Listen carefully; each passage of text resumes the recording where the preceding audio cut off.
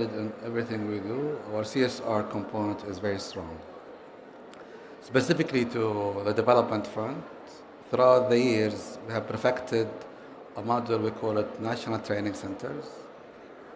And this is done in collaboration with government agencies as well as private sectors, where we have created centers across the kingdom. We have about 16 centers, 12 academies, they're branched to 16 centers. And in those centers, we teach high school graduates, and we get them to be sponsored by one of the private sector's company, and they spend roughly a year or so. And after the year, they graduate and they work in those companies that were sponsored. That's the majority of the participants that they go through the training centers. We also offer bridging programs in those training centers that helps trainees to continue to be employed. So not only we create employment opportunity, but we help people to continue to be employed. If we sit back, since we have started up to now, we have graduated from those training centers about 60,000 individuals, and they bring along with them about 80 different trades. And this aligns very well with Vision 2030, which to increase employment, and by 2030, inshallah, we'll have 100,000 trainees benefited from those 16 training centers. 16 national training centers covering 80 disciplines with 60,000 beneficiaries so far. It seems inevitable that you will reach your goal of 100,000 by 2030. Congratulations on Aramco's really positive impact on developing human capabilities, both here in the Kingdom and internationally. And thank you so much for joining me today. Thank you very much. Appreciate it.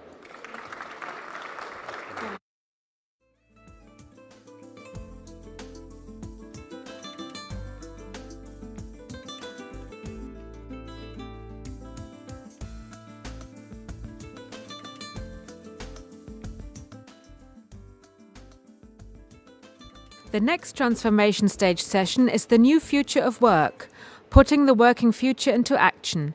Please welcome to the stage James Root, Senior Partner at Bain & Company.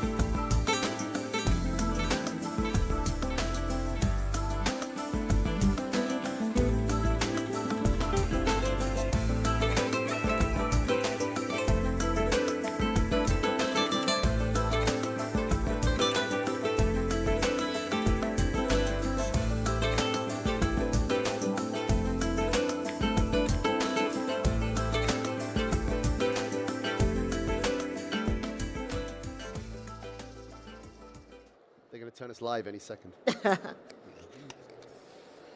So, good morning.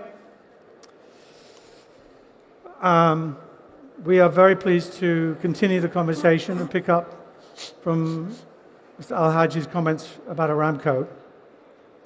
My name is James Root. I'm a partner of Bain & Company based in Hong Kong.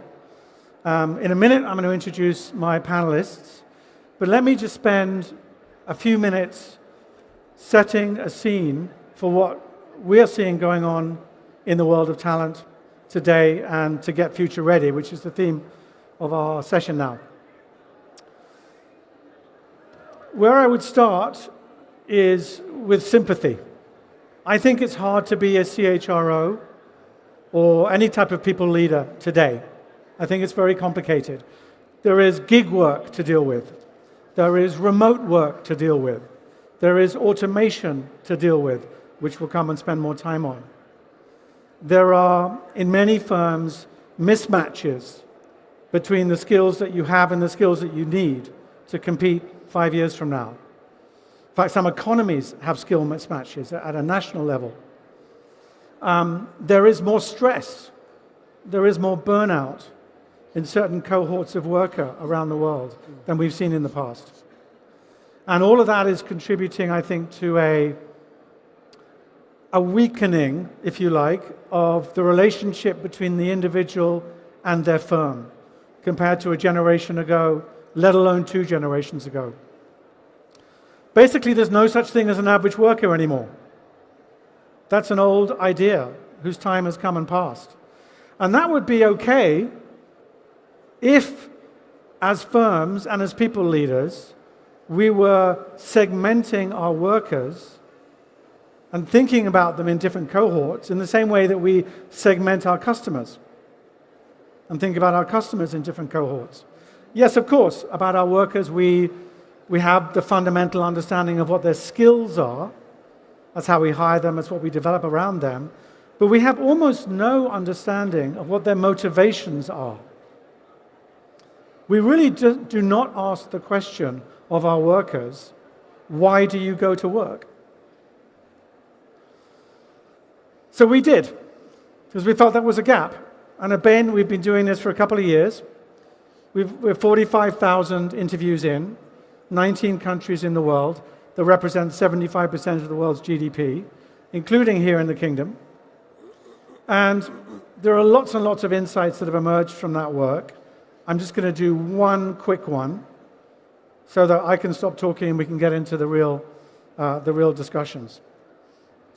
Out of the amazing heterogeneity of motivations that human beings might have at work, we were able to find 6 archetypes of worker that explains everybody, literally everybody, in our 45,000 person sample.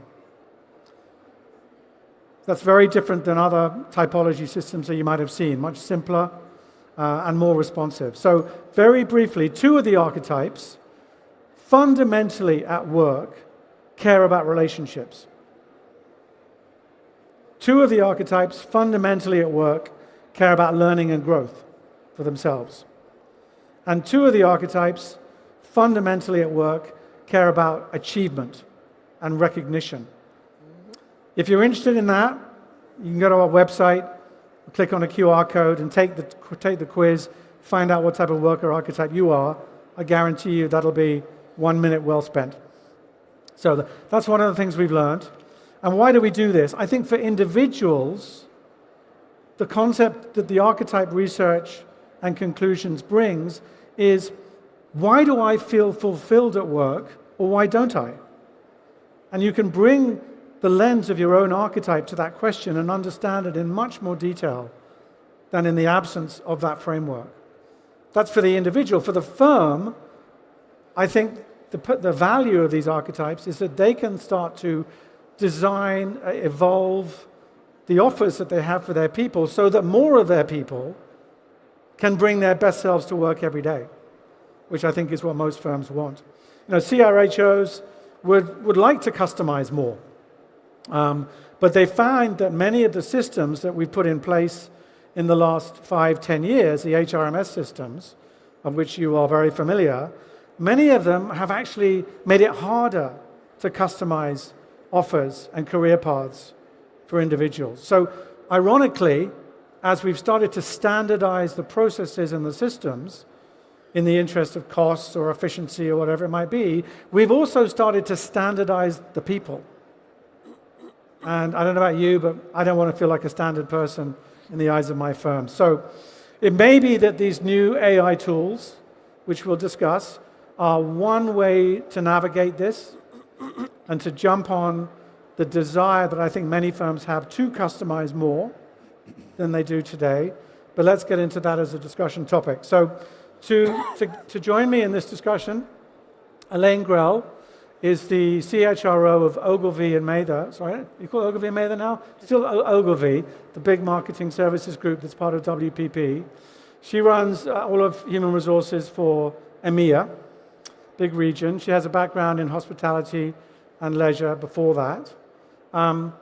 Tim Williams over here, like Elaine, 30 years into this career. In fact, I think we're all about 30 years. You've got about 120 years on the stage. Tim Williams, 10 years at Accenture, and the last 20 years, again, in high-end hospitality, leisure industry, and based here in the Kingdom, and we'll talk about some of the things that he's working on here. And at the far end, my friend and partner, John Hazan, who's based in Paris. He leads Bain's talent solutions for the EMEA region as well. And in particular, he's kind of focused on the role of Gen AI in HR at the moment. So I think we've got a nice set of experience to bring to the table, I hope. And before we end, we're going to give you a chance to ask questions if you have any, so long as the time doesn't run out on us. So with that, let's kick it off. And I'll start with you, Elaine, and then go straight to you, Tim, with the same question. I mean, in my introduction, I'm talking about, the various motivations that individuals might bring to work. And some of that's to do with age, and some of it's to do with education, some of it's to do with all sorts of other factors.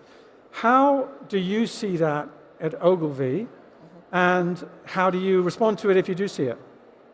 Yeah, so a lot of what you were saying really resonates. And you're quite right. I think we're quite privileged to have multi-generations in our workforce currently. But we are actually seeing a lot of similarities as well as some differences. I think the first thing that we're seeing is it's a very social first type of approach that much of our talent has now. And that's across the ages. So whether it's from Facebook to Instagram to TikTok, we're finding that our talent is very comfortable sharing as much of their work life just as much as they are their professional life. There's many blurred boundaries between what's considered to be work versus personal. And because of that, when people enter the workplace, they're often entering with lots of things on their mind, lots of conflicting priorities. So that requires us as leaders to really hone down on our inclusive leadership skills and traits. And by that, I mean being very curious about your talent, being sure you can show empathy, and being comfortable with vulnerability. I think the other common thing that we're seeing is, as you mentioned, there is definitely a demand for personal growth and development, whether that's our mature workers who, towards the end of their careers, want to feel valued and recognized, but they still want to grow, right to those starting their careers with us, who want to supplement and complement the formal learning they've had with more informal, on-the-job coaching, mentoring, and development. Yeah. Thank you. I'll come to you in 1 second, Tim, but I just want a quick build. What Elaine's talking about is precisely the mystery that got Bain interested in this question. The mystery is, why do firms who want to sell us products, or increasingly want to sell our profile to advertisers, why do they know so much more about us and about our motivations than the firms we actually work for? There's something very strange about that. But Tim, do you want to build on that? Yeah, thank you, James. I think looking at the archetypes when it comes to Red Sea Global, we're only 6 years old as a company. And I think just a word on our mandate, linking to the objectives of Vision 2030 and diversifying the economy and developing a tourism sector. Our mandate is to develop the most beautiful and ambitious regenerative tourism projects down the West Coast. Diversifying the economy, as I say, by creating a new sector, and in so doing, creating 50,000 jobs by 2030. So the people who are attracted to what we do feel an emotional identification to that mission. The people who do well, it's not an intellectual connection, although it's extremely intellectually interesting. It's an emotional connection with that particular part of delivering the vision. As many of you in this room will know, Saudis and young Saudis are particularly passionate about Vision 2030 and the national strategic objectives of Saudi Arabia. So in the 6 years up to now, I think what we've seen is a very clear focus on connecting with and delivering that vision. Now as we grow from 6,000 people, and the next stage of our journey will take us to 9 and 12,000, I'm starting to see more archetypes as our employment base expands and we move into operations and people with passions in hotel operations, culinary arts, spa and wellness. So the underlying motivation is still there, but the archetypes start to become part of the conversation. Yeah. That makes perfect sense. John, let me turn to you for a minute. John spends a lot of time with people leaders, particularly in EMEA, CHROs, talking about their businesses. I wonder if there's kind of, any particular company or one policy or approach or strategy that you've seen in talent management that made you sit up and go, wow, that's interesting. Others should learn about that. That's a good question, James. First, before answering directly to your question, most companies work on their talent management practices and try to adapt them to their needs. But the truth is, there is only a handful of them that truly make talent management practices a true differentiating factor by working on 3 sets of questions. The first question is, what does the company want to stand for as an employer? The second set of questions is around competencies and behaviors that they want to develop to be successful. And the third set of questions is around the employee motivations that they want to fulfill. And so, with that in mind, I want to stress in this global industrial company I work for with a global footprint that has a very simple and very bold way to articulate its people promise. The first element is you can be your true self at work and have an impact in a company that accepts and valorizes your differences. The second point is around the careers that you can have many careers in the company without leaving the group. And the third is around the ability for these people to learn, to unlearn, and to relearn, and have many different possibilities to develop in the company. And with that in mind, they have decided to put in place some very iconic initiatives that match pretty well with the archetypes. Yeah. On givers, for example, they have decided to put in place a mentorship approach that is addressable for everyone, and in particular, that addresses the people who are in the latter part of their careers. And so they can allocate a percentage of their time to mentor people in their teams or outside of their teams, so that just to make sure that they achieve their full potential. Another example is on explorers. Here, they have decided to propose a different contract where an explorer can have 4 days a week on his traditional work and allocate a fixed percentage of 1 day a week, 20% of his time or her time on a dedicated project. Typically, when people are on a project, they say, well, they are on the additional 10% of their work. They say it's different. We allocate a fixed day so that you can work on any project. Very interesting. I'd like to meet that company. It makes me think about here, though, younger workforce, and you're a young company with a younger workforce in an economy with extraordinary tailwinds. Are there particular things, Tim, here in the Kingdom on talent management that you are dealing with or thinking forward about? Yes, I think that there are some very specific things that are unique to Saudi Arabia right now. You talk about tailwinds. There's no question, and many of us in this room are dealing with this. Saudi Arabia in 2024 is the hottest labor market in the world. Some of us will remember when people used to talk about Shanghai that way, maybe Dubai in its day, but right now, it's here. It is a seller's market. If you're a young person or an older person with talent and motivation, then there are so many opportunities. And at the same time, you layer on top of that the Saudiization requirements of the kingdom, quite correctly. And in that environment, my company and many of you, no doubt, are working with issues of talent attraction and talent retention at scale. We're 6,000 people today after 6 years.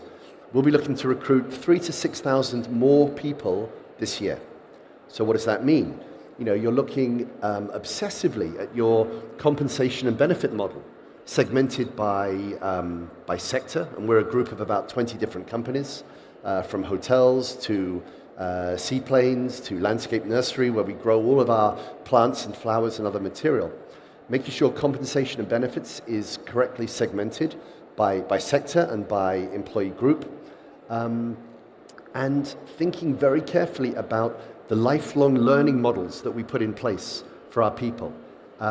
People are demanding to be exposed to opportunities that will continue to reinforce their own individual capabilities as part of growing the organizational capabilities that you need.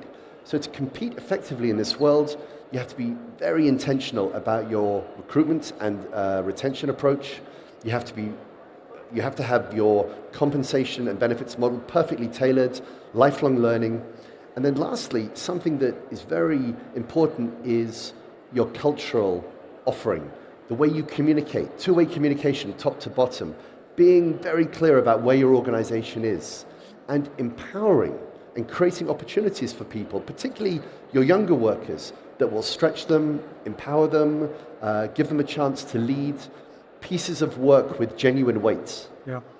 Otherwise, you just won't be competitive, and you won't be able to attract and retain the people you want. And just a word also on the female colleague. You know, obviously in Saudi Arabia now, we're seeing in Red Sea Global talented women at all levels of our pyramid, leading the agenda, leading the debate. And you see that reflected through education in the kingdom. Universities are now offering mixed classes, more majors for women. Our own vocational and scholarship programs. We're happy to see women coming through, and of course, you're doing an amazing job at whatever challenges they take on. So that, I think, is the cultural context that we're dealing with here in Saudi Arabia right now. Thank you. Elaine, I mean, do you cover Middle East as well as part of your scope? Do you want anything to build in terms of what Ogilvy is working on, thinking about in this region in particular? Yeah, I mean, a lot of what you said resonates a lot, particularly about finding something of a higher purpose and really connecting into where, as an individual, you can have more of a personal impact.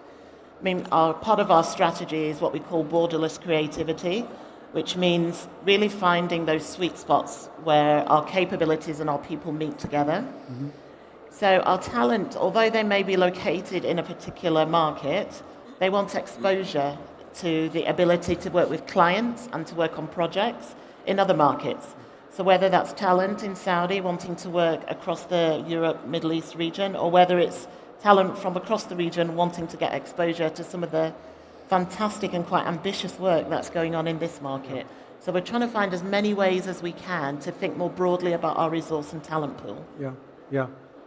Makes sense. Let's broach this huge topic of Gen AI.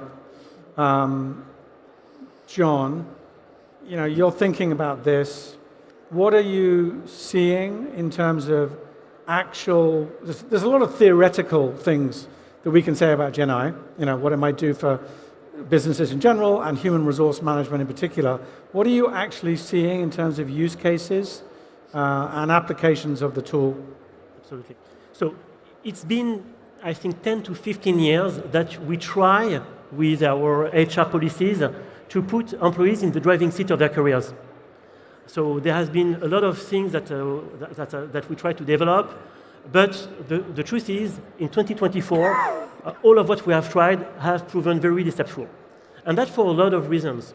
First, because the team leaders, those who supervise these employees, lack the skill and the will to really spend the time supporting employees in their people development.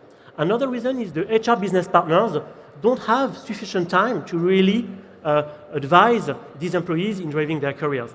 And the third point is about the HR systems and tools that have been developed for as we call them, human capital management, headcount follow-up, FTE follow-up, but not for true people experience.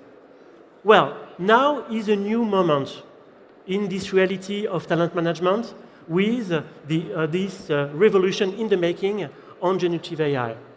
Why? I'm going to give a few very concrete examples of why it can be so. Generative AI solutions can do two things for employees. They can certainly assist employees in making good decisions, and also in answering very simple questions that they have in a human-like approach. And also, they can do more than that. They can be coaches that can co-pilot employees in their ability to find the right learning and to find the right career moves. And so, there are today 3 or 4 very concrete, no-regret use cases that are being developed leveraging GenAI solutions. 2 of them are around talent acquisition and onboarding. The ability to have human-like chatbots answering 24 hours a day, 7 days a week, all the questions that the candidate may have on the company, also providing answers on how to prepare for the interview, and also supporting the onboarding, so the new recruit, when he or she arrives in the company. There are so many questions that I would have, and I wouldn't dare to ask my people manager. Well, these questions can be easily answered. And it can also identify the key people to interact with in the first few days in the company. That is the first use case that is already being applied in several companies. The second use case that is very interesting is around learning and development. So we've heard a lot about this topic of skills-based organization. The truth is today it's incredibly difficult to match a people profile with the right learning opportunities and with the right jobs. But you know what? Generative AI is extremely good in one thing: matching unstructured data with unstructured data. A job profile is a set of unstructured data, and learning opportunities are unstructured data. Generative AI is extraordinarily good in matching an employee with its needs of development with potential learnings. It's extremely good matching an employee who wants to find a new job in the company with an open job in the company. This is the second use case. And the third use case I would also want to emphasize is on people analytics. So I don't know if you know, but generative AI is very bad in math. But what it does incredibly well is analyze long text. And, well, I mean, for those of you who are HR professionals, all of us have our yearly or bi-yearly people surveys. These people surveys, they are made of 2 parts. We have the data part with the traditional questions rated 1 to 5, 1 to 7, 0 to 10. And then we have the open questions where we have a lot of sentiment analysis. And typically, when we show the analysis that is derived from the people surveys, we have the very quantitative analysis based on the scores, and we have what we have invented, the cloud of words for all the verbatims. But we are very bad in really go deep into the verbatims. Well, with Gen AI solutions, we can go very deep into the analysis of the unstructured data and on the verbatims, doing segments of the results. Yeah. Thank you, John. If I can just add on that. Yeah, please. That's really interesting because we're currently engaged in recruiting and onboarding probably 300 people a month. And so the opportunity of Gen AI to assist that process, because 300 people, half coming from Saudi, half coming from all over the world, but they all have the same questions. Slightly different context, but essentially the same. And using these tools to, well, first of all, to the recruiting process, but in the onboarding process, we see that as a game changer for us, potentially. And then with an employee base as well, who, again, have questions about, because our employees not only work with us, but they live and work with us. So there are questions about benefits, question about the rules, the responsibilities, the entitlements. Using AI to take away the need for human interaction for a lot of those questions, leaving only maybe the most complex cases to be dealt with face to face, is something that we see a lot of opportunity in at RSG. Makes sense. How about at Ogilvy, Elaine? I mean, there was a lot of talk about the creative aspects of what you're colleagues do being under threat, but is that true? And then how about in HR management? Yeah, so in HR, in all honesty, we're pretty early in our maturity with AI. We are using it pretty effectively for things like creating job profiles. We found it really helpful, actually, when doing research on employment law, for example. But I do see opportunity for the use of things like chatbots and tools to really help us with some of the repetitive manual tasks. So I would like to see us progress with that a bit more. From a work perspective, and we are a creative agency, as you said, we've really immersed ourselves in the potential of AI, and we have structured our business and really supported it with the right resources to make sure that we can immerse ourselves, because it's rapid transformation. Yep. So it's evolving as we're playing with it. So we've got teams and structures in place so that we can really capture the learning, share the knowledge. We're really working out the sweet spots of where human touch is needed and where tech enablement is really helpful. So when we think about setting the strategy for a particular client or a problem, then AI and machine learning can be really helpful in research. Yeah.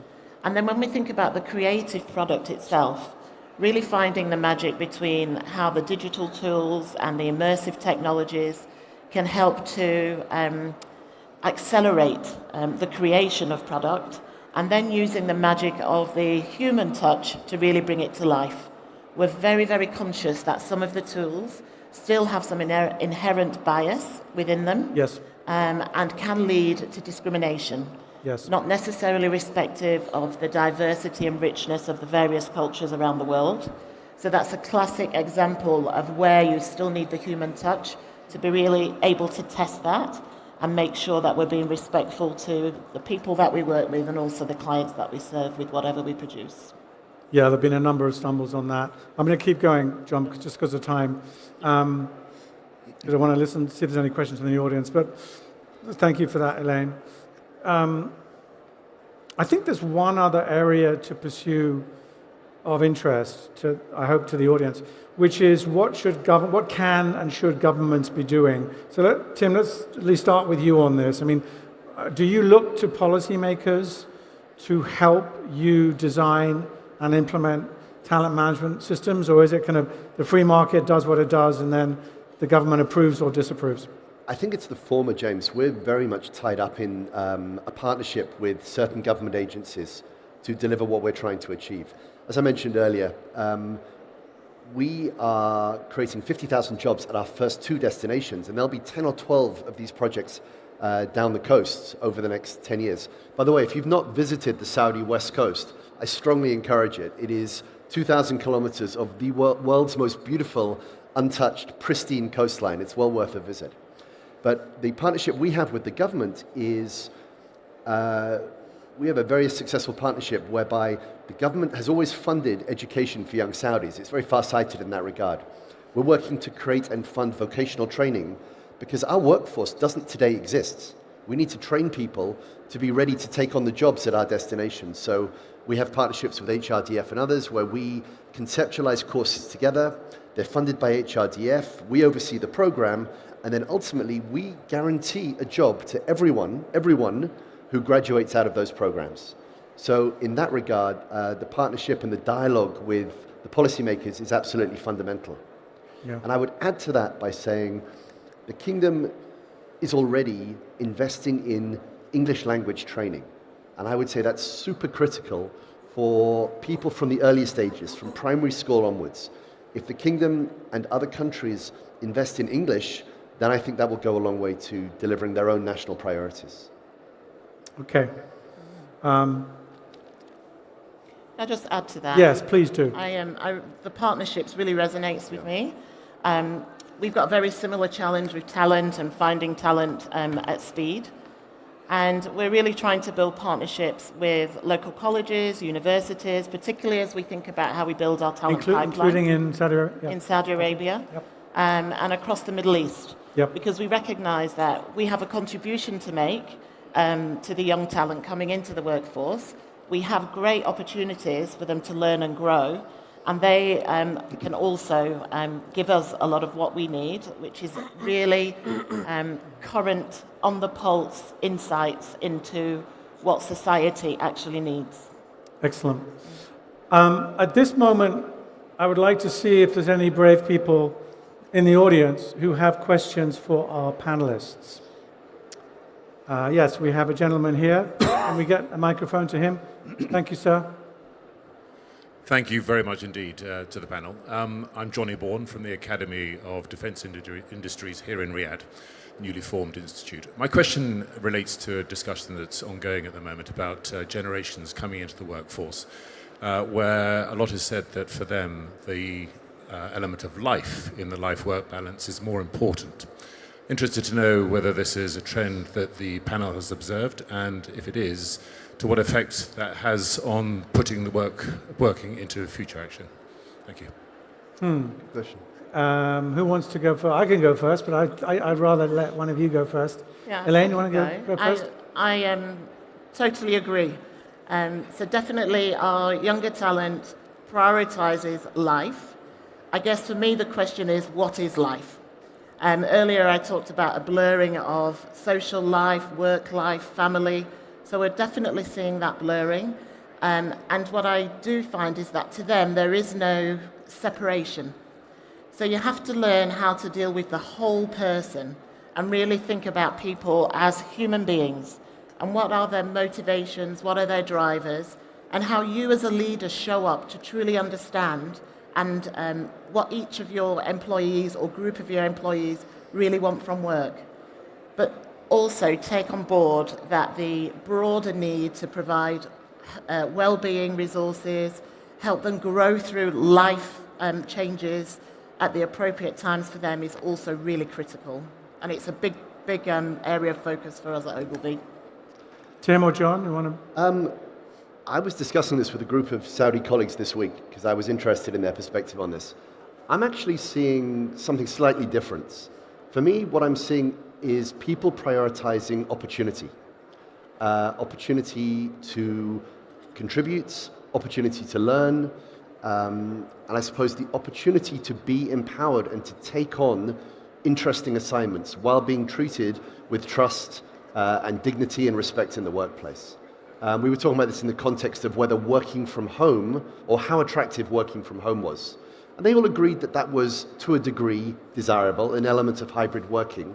But they would, if I can use the word, sacrifice that for those other elements that we're talking about. They also defined themselves as highly competitive. My young Saudi colleagues in their 20s believe that they are the most competitive generation perhaps in the world. And they were quite clear about that. There are opportunities in the kingdom now that maybe they did not have 5 or 10 years ago, and they're absolutely going all out for those. So life and balance, yes, but in the wider context of all of those things. Yes, maybe just a very quick add to these great points. I would say there is not such a thing as the expectations of one young people. I mean, there are as many young people as possible. So I would say we need to de-average the answer. As we would have archetypes, we have archetypes of young people. We don't have the young people value life more than jobs. Here, I mean, and that's also the value of the research that we have built. You have the 6 archetypes that apply as well for the young generation. And you have people who are explorers that value experiences. You have strivers who value, going up the ladder. You have artisans who value, really mastering their craft. But I think it's very important to go deeper and de-average the solution and making sure that you have a view out of your young generation of, which archetype they belong to and what is the weighted average of the archetypes in the young people I have in my company. I mean, generally, well, I'll come to you in 1 second. Generally speaking, the data that we have says younger people are more stressed. They're also more optimistic. It varies, somewhat from country to country. They're not as optimistic in Japan, for example, but they're much more optimistic in Indonesia and Nigeria and Brazil and the Kingdom. So I think John's point is where I would land. It's let's really understand the differences in people's fundamental motivations at work and then respond to that. There's a lady here on the right-hand side with a question. Thank you. Hello. My question is about your skilling and opportunities for Gen X. So nobody talks about Gen X, which is the 43 to 58-year-olds. And they... It's all of us. Right? And we probably, I fall in that group, we probably will be the longest working age demographic. Maybe we'll live to 100. Yeah. How are your organizations addressing skilling this particular age group, recognizing that we learn very differently? Secondly, this population is very much like your 20-year-olds who are learning about Web3, blockchain, fintech. You know, how are you doing that intergenerational bridging within your organizations? Let me jump in quickly, Please. because I've got mountains of data on this question. Older workers and the multi-generational workforce is a conundrum still for most companies, having 4, maybe even 5 generations of workers at the same time. The good news is that demography means that they're going to have to sort it out. Places like the Kingdom here are immunized from that for quite a long time. Very young workforce. I think the average age here, you told me, Tim, was 30 or something. Yeah, very young. Same in India, 28 in India. But go to the G7 and even to some, middle income markets in Asia, the most important of which is China, they're already, the demographic time bomb has already exploded. There are some great examples, companies like Allianz, companies like Marriott, companies like Home Depot. I could tell you stories outside of this meeting about what they're doing, but suffice to say, sometimes you can't even get these generations to communicate with each other. How should we communicate? I don't know. Well, let's send me a message on our internal communication system. Well, how about doing an in-person meeting? No way. I mean, the most I'm going to do is I'll respond to a WhatsApp. So there's some really fundamental things, but there are also some very impressive kind of return to work programs, reverse mentoring programs, off-ramping for older workers so they don't just finish day one and then they're gone. There's some creativity being applied to it and a lot more to come. And it's, just because you don't have that problem in the Kingdom today doesn't mean that people, leaders, shouldn't be sort of aware of what's going on in other parts of the world. So I don't know if you want to build. Yeah, sure. Our industry is really driven by curiosity. We're curious about people, culture, the planet. So the profile of the people that work for Ogilvy tends to be one of continuous growth. So what we are looking at doing more of, and have been quite successful in a number of areas, is how do we leverage the learning of the more experienced people in our workforce? Because yes, there are lots of developments, technology is always changing, things are developing, but as an industry and as a profession, there are some core skills that are needed regardless. And some of our more experienced workers are experts in those core skills. So we're motivating and engaging them by showing them how they can give back to the growth and development of others, whilst also still reminding them and encouraging them, myself included, to continue their own personal learning journey and to take the time out that they also need to learn and grow and develop. And there's no bias and there's no restrictions over the learning opportunities that are available. It's up to each individual to make the use of them. Tim and John, just briefly, you want to add, John? Maybe just one point, because I remember when, we have typically this type of questions, then I remember the strikes that occurred last year in France when the legal age to go to retirement went from 63 to 65 years old. And the fact is that today, when we think about older workers, we don't think about their value. But the value of these people is tremendous for companies, tremendous. You already mentioned, Eileen, the expertise that they have, that is unique. And we, honestly, are very bad in companies making sure that this expertise is transferred from one generation to the next. The second point that we very often forget is culture. They are there for the affectio societatis. They are a critical enablement of the culture in the company. We never mention that. Without these people, who are the history of the company, we lose the culture. But then, to make sure that these people have a place in the companies, we and also consultants, we also need to change our view of the people, because we very often too much view people on ratios of productivity. But it's much more than that. Okay. I'm going to begin to wrap up.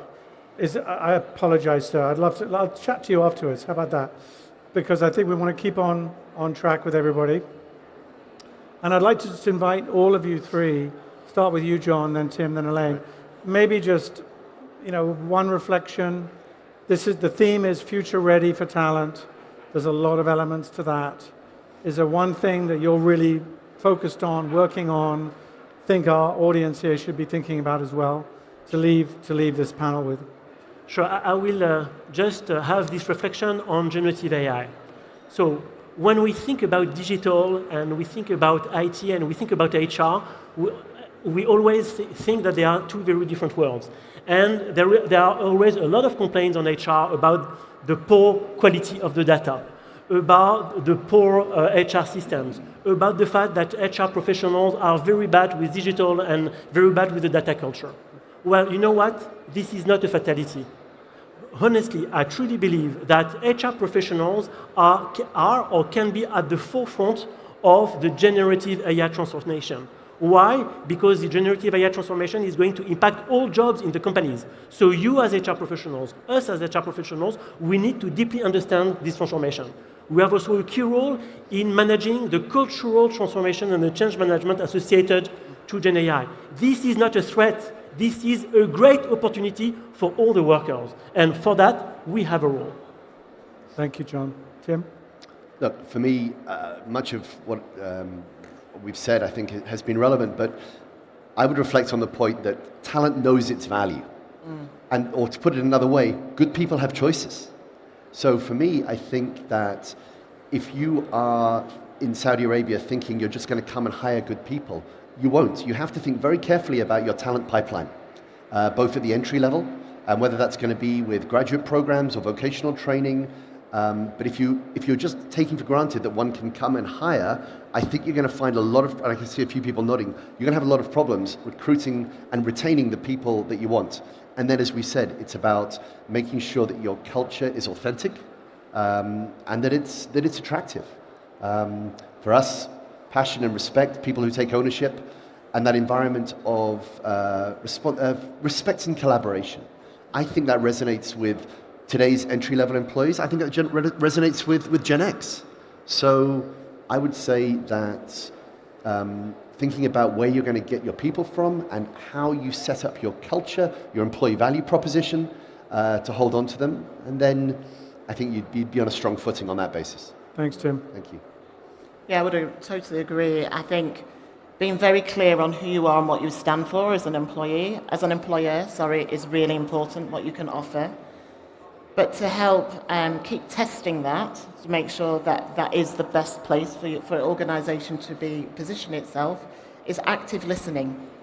Constantly spending the time to understand your workforce, your talent, their needs, their motivations, keeping an eye on the external environment, what's going on in culture, what's going on in world development, how does that impact the way people are feeling about work, and use that insight to keep testing and reviewing your strategies. When you think about what your business as a whole is trying to achieve, and our challenge often is, how do you develop the talent strategy to deliver on that? It's just be really clear about the problem that you're trying to solve. And don't be afraid to try things. Try things with the insights you have, test them, review them, and learn from it. Just keep making them better. Yeah. Very good. I mean, my final message would just be to understand the motivations of the people who come to work for you every day. And it's not difficult, but de-average your workforce. De-average them, because they're not all the same. And we do a great disservice to our workers when we just presume that they're all motivated in the same way, because it turns out, I've got mountains of data to demonstrate this, turns out that they're not. So that opens up all sorts of possibilities to customize training programs, compensation systems, promotion programs that different individuals will be attracted to. So with that, I want to thank Elaine, Tim, and John, and and thank you all for being with us and sticking with us. And I wish you a very successful and productive HCI conference here. Thank you.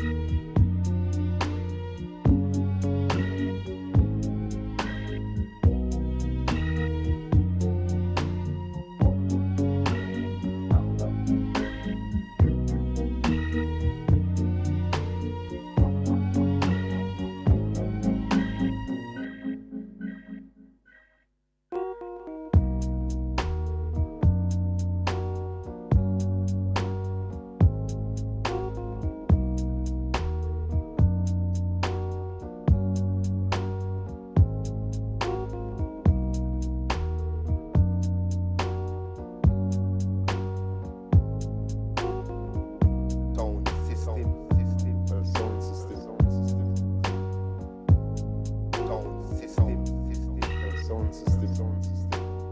From DJs, sound system. Sound system has done dubs, acetates. Right?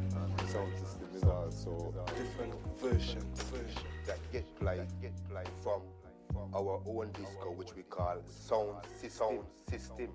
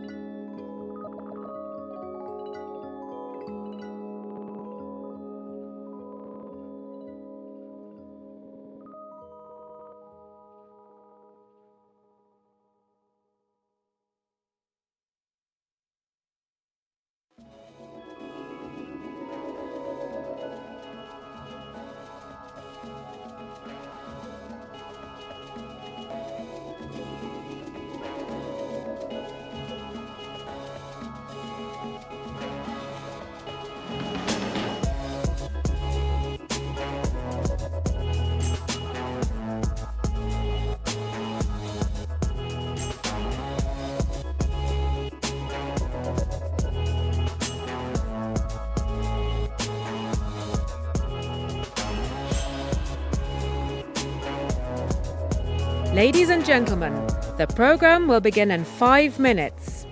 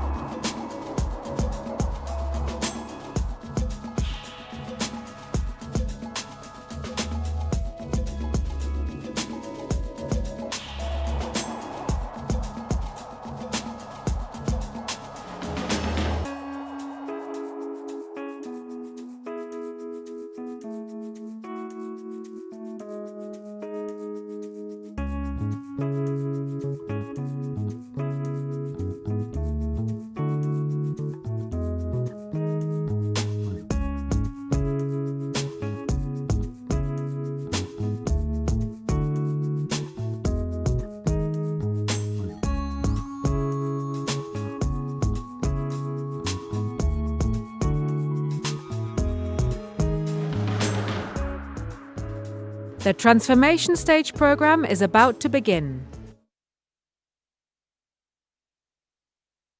The next Transformation Stage session is Leveraging AI and Machine Learning for Employability. Please welcome to the stage Erdin Bashimov, co-founder of ClassHour and lecturer at MIT.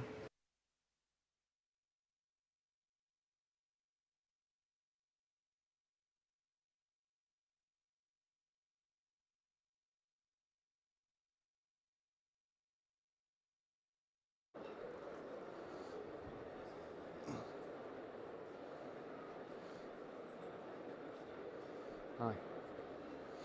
Testing. Continuous learning is absolutely required to have any significant achievement at all in the world.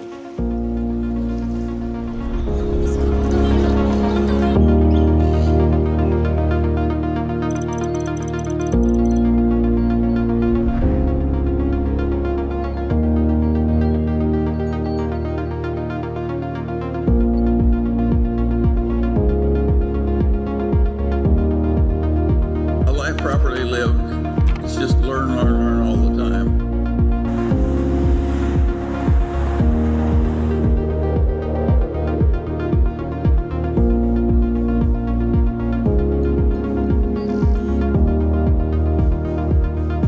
The minute I dropped out, I could stop taking the required classes that didn't interest me and begin dropping in on the ones that looked far more interesting.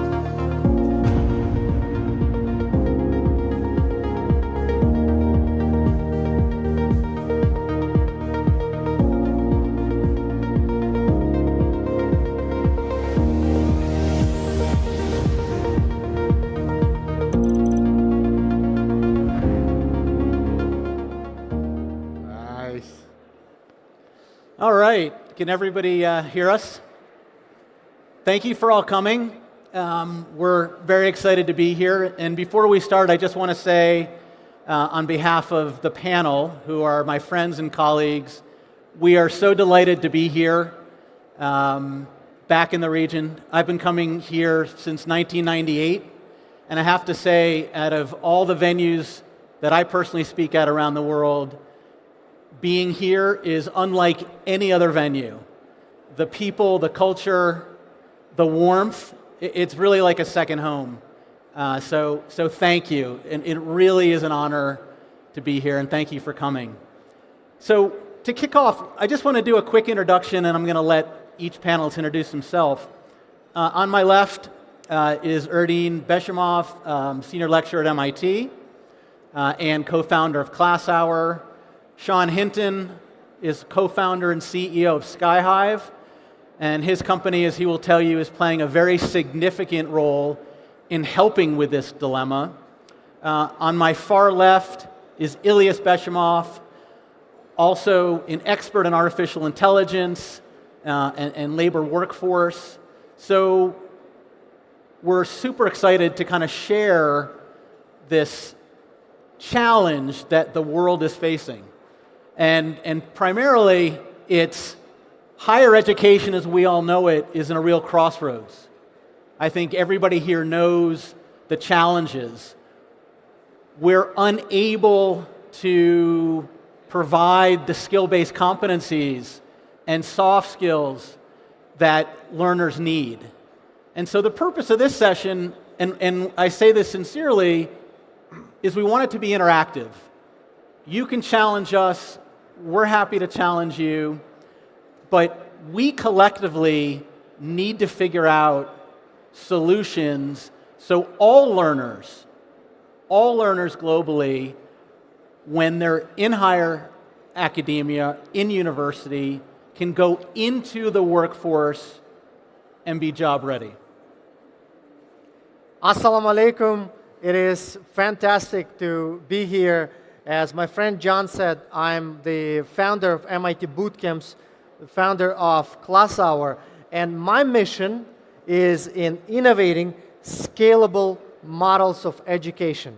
What we all know is that the global pandemic has accelerated a trend that has been going on for 50 years, and that's the creation of a global labor market. Today, we live in a world where professionals in Riyadh can work for companies in Boston, professionals in Boston can work for companies in Riyadh. And a global labor market needs a global education system. The beauty of the world we live in, there are experts all over the world, in every corner of the world, for subjects. How do we bring them together into a single, collective, virtual global campus? And that's my mission. Very happy to engage with you about that. Thank you. Good afternoon, everybody. My name is Sean Hinton. I'm founder and CEO of SkyHive Technologies. We're based in Palo Alto and Silicon Valley. SkyHive's vision and mission is very straightforward yet ambitious. It's to deploy a digital skill passport to every single human being on the planet and help the... Maybe, but I don't know enough. But here we are. So I would love to kind of start this by some of your thoughts. What do you think we should be doing right now, knowing that we're kind of in this global crisis and we don't have time to fix it? So we have to work with what we have, but we need to enhance it. Anybody want to take a stab at that? It's a very difficult question. You? No?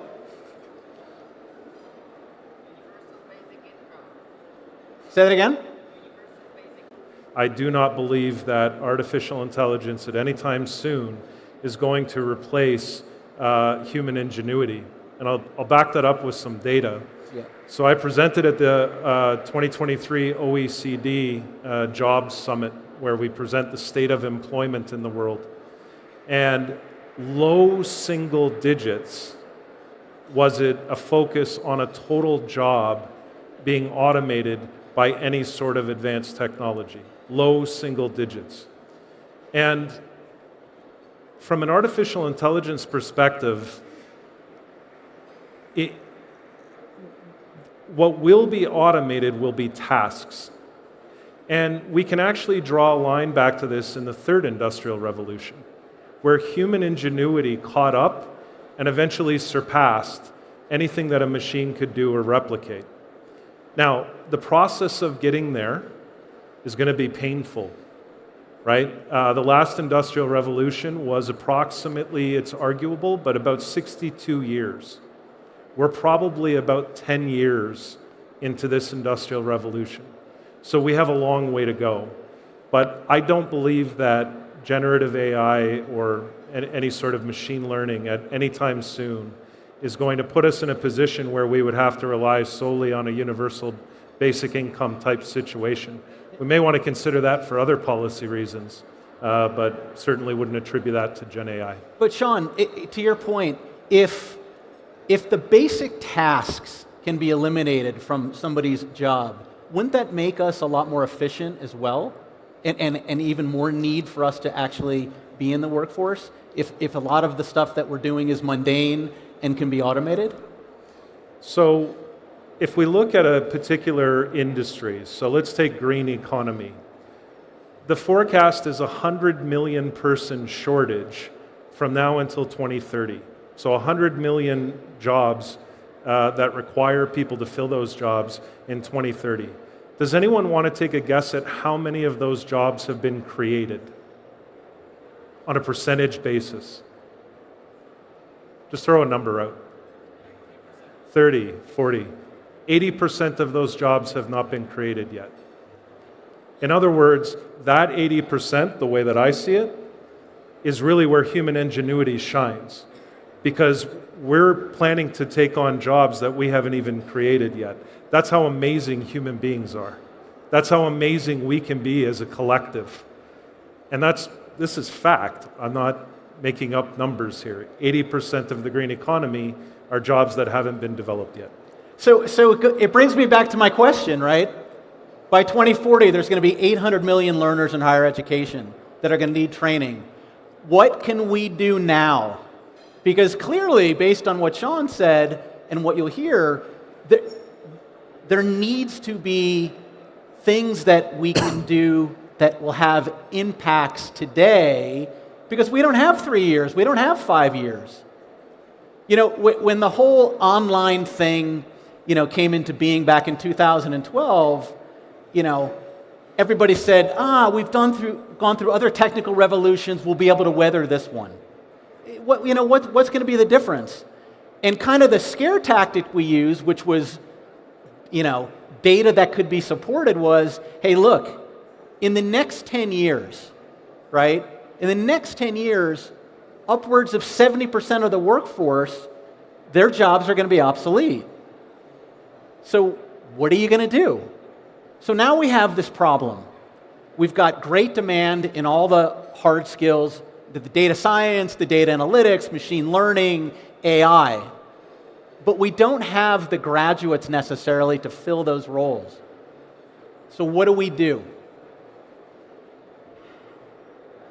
Microphone?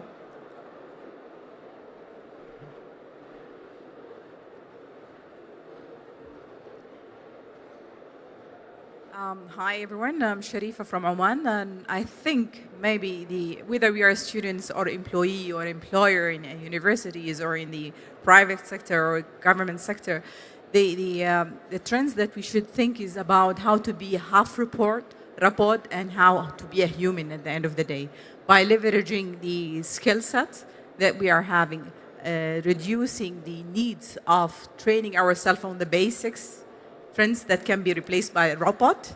So we are leveraging our skills and making our free time to focus on the more strategic things. Because as we go in generations, I'm sure that we cannot, AI cannot replace people, but can free them to think more in higher ladder of strategic aspect. And the more that we are eliminating some opportunities that can be handled by AI, the more creative opportunities that can come from more technical and scientific aspects. And I think that what should be embedded now in the universities and schools and college. We need to change the content around teaching people how they can deal with the AI and technologies and being a very good robot in that side, but in leveraging their high-level skills on the strategic sides and a human, because they cannot replace the emotions and the way that we are thinking. We are very innovative in our way. Machine is a machine at the end of the day. Garbage in is garbage out. They can facilitate our work, they can leverage the life of skills, but they can also free our time to focus on more strategic aspects of the life. I think you bring up an excellent point, and I'm going to let you take this, but I'm going to I want to get a little bit more granular, right? We need to focus on the skill sets that you said that are going to be imperative to as a labor force to survive. But one of the assertions we're making, and we're open for discussion, is that if you take things that are tangible, like we need entry-level cybersecurity workers, we know that that's a skill that the world needs. There's 6.5 million unfilled jobs. But the challenge that universities are having is they're teaching those skills, but not to the competency level that Infosys or Tech Mahindra or IBM need. That's the challenge. So you're right. There's two issues. Get rid of things that aren't relevant is basically what you said. Focus on the skills, both hard and soft, that are. But how is the university system going to be able to adapt to this? Did you want to? I do. I'll give you two examples in which AI is fantastically helpful to universities. So raise your hand here if you are within a university system, if you work at a university. Okay, great. So we have a good contingent. Now, keep your hand up if you think for universities, AI is an enemy. Is it a friend or an enemy for universities, AI? Oh, you're very progressive. I like this. Friend is great. Some of my work at MIT has been creating new courses, and specifically new online courses. Before I got into that line of work, I had no idea how expensive and time-consuming it was to produce a course. To produce an online course takes, on average, 8 to 12 months. It's a mind-boggling expense of time. Today, with LLMs, you can accelerate cost production, and at the same time, you can make it significantly less expensive. I think that's of tremendous value to universities. Now, the second example I promised you, a course that I teach at MIT is a course on voice of the customer, how to interview your potential customers. And it is a course that is very time consuming because to teach someone to interview a customer, you have to run simulations. You have to put students in the position of interviewing. You have to learn by doing. It is unbelievable what you can do with ChatGPT. When you are home tonight or in your hotel room, you probably all raise your hand if you have an idea for some business you may want to do. Yes, yes. So, try it tonight. Go to ChatGPT and say, ChatGPT, I'm an entrepreneur. I have this idea for a product. Imagine, and you're speaking to ChatGPT, that you are this kind of customer. You are male or female, you are in this age range, this is your job. Let me interview you about your interest in my product and see how well it does. You will train in real time very effectively in customer interviews. Your ability to extract data accelerates. I think this is of massive change. Yeah, so back to you. Sean, from your perspective, when you look at the labor force, is so figuring out? Yeah, so at Skyhive, we fundamentally believe, I was a labor economist for a long time before doing this, and I fundamentally believe in a four-sided labor market. So we have companies that are generating productivity and growth, and that's actually accelerating job demand or skill demand.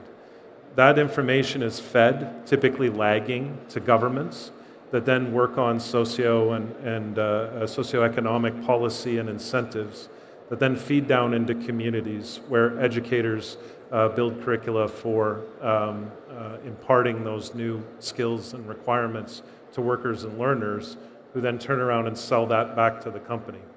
And so we see when there's shocks in an economy, COVID was a very explicit example of this, the gap between that information widens. And those gaps represent, from my perspective, socioeconomic barriers that exist to humans. So if I'm, I'll tell a story of someone who maybe was in a middle class environment. They were struggling to get into college or university. They had just made it. You know, mom, dad, sister, brother were all working to make sure that that person could go to college or university. COVID hit. Mom and dad get furloughed from their job. That person falls out of education, and they're not going back. It's going to be a multi-generational issue when you aggregate this. And so, in terms of being able to predict and forecast those things, it's really got to be in the heart of the organization. What are the jobs and skills that are emerging within enterprises that are going to impact the rest of that cycle?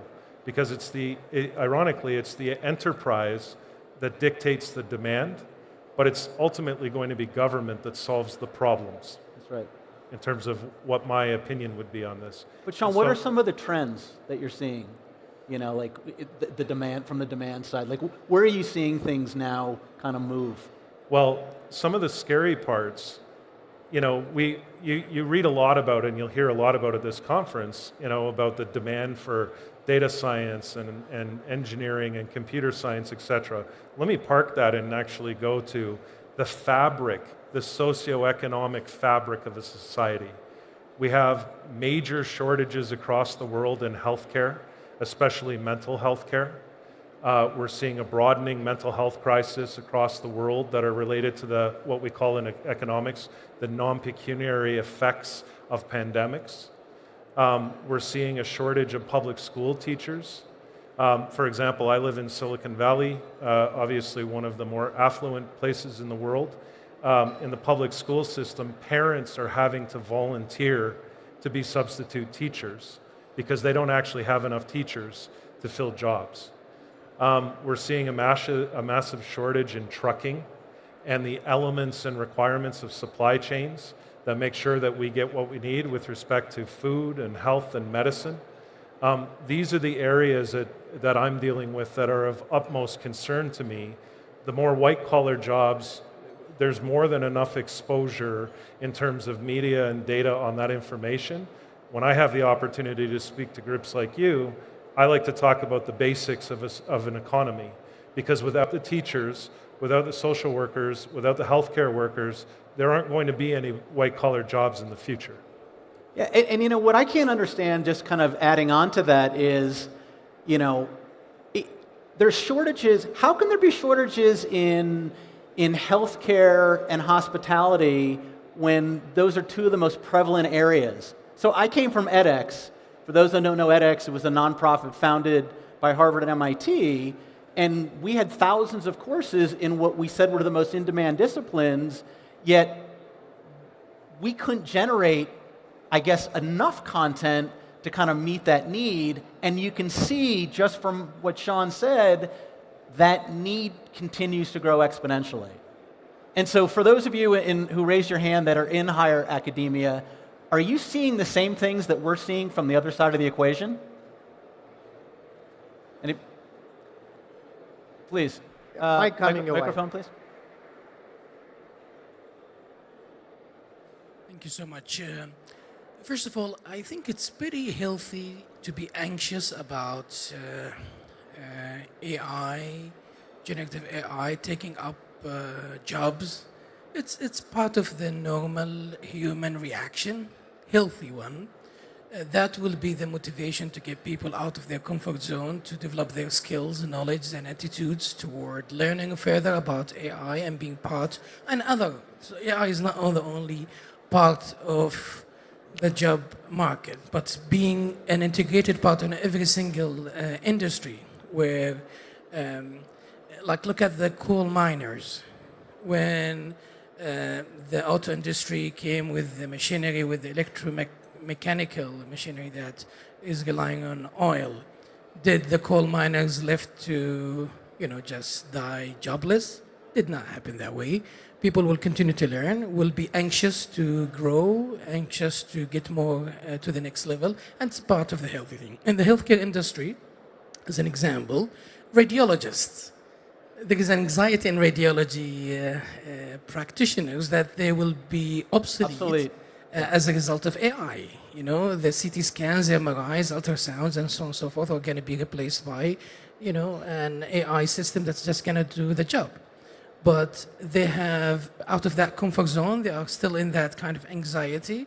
But you are getting to learn and see the response and the reaction is in very kind of propagating to the technology, propagating to the practice. I'm not talking about interventional radiology. I'm talking still in the diagnostic part. There are a lot of unaddressed, untouched areas, and I'm just going to dwell on that, radiology, that would help to further learn about things that in the past we just look at the anatomy. Now we'd like to link about the anatomy with the genome and with the other things that haven't been addressed when the radiologists were busy reading the images. But now that this is being helped by some preliminary interpretation by the systems, those who have adapted it, they were able to be more occupied with the next level and the next step. And this is how we have reached over these past decades with the progress that have happened, and now with the fourth industry. So I think this is a healthy anxiety, and it's actually would like people to be anxious so that they can get to learn and to get to advance their knowledge, skills, and attitudes. Being out of your comfort zone and moving on. Because being relaxed, that I just got my job and I will be doing this job until I pass away is the worst thing that you could ever have. And that's, if we have done that, if our ancestors have done that, we'd not be here while we are in 2024 talking about multiple other great things that are happening in life and making us, you know, living the unlived king's life years ago. Thank you. So just kind of changing subjects a little bit. So we talk about hard skills, right? We talk about market demand. We talk about what's needed in the labor force. But something that we're all hearing a lot now, and be curious to get, you know, some of your points of view, are soft skills. So, you know, 5 years ago, corporations and governments were saying, hey, we can't find cybersecurity, we can't find data science.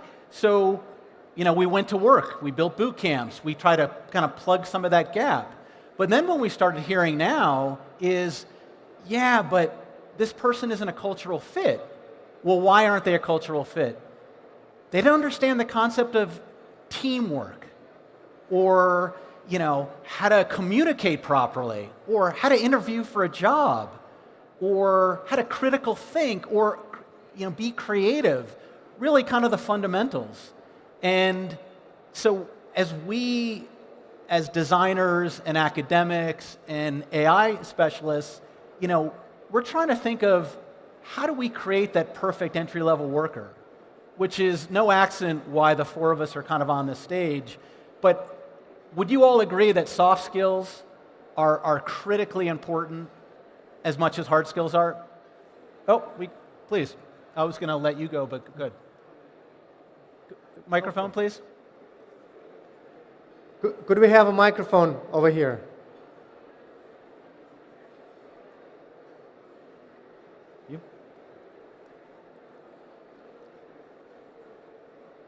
One question, please. What impact human capacity in the future? What was the question? What impact? What impact? Yeah. What impact human capabilities in the future? In the future. Oh, are you asking how AI will impact human capabilities in the future? Yeah. Elias, do you want to? Yes. So the topic of AI is interesting because it is a prevalent sentiment that it will be replacing people. As Sean said, that's not seem to be the case. And I fully agree with that. And actually, any fans of superhero movies here? I think better of you to think of AI if you remember, Iron Man and Jarvis. Yes, it's not Ultron. It's a robot who replaces you. It's just really AI is like the super Iron Man suit for Tony Stark.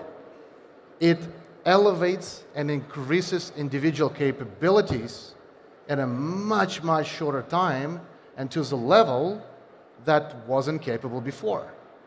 And it's here to stay, and it's, whether you like it or not, it's happening. The only choice is whether you adapt, you integrate, or you're left behind. Let me give you a very specific example. Through pandemic, the world labor force truly became global, right? There is interoperability. The jobs are not collocated in a certain place. And I used to hire a lot of people. My previous company used to be in San Francisco and Silicon Valley, because that was a hard talent. Now, as more and more tools started coming online, I was able to hire people abroad that were just as capable in terms of their skill set, because they didn't have to. One specific thing is, I used to hire a lot of data analysts, where you had deep Excel skills to be able to manipulate and improve and standardize data to be able to produce your analysis. Today, with a person who would need to spend a couple of years in a prestigious investment bank before deciding to go for tag that I would hire, now anybody abroad with ChatGPT and a few keystrokes can produce the same level of analysis. You don't need the same rigor expertise to be at the same skill level. So really, AI is now your level playing field to be able to produce an output just as good as everybody else. And if you don't learn it, you're not now being passed by your neighbors, people in your city or country. You're being passed by everybody around the world. So how do soft skills embrace AI? Because it seems to me, if communication and all those other attributes are critically important, that would work very well in making AI your friend eventually in the workplace. Well, like Sean, I have to take the hopeful perspective that humans are not going to be disrupted by AI. And the reality of new technologies, they give us new capabilities. They give us new tools. And with those new tools, we create new jobs. And so to Sean's point, it takes imagination.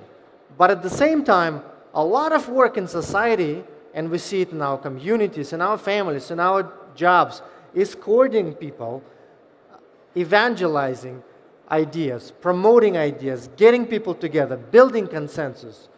These are soft skills, and I do not see them going away thanks to AI.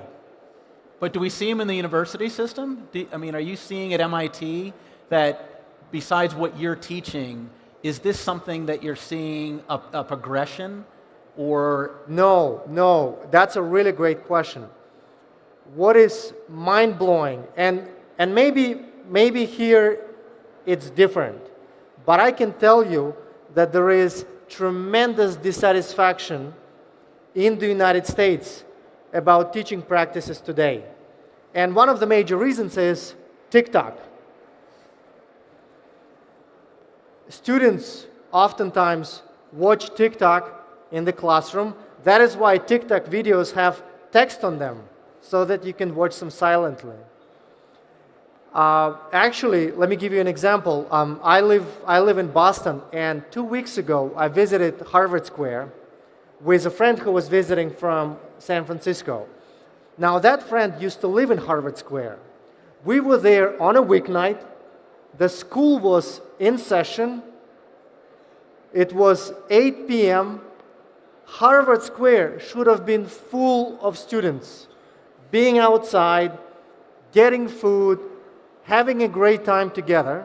It was not exam time, so you have time to socialize. The streets were empty. I'm not kidding. And my friend said to me, "What is happening? Why is it so empty?" And I joked and I said, "TikTok." But the reality is, it could be true. Students are in their rooms watching TikTok, getting food through Uber Eats.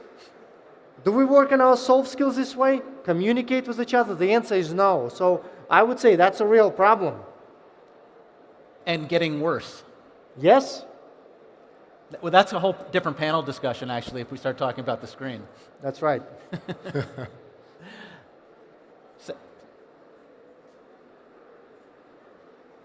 Chair. I just wanted to answer that question about soft skills and AI. I think we are mistaken thinking that AI cannot replicate parts of soft skills. Let's look at the highest part of Bloom's taxonomy, create.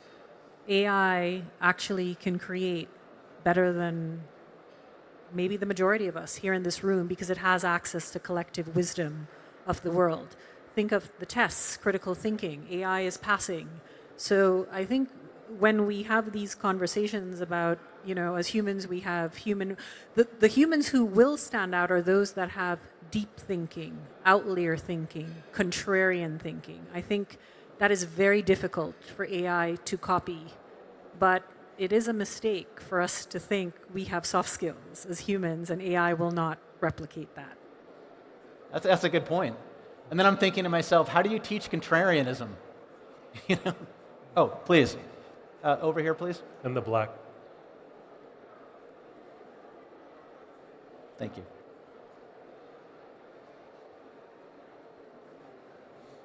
Thank you.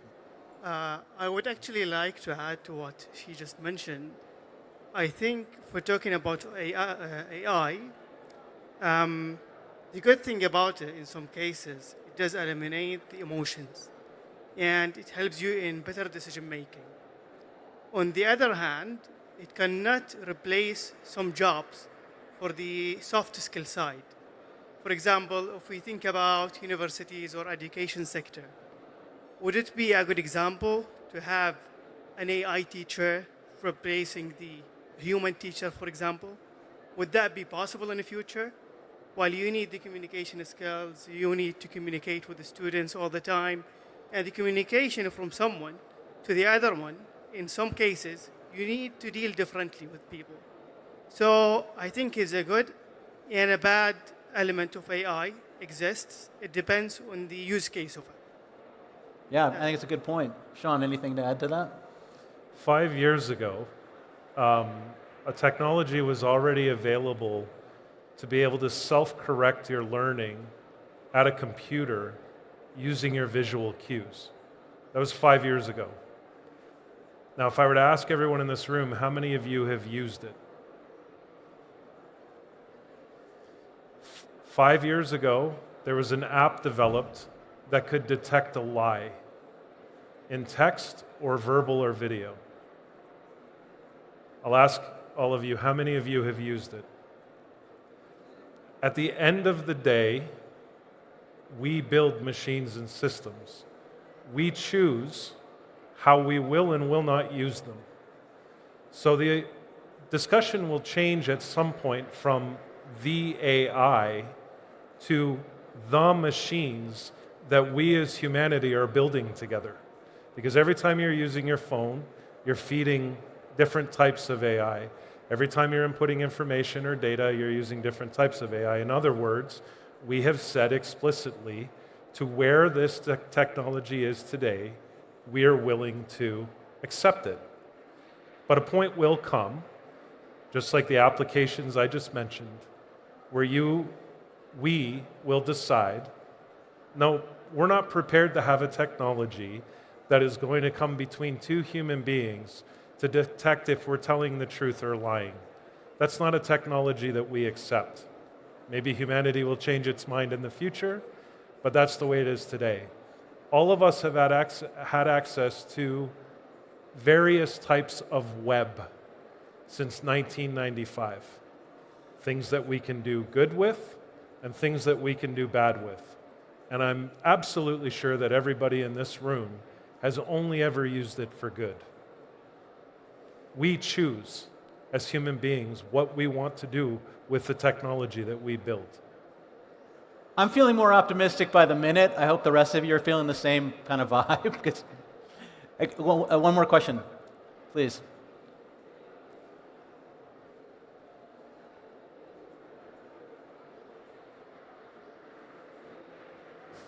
Hello, good evening. Do you think what we can categorize AI is a knowledge or skills? This my questions. Is close to knowledge or close to skills? Okay. And also, as you know, nowadays Saudi Arabia has a lot of foreign direct investment, import a lot of multinational enterprises, which have high skills or high or advanced in EI. How we can use these multinational enterprises to improve Saudi with all human capital in Saudi Arabia through these multinational enterprises which entered Saudi Arabia. EI needs special spillover or needs special mechanism like others' knowledge and skills, or there is special mechanism we can use it to spill over knowledge of skills of EI to Saudi human capital. Yeah, so the way I like to describe it is we've all heard the term large language model. And I'll use the analogy of visiting a general doctor. So if we have a headache or our stomach hurts, we go to a general doctor. That's a large language model. It can't do surgery. It doesn't understand the specifics of an organ, but it can prescribe things based on general thinking. Now, the artificial intelligence that I've built combines a knowledge graph. And the knowledge graph is what splits everything up in that model and starts to look at relationships between everything in that model. You can teach it to learn. You can also teach it to unlearn, right? Because it's in a knowledge graph context. So why I'm saying this is the difference between a knowledge or skill. I believe that artificial intelligence will become more and more specialized and verticalized and will expand beyond the large language model into very specific areas, but it will only know what it is you teach it to do in that specific area. So when you look at a screen behind us, there's several, let's assume this is a television screen, there's several pixels. Well, how many pixels are you going to teach your specialized AI? Is it the full picture, in which case it becomes a generalist, or is it a very specific detail within the pixel? So I think AI will be able to accomplish both the transition of knowledge and the impartment of knowledge as well as skills, but I also don't think it's something we should be afraid of.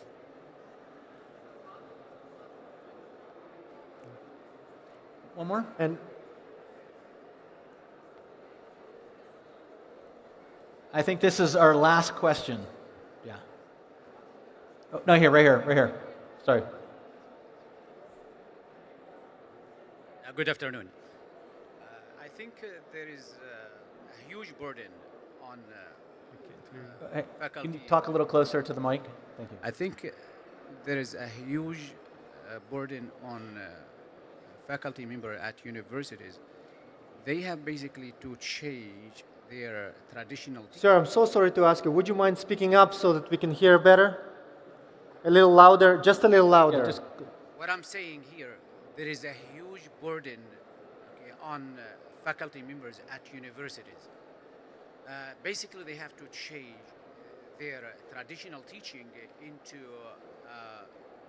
basically something related to technology or integrated technology. Because right now we are living in digital age.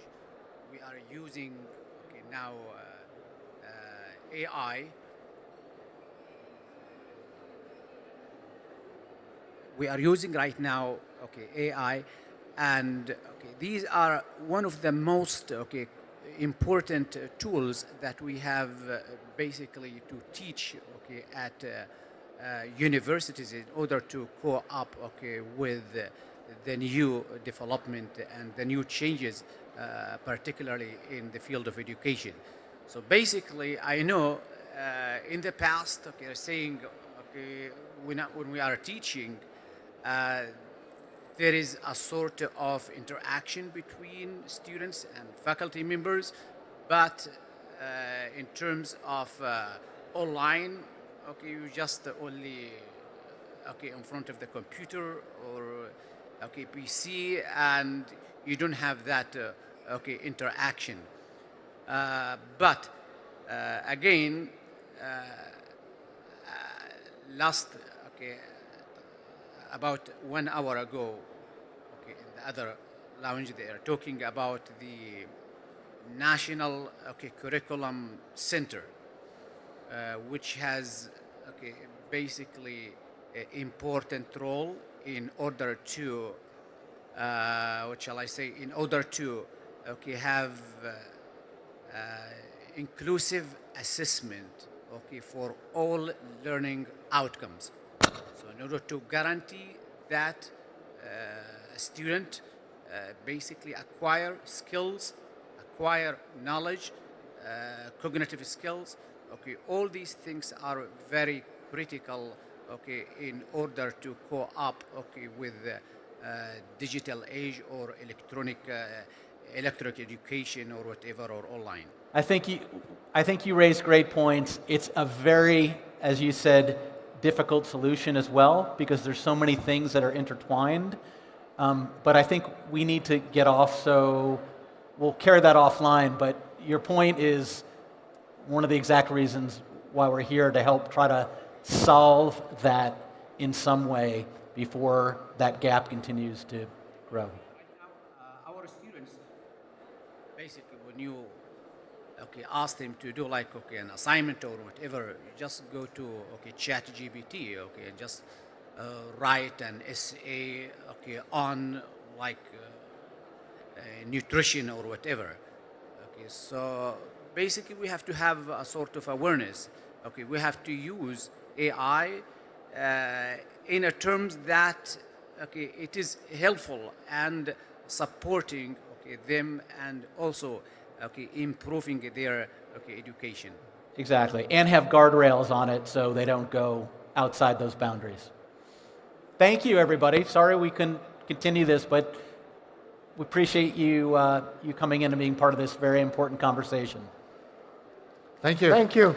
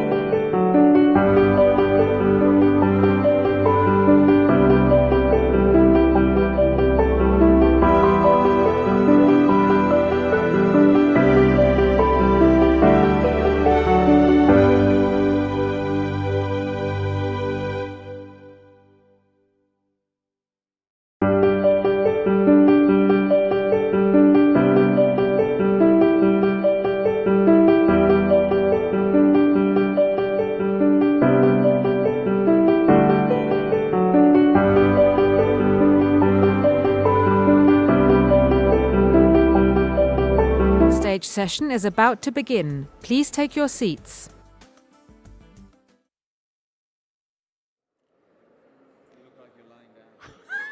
Assalamu alaikum wa rahmatullahi wa barakatuh. Good afternoon, ladies and gentlemen. For leaders of countries with young and expanding populations, the future could either be promising or frightening. You can either struggle to meet rising demands on every level by diluting your resources to a bare minimum, or you can utilize your youth as assets towards a prosperous and diversified economy. Without doubt, Saudi Arabia, with 60% of its population under the age of 30, is capitalizing on its demographic advantage to drive socioeconomic development in this country. The government has launched multiple initiatives to empower its youth, and our presence here today at the Human Capability Initiative under the patronage of His Royal Highness Crown Prince Mohammed bin Salman is a testimony to that. Ladies and gentlemen, I am honored today to be amongst esteemed panelists from some of Saudi Arabia's key projects in tourism and aviation, from NEOM, Diriyah, Riyadh Air, and GACA, to discuss how we are pioneering human capability development at different levels to help drive national transformation in these respective sectors. I will start or kick off the session by having each of the esteemed panelists introduce themselves. Ray? Good afternoon, everybody. Ray Gamble is my name, and I'm Chief Corporate Development Officer at Riyadh Air.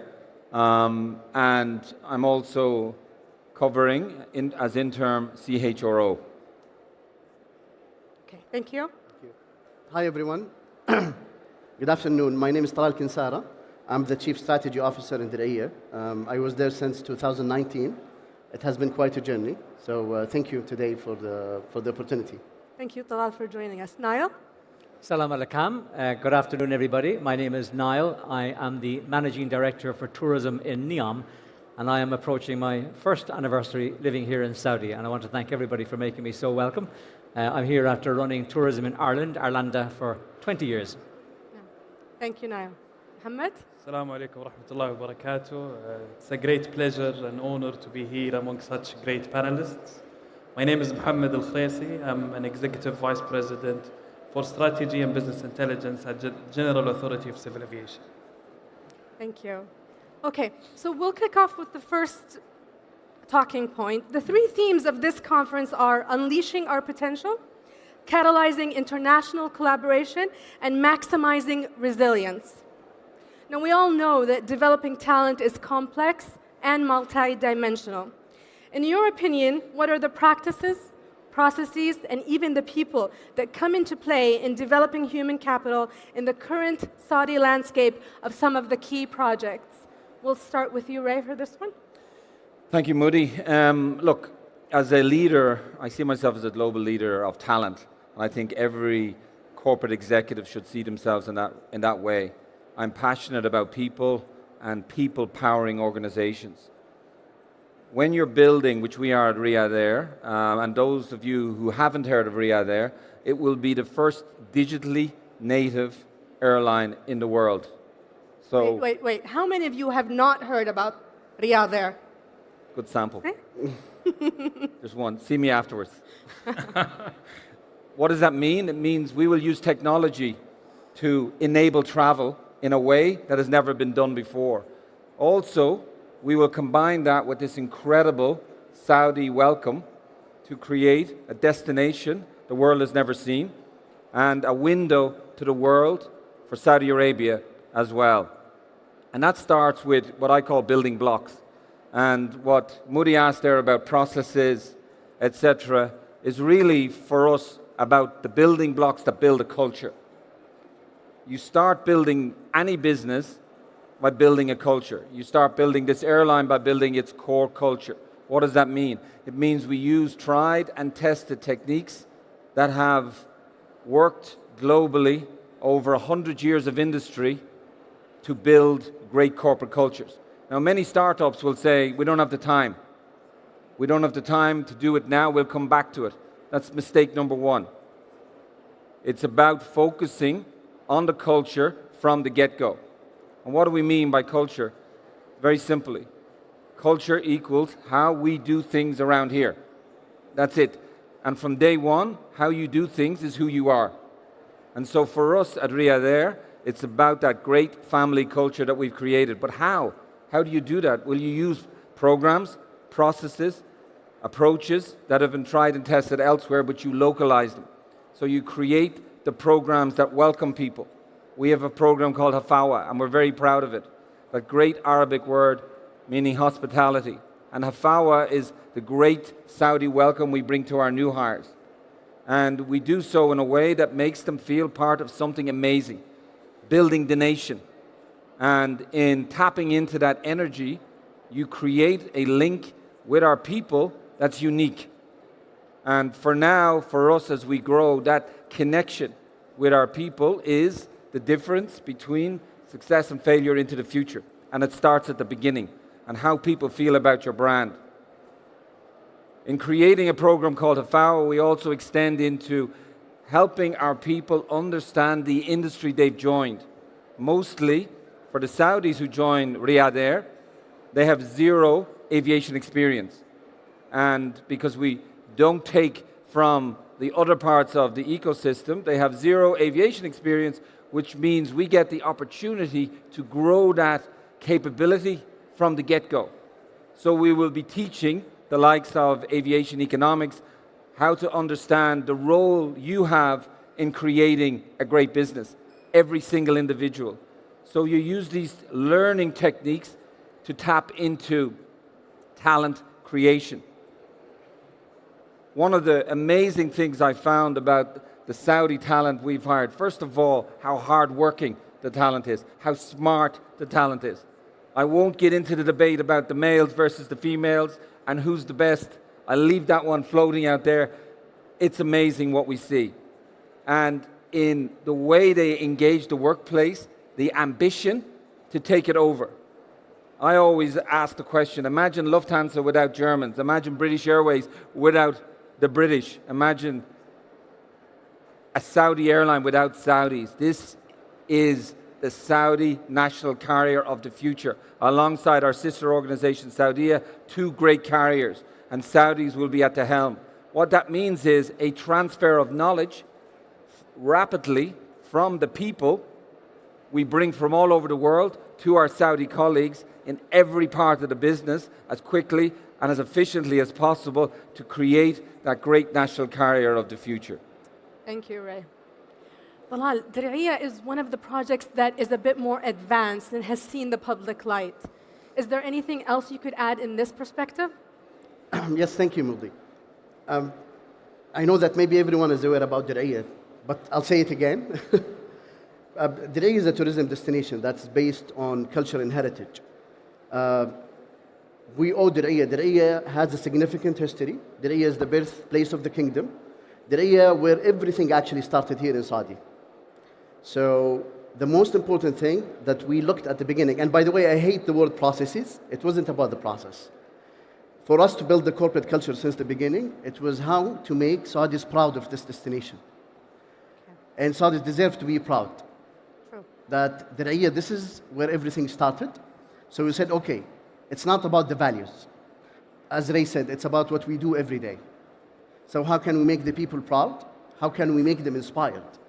And that was the vision since the beginning. Every day, how we can actually make them proud and inspired and believe in the greater cause of Dir'iyah. And this is what will drive the values eventually. It's easy for us and for any organization to put a list of values. And if you can go to any organization today, I can think you can see almost the similarities between all corporates when it comes to the values. But it's not about the values, it's about what you do every day. Right. And I think the intangible element of the culture. So yes, we have the formal side of the culture, which is policies, procedures, compensation policies, but the intangible side, it's what's important, which is the norms, the things that you do every day. So I think we did great when it comes to inspiring people, inspiring our staff. We did great by making everyone proud.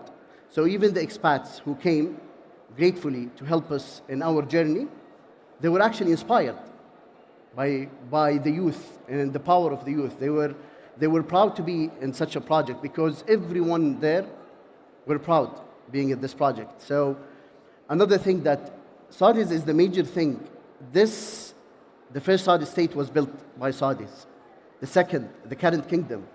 And Dir'iyah, to promote and to preserve the history, it has to be built by Saudis. True. Now, the aim of Dir'iyah is to provide authentic experiences and cultural experiences and make it one of the best gathering places in the world. So how can we do that if we don't use the Saudis to build that experience? And we don't inspire everyone, including the expats, that this is how you do it, this is how you deliver an authentic experience, because it comes from the heart. How you can feel the generosity of Saudis if you don't see it and smell it and touch it with the Saudis themselves. So we're proud of this journey. I think we did great. We have been recognized as one of the best working places in Saudi. I was just going to say that. For 2 years. Bravo. We have been recognized as one of the finest places in Asia. Mabruk. For 4 years in a row. So I think those big values, you need to distinguish yourself. It's not enough to have a general word that I need to be, one of the values is integrity. Of course, everyone wants to have integrity. Yeah. Or teamwork. Of course, everyone. Distinguish yourself by having something that is related and that is emotional and that is attached to your project. And this is how you can actually make corporate culture has a crucial role in actually delivering your objectives. Thank you, Talal. If Dir'iyah is where it began, NEOM is probably where we're going. So, Niall. Yeah, it's a really interesting listening to the stories before me, because we're all in the same business, which is the business of people. Whether you're bringing them here, telling the story of the past, with NEOM telling the story of the future. It's an amazing time to be here, it really is. And just to put tourism in context for you, because Saudi is a relative newcomer to this space. The country I came from had a 250-year history in this business. And last year, 1.4 billion people took trips around the globe, spending about $1.5 trillion US dollars, which supported 10% of global GDP, and 10% of total jobs across the world was in hospitality. That's nearly 300 million people employed in our industry, who all are proud to get up every morning and serve customers from around the globe to make them feel the warmest of welcomes. And since my time here, it was interesting when I came here first, the chief executive of the Saudi Tourism Authority, Fahd Hamidadin, asked me, tell me one positive experience and one negative experience you had since you came to Saudi. And I said, I don't have any negative experiences. I work in tourism, we're all positive people.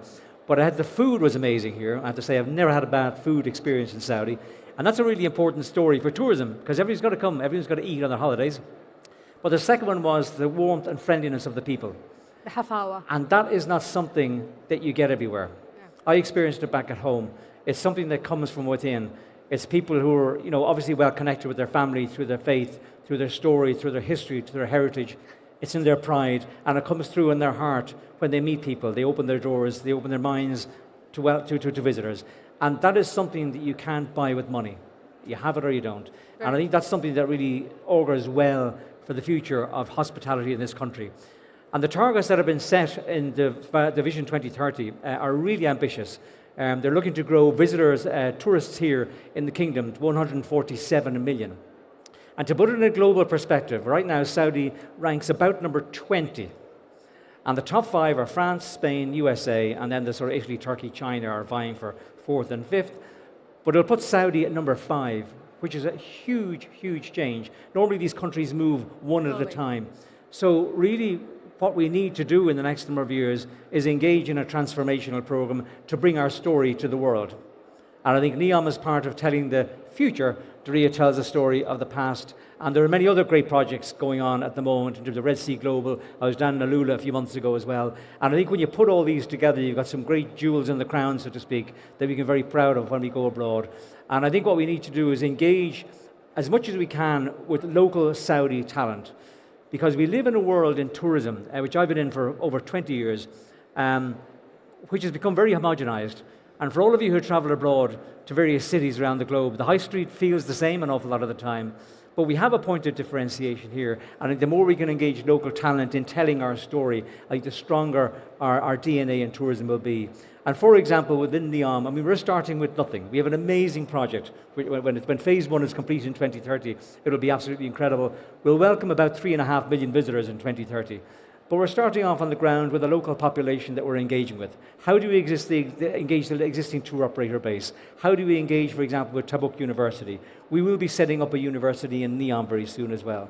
How do we ensure that young talent gets that exposure to tourism internationally to make sure that when people are coming, they get that local experience, which I have to say internationally has drifted out of tourism. You know, when you go to Paris, London, New York, you won't be served by a local person. So it's great to have internationalization in tourism, but local comes first. True. Thank you, Niall. And if any country can skip the slow rise in ranks and jump, it's Saudi Arabia, because it's proven that in other sectors as well. Mohammed, you will bring, I think, a different perspective as governing agency of aviation. So what's different about the practices, maybe the processes, and even the people that come into play here? Thank you very much, Modi. Let me start off by appreciating how vital and important the aviation sector is to the economy. In Saudi Arabia, the aviation sector employs a direct 104,000 jobs and supports indirect induced more than 500,000 jobs in Saudi. Also, it's a sector that enables other adjacent sectors. Tourism is one of them, but also enables multiple economic activities such as trade, foreign direct investments, and most importantly, people. It connects people, with their beloved ones, with their family. So it's an important, on a social front, it's an important in economic front, and it's a strategic enabler to the Vision 2030. Now, with that, we lay out our national aviation strategy on the back of the national tourism strategy. Before 2018 or 17, country was pretty closed. It's not opened for a tourism visa. And we had our aviation in a constant manner, if you will. Now, after the launch of the tourism strategy and Saudi Arabia is open and welcoming the world, there has to be a robust aviation ecosystem that supports and enables the tourism targets. So in 2019, we had around 103 million passengers, 50-50 between domestic and international. 2030, we are aiming to triple that number to 330 million passengers. Only 10% of that would be transiting, 30 million. The 300 million as genuine O&D demand that is coming to the kingdom to visit Neom, to visit Dir'iyah, to visit Qiddiya, to visit Suda, to perform Hajj and Umrah, and to enjoy the wealth of sightseeing, architecture, historical UNESCO sites that Saudi Arabia offers to the world. And over and above, we have to boost our international connectivity. Saudi Arabia was connected to 99 destinations in 2019. Now we have to increase that number to 250 destinations connected to the kingdom directly. And we rely on Riyadh Air and on Saudiya to help us realize that objective. Instead of connecting in Dubai or Doha or Istanbul, you can come to the kingdom directly. Now, what have we achieved in 2023? We had 112 million passengers across our 29 airports, 60% international travel. And most of them are coming in Riyadh, Jeddah, Dammam, and Medina. So that's one. Two, we had 149 international destinations connected to the kingdom directly, including cargo and charter flights. Now all of that has been realized 2023 in a post-pandemic world without the launch of Riyadh Air, without the full rollout of Dir'iyah or Neom or Ula or Qiddiya. This is a testimony of how robust our economy is performing, how serious the kingdom is about realizing our Vision 2030 targets. Most importantly, the role of the human capital within that equation. So the 104,000 in 2023, if we are to realize our 2030 targets, this number will be 280,000 jobs basically employed by aviation sector directly. 50% of that jobs are mainly MRO, cabin crew, pilots, airport operations, as well as ground handling operations. And the other 50% is between other regulatory inspection functions and administrative and HQ.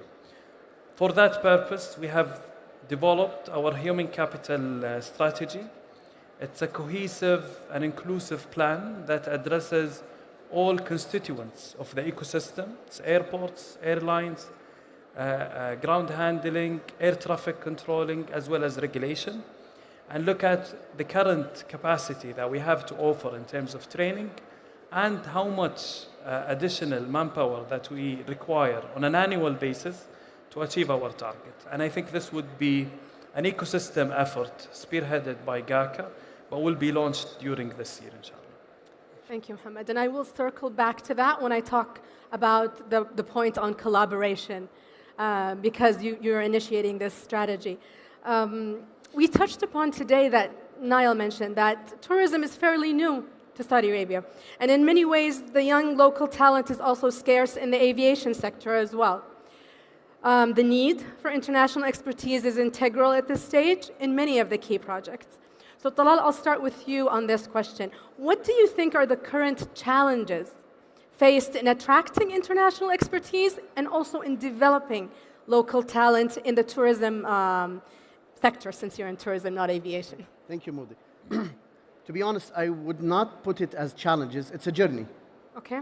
I think it's a journey. Now, I think with the expats, with the Vision 2030, and with the ambition that the kingdom has, and with all the plans that has been launched by His Royal Highness the Crown Prince, I think there are many people around the world who wants to be part of that. I think what we need to do more is communication, and communication and communication. We need to communicate the small things like what Niall said, the food, the generosity of the people. I think we need to communicate that, because the minute any expat would actually step foot in Saudi Arabia, they would feel that immediately. And they would know that they took the right decision. However, we need to communicate more, and we need to explain all the details. Now, this is a fairly new country, not to the tourism. Communication might not be, or news about Saudi Arabia might not be everywhere. So we need to communicate. And I think this will really help in attracting expats and international experts. Now, with the locals, I think it's a journey. First of all, we need to have strategies within every organization to develop local talents. You cannot expect them to come and just perform highly at a glance. There has to be long-term strategies.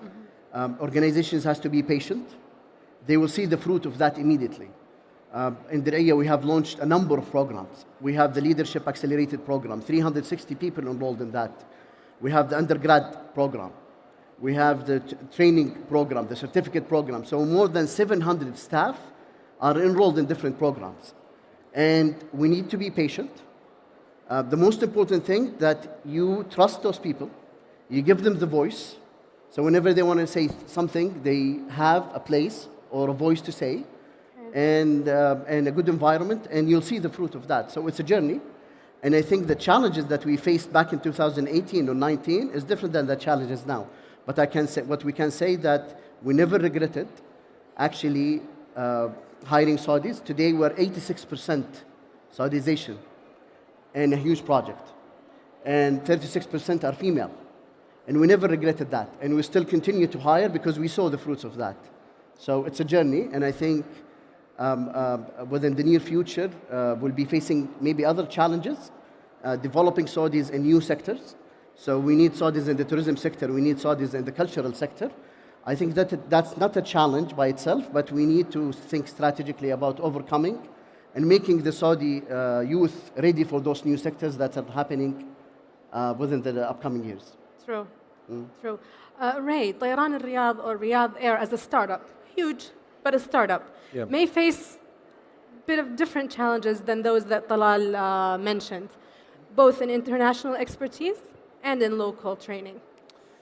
Yes, Moody, we do. But look, we're KSA, right? And we love competition. We love the challenge. Bring it on. We're surrounded as an airline, startup airline. We're surrounded by 800-pound gorillas, all growing at a huge rate. If I take one airline in particular, that'll remain nameless. They're looking to hire 4,000 pilots, one airline alone, in the same period we're looking to grow our business, as an example. But in the end, what we're offering is unique in the world. As KSA, the opening up of the economy, the emergence of this great country, these great people, can we compete with the competition around us? Absolutely, 100%. And what we're seeing in the marketplace is people want to be part of this great journey. In 10 months, we had over 1 million applicants from 126 countries around the world, including KSA, obviously. What an amazing statistic that over 1 million people said, I want to join this new startup airline in the Kingdom of Saudi Arabia. Like, wow. That is an indication of the interest in the world, particularly in aviation. I think competing, we're going to have to compete, and with the infrastructure gaps that exist around accommodation, around schooling, but the acceleration plans we see around us every day, we will catch up and we will overtake the competition. And we're seeing that people want to be part of this unique journey. When it comes to the transfer of knowledge, I think this is more complex. And we're very clear that we are a learning organization. So people say, hold on a minute, you're building an airline, but you're a learning organization. Yes, is the answer. And other businesses around the world and other airlines around the world don't have that mandate. We do. And I think every business in the kingdom has that same mandate to grow talent. And that is not just a set of words, it has to be a mentality. So I see in the audience members of our great team. I see Noura, and I see Arwa, and I see Faisal, and I see Nahar, all of whom should feel they're going to be sitting up here. They're going to be doing this. Moody's already here. This is the way and the mentality we need to have. And we need to legitimize that inside the culture of the organization. Bringing international talent is a fast-track way to develop local talent. It is not the means to run the business, it is the means to transfer talent. And we have to legitimize those conversations inside the organization. It's not about a threat to a job. It's not about somebody's here to take my job. The greatest legacy we can bring as leaders is the people we develop. It won't be the aircraft. The aircraft are going to be amazing, by the way. For those of you waiting for Riyadh there, you are going to be amazed. It will be the people in the end that will be the true legacy. And this is what we need to be passionate about, and this is what we need to believe in. True. Thank you. Niall, NEOM must have its own unique challenges, being where it is and at what stage it is and what it's going to be. So what are the challenges that NEOM faces in getting international expertise to help with this huge giga project, and also in developing local talent to take this on in the future?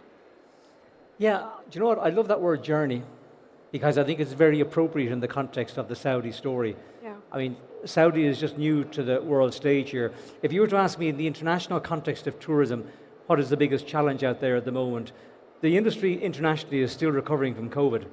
200 million people actually lost their jobs. There was a huge drain of talent. And there are many countries that are trying to rebuild their whole industry now. And it's like a patchwork quilt. There are certain sectors I know within the European market, which is the biggest in the globe, where they can only open 5 days a week because they can't attract the talent. They all went home to their native country. I think within Saudi, and uniquely within NEOM, it's very unique in NEOM, by the way, because we're starting with a blank canvas. We have the opportunity here to engineer from the beginning.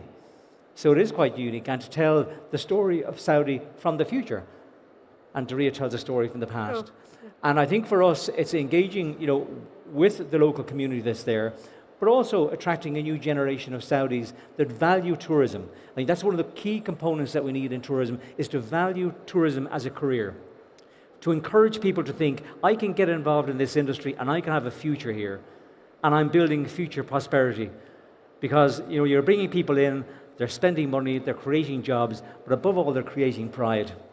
And there's one thing when you go around to tourism industries around the globe, there's nothing greater than the person's pride than welcoming international people into their home. And I think that's one of the great, it's a challenge, but look, it's part of the journey of NEOM. And when phase one of NEOM is complete in 2030, I mean, there'll be many chapters in that story.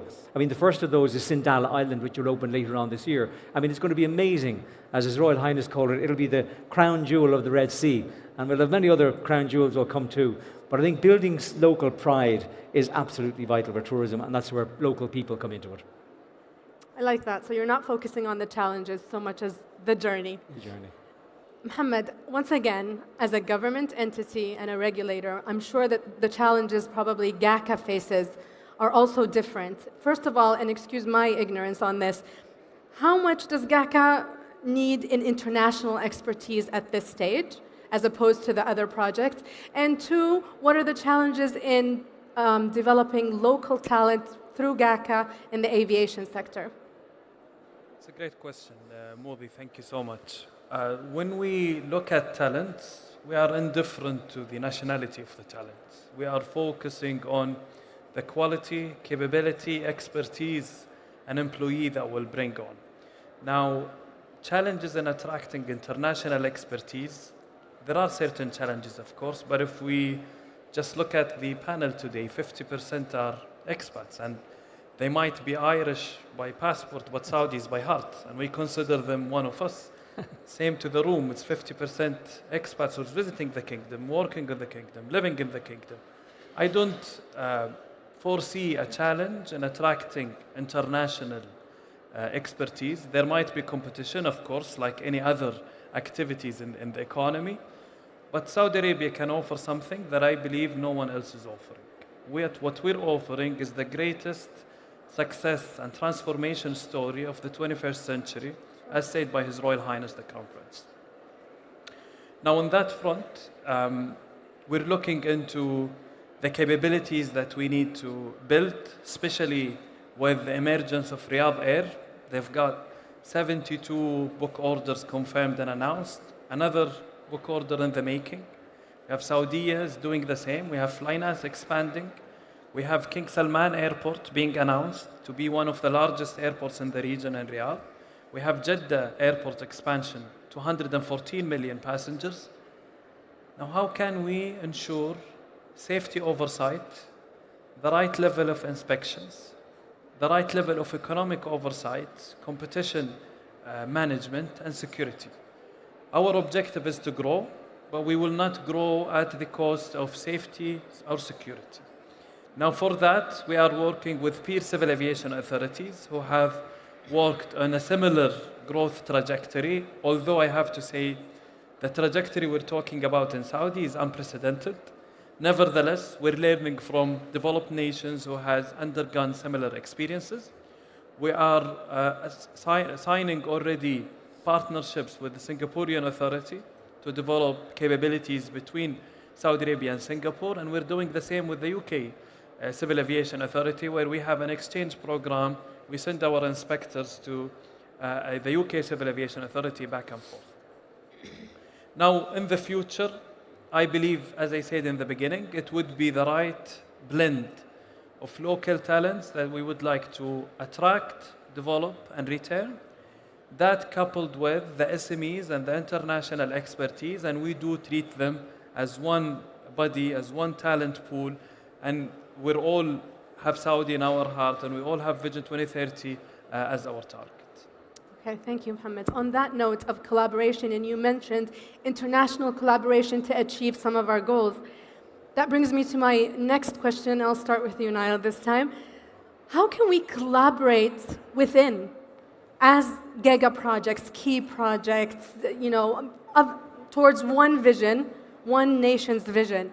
There must be commonalities, especially in the development of human capabilities, and in one sector. In this case, too, aviation and tourism, and aviation ties into tourism. So how do you think we can collaborate on that?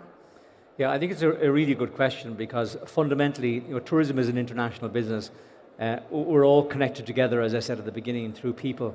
And we are on a journey, and the journey is moving at 100 miles an hour at the moment. There are a lot of projects which are moving very, very quickly, and they're all at different stages of development. And we all have things to learn along the journey. And I was saying earlier on to the colleagues here, when we go onto the world stage, we're promoting the kingdom. We're obviously promoting our various constituent parts. We're all very proud of what we're doing. But it's a very competitive world out there. So collaboration is absolute key. And when I mentioned the figures earlier on, about 1.4 billion took vacations around the globe last year. That may grow by 2 to 3% per annum every year, but the kingdom is looking to grow by maybe 8 or 9%. Wow. So what that means is that we have to win market share from somewhere. We have to be more competitive, and we have to be better, and we have to tell our story more effectively. And while I consider NEOM to be the jewel in the crown of Saudi, of course, there are lots of other jewels as well. And I think we have to bring ourselves together to collaborate on the world stage to make sure that we get cut through in what's a very busy world. I mean, I refer to it as we live in a digital snowstorm right now. We're all on our phones and we're bombarded with information. But when we're abroad, how do we get our message through as opposed to the 190 other countries that are out there telling similar stories? And we have to, bring forward our culture, traditions, our heritage, and tell it in a way that cuts through. And the more we can work on the stage together, the more stronger that voice will be. Exactly, and I think us being together, just these projects, is a start. We should include more projects. Bilal, how do you think we can collaborate more? I think that's a great question. I believe now we have the greatest minds in the kingdom working in different activities, economic activities. We have one of the most talented people. Collaboration, communication, knowledge transfer. I think knowledge transfer, like Ray said, it's not only within an organization, it has to be cross. Yeah. So I think organizations, corporates, economic activities, initiatives that are under Vision 2030 should be somehow working together, at least from a knowledge transfer. We need to transfer knowledge. That would be a very crucial point, especially with human development and human initiatives. I think we're dealing today with a new generation. Some of the practices that has been crafted in the last century, I think this is the time to change some of those practices. And let's be inspired by the vision platform that we have today. Let's be inspired by the transformation so we can actually change some of those practices. This is a great platform. We can actually go and test and experiment some of the new practices. And we can share those practices together. I think we can let go a lot of the practices that has been done in the last century. We're dealing today with a new generation not only in Saudi Arabia, across the world. A new generation with different demands and with different expectations. So I think this is a great platform where we can actually share knowledge when it comes to different practices. I think number two, and I really encourage everyone to do that, writing case studies, documenting. I know that everyone today is busy. Right. But maybe let's have a chance of documenting what's happening right now. We are proud of what's happening right now, but I'm quite sure and I'm confident that in the future we'll be proud of what happened during the journey of transformation. So maybe let's have, and this is one of the things that we have in the area, that we're calling people to write case studies to document what's happening today, because that will be a proof for the future, the success in the future. It's a great idea. We are living history as Saudis, and as international expertise, you're making history here as well. So documenting it is a good idea. We might just take that up in Riyadh Air before Diraya. Ray, how do you think we can collaborate, especially as a startup right now? You might say, I need help from other giga projects or other key projects at this stage. Yeah, look, collaboration is a human activity. Yeah. It takes place between human beings. And some very practical examples on the stage here. Myself and our CEO, Tony Douglas, went to visit Diriyah very early on, and we saw what an incredible job is being done there for the kingdom. An amazing story. And we met Jerry. How many people know Jerry Incerillo, the CEO? And he's a legend. And by the way, he's talking, I believe, tomorrow, so I'll do a little advert for him. But I said to him, when I saw their story live, we're going to bring every single Riyadh Air employee to Diriyah. Why? Because we want them to see the journey, there's that word again, that we're all involved in together. Because Riyadh Air is the highway to Diriyah, to Al-Ula, to NEOM. That's what we're building for the kingdom. And so on the end of our first day of induction, orientation for all our employees, we go to Diriyah. And we go to Talal's home, and he opens up his home to us. And we show this great vision of Diriyah. And and then we dine in Bujeri Terrace that night. We got a special rate, by the way. And by doing that, we show our new hires not the vision of the future, the actual future as it lives and breathes today. So if I look at our relationship with GACA, a human connection, His Excellency Abdulaziz, the President of GACA, the most welcoming of all of our partners, honestly, from day one for Riyadh Air. Yes, they're the regulator. They're there to regulate, but they're our partner as we build. This uniqueness is a human connection, and having us together on the stage today shows that human connection. So collaboration. Niall and I, in case you haven't guessed, are both from Ireland, and everybody in Ireland is interrelated because it's so small. And again, that human connection to bring people together to share learnings. And we're all on the same team. This great team of KSA taking on the world, bringing the world to KSA. Thank you, Ray. Mohammed, as GACA, how can you help? I'm not going to say how we can collaborate. How can you help us all? By issuing fines.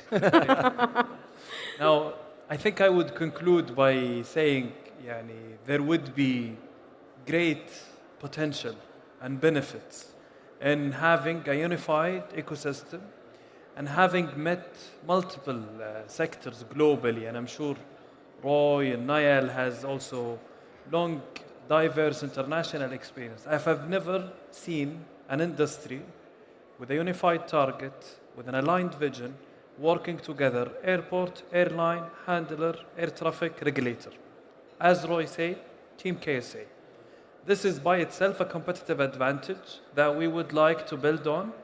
We would like to go as Team KSA, negotiate with international agencies and organizations to open their training facilities in Saudi Arabia. We would like to go to the most renowned universities globally, have an exchange program with them and ask them to open courses here in Saudi, as well as collaborating with local universities. And I commend Riyadh Air on collaborating with Prince Sultan University and having that simulators capacity and training activities. We will need to think about it as a sector collectively. Plan has to be cohesive and inclusive, and I'm sure if we continue with the same collaboration, with the same spirits, we'll develop local entities, we'll develop local talents, we'll bring international players, and we will form best-in-class international partnerships. Thank you. I would like to end with an inspiring quote from our young Crown Prince, Mohammed bin Salman. The future of Saudi Arabia is not dependent on oil, but on the minds of our people and their ability to unleash their potential. Thank you.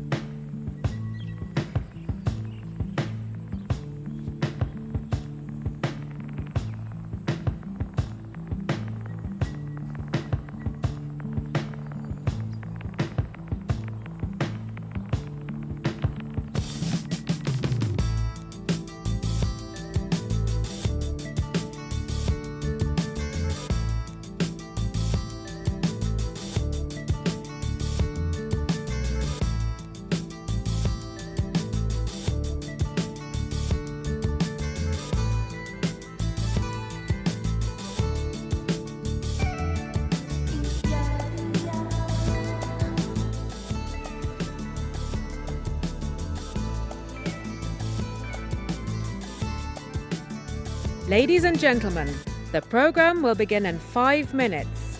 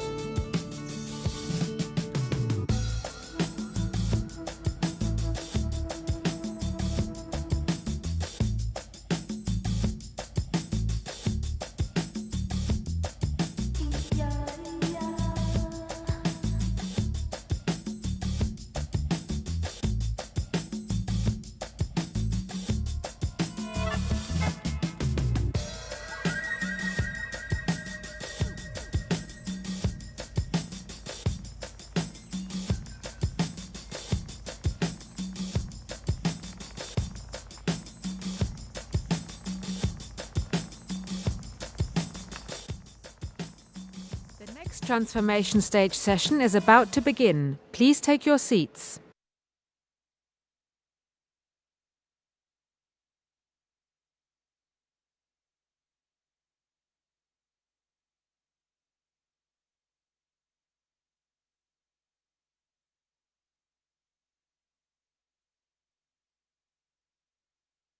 The next transformation stage session is Navigating New Horizons, the public sector's journey as a workforce pathfinder. Please welcome to the stage Rupert McNeill, Senior Government Advisor and former Chief People Officer at the UK Civil Service. Welcome everyone to this session, which is Navigating New Horizons, the public sector's journey as a workforce pathfinder. We've heard some very interesting sessions this morning and through this event, talking about the ways in which the public sector and the private sector can collaborate. And I think globally we've seen that over the past decade, particularly during the pandemic, through COVID, but now we're also seeing it looking forward, particularly in the Kingdom of Saudi Arabia. And we heard some amazing examples of that today, whether it's what SABIC has been doing between the public and private sector.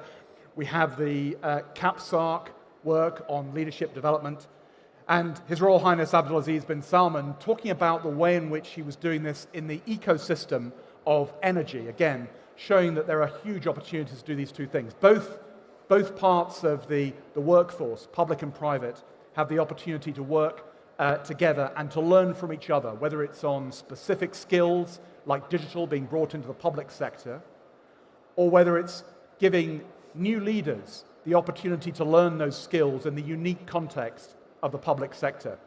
So for this conversational transformation stage, we're going to be joined by some people who've got deep experience of this area. Lord Francis Maud, who has done much work on transformation of the public sector in the United Kingdom, and is now advising governments globally on this, and bears many of the scars and victories to show for that. My colleague from KPMG, Ismail Alani, who leads our public sector practice here and is working very closely with the centre of government and other parts of the kingdom on work in the public sector.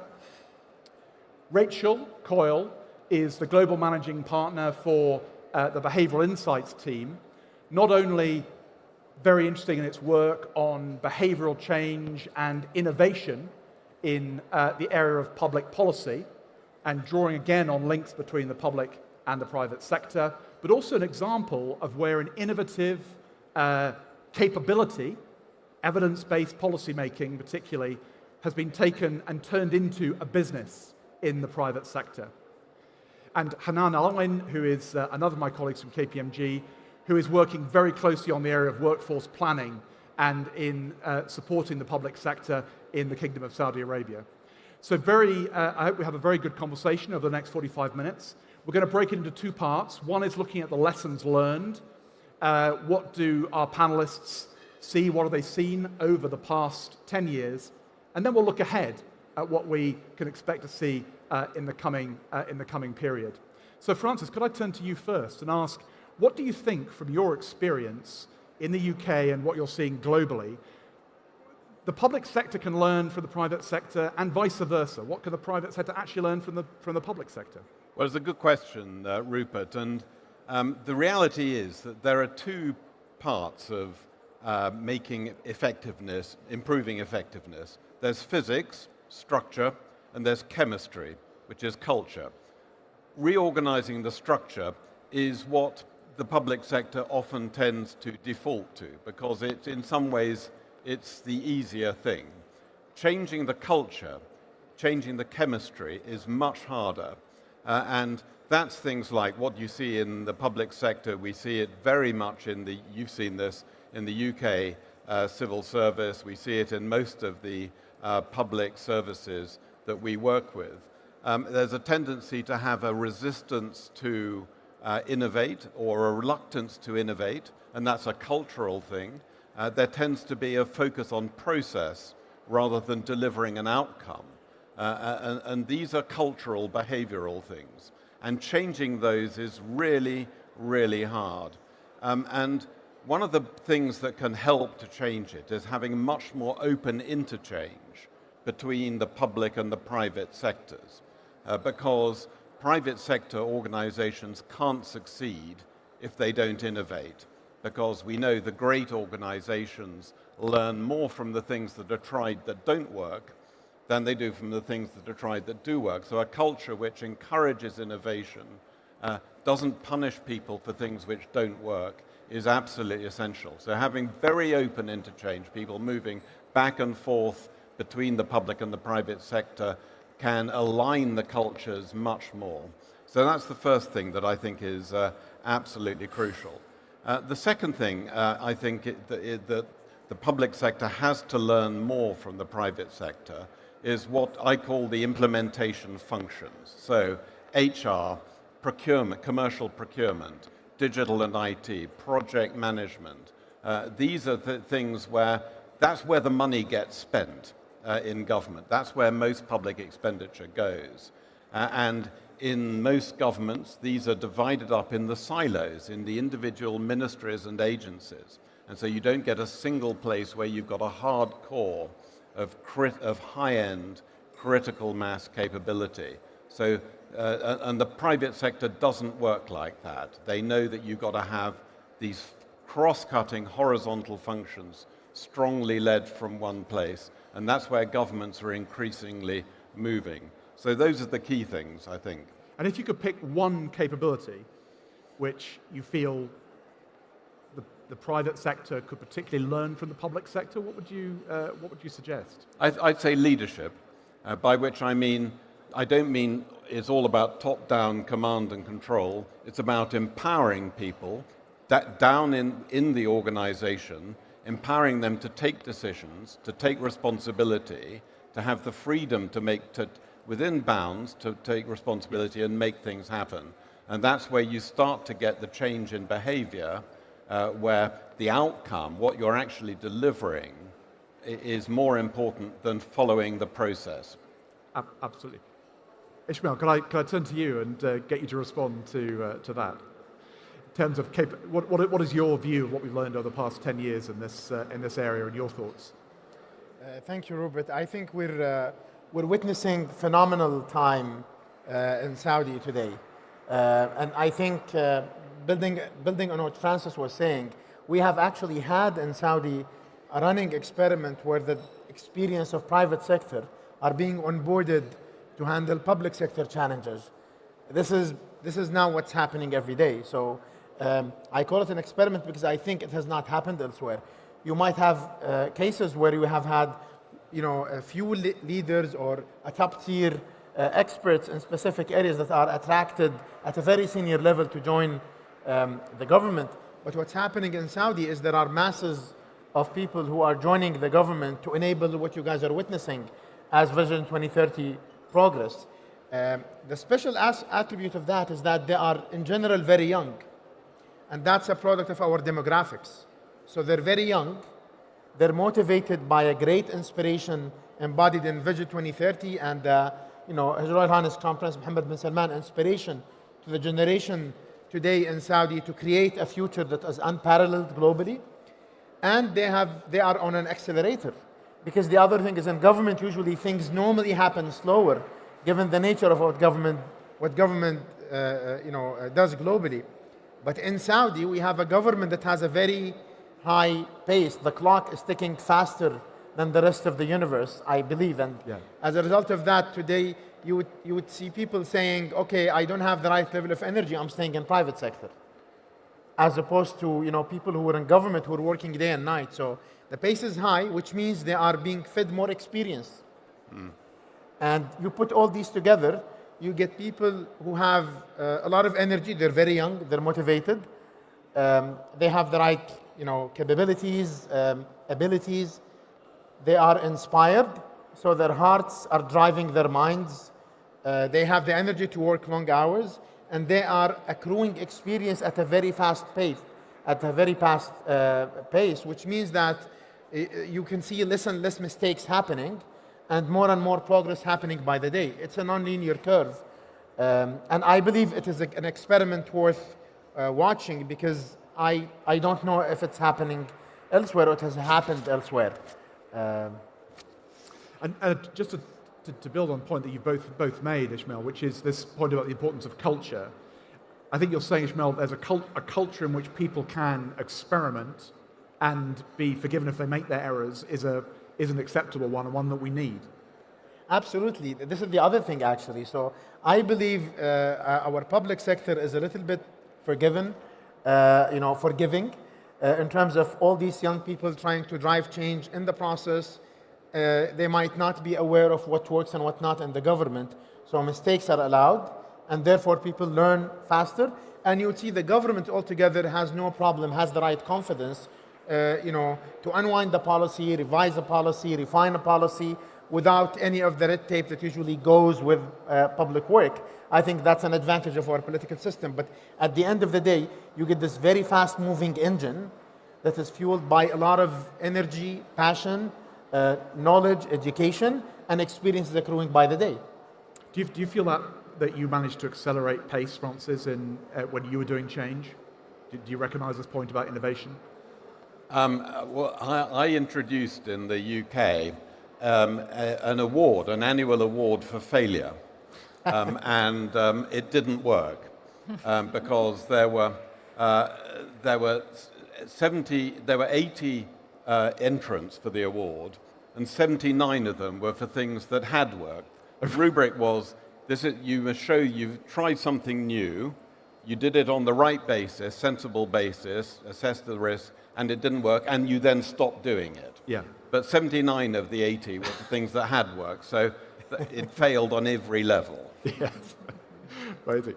Rachel, just obviously evidence-based thinking and experiment is key to the behavioural insights approach, so really interested in your perspective on this. Yeah, absolutely. Well, a lot of what two previous speakers have said resonates very strongly, certainly, and particularly, Francis, actually, your characterization of, a successful organization being built of both the physics and the chemistry, so the structure and the culture, and actually the culture and the ways of working being the thing that matters an awful lot more than necessarily the physics of the organization. There's a bit of context. You mentioned that Behavioral Insights team actually is an example of a sort of public sector as a workforce pathfinder. We spun out of government, started as an innovation unit focused on social and behavioural change at the heart of the British government, so in the Prime Minister's office, and then over time partially spun out of government, and we're now entirely separate from government, operating as a social purpose consultancy. So in that sense, we have been sort of an example of the public sector moving into the private sector, but actually probably a lot more powerfully, what we've sought to do is bring some private sector ways of working more into the heart of the public sector. Yeah. So we focus on social and behavioural change as part of public policy, But underpinning that, we really sort of focus on addressing two key challenges. The first is about agility and adaptiveness in government, and the second is about empiricism in the public sector. Both of these have been touched on, quite extensively before. But if you just look at agility, so government in the public sector and, in fact, social purpose sector has a tendency to operate on a sort of very long-term programmatic basis. If there's a sort of big challenge, the response is to set up a program to deal with it. That is quite a high-risk approach to any particular initiative, because what you're doing is you're setting up a sort of quite static, linear process to deal with what often is quite a sort of agile, dynamic challenge. And you've got this sort of process where there's a political decision-making that then is passed on to sort of the policymakers who think about how to turn that political will into action. And then once the policy's been formulated, you give that to the people who are going to do the delivery. And that can be really quite a long process. And what often you're not doing is involving any sort of stakeholder engagement or user testing until really quite a late stage in the process. And so what BIT has always thought to do is to make government much more of a sort of test, learn, adapt process, developments of particular solutions to problems with a focus on the outcome, as you were saying, Francis, rather than the process. So that's sort of the first challenge that BIT has always sought to deal with. And then the second is around empiricism. So what we always seek to do is trying to get public sector partners to use the enormous amount of data that governments hold, and to use that to sort of really ask and answer the question of, is what we're doing actually working? Is this program a success? And then if it is a success, brilliant, let's scale it up and share those results with other people. But if it's not a success, then embrace that failure. Don't just pretend either that something's a success when it's not, or pretend it's a failure when it's not, but have the humility to sort of recognize and acknowledge when something isn't working. Because it's enormously important. I mean, the public sector is spending a huge amount of money on programs, and I mean, there are effectively three options. One is it's working, and then that's brilliant. The second is it's been completely ineffective but not doing any harm, but it's still a waste of money. But then the worst option is it could actually be backfiring in some way, actively be damaging. And if we're not evaluating, using data, asking the question of is it working, then we have absolutely no idea whether this public sector funding is going to good, to nothing, or just being wasted. Yeah. And could I just ask one question about, with the behavioural insights work, one area where I've noticed that government and business use the same terminology is in the concept of the customer journey. Is that something which I think as a panel we'd agree is an example of convergence between the two?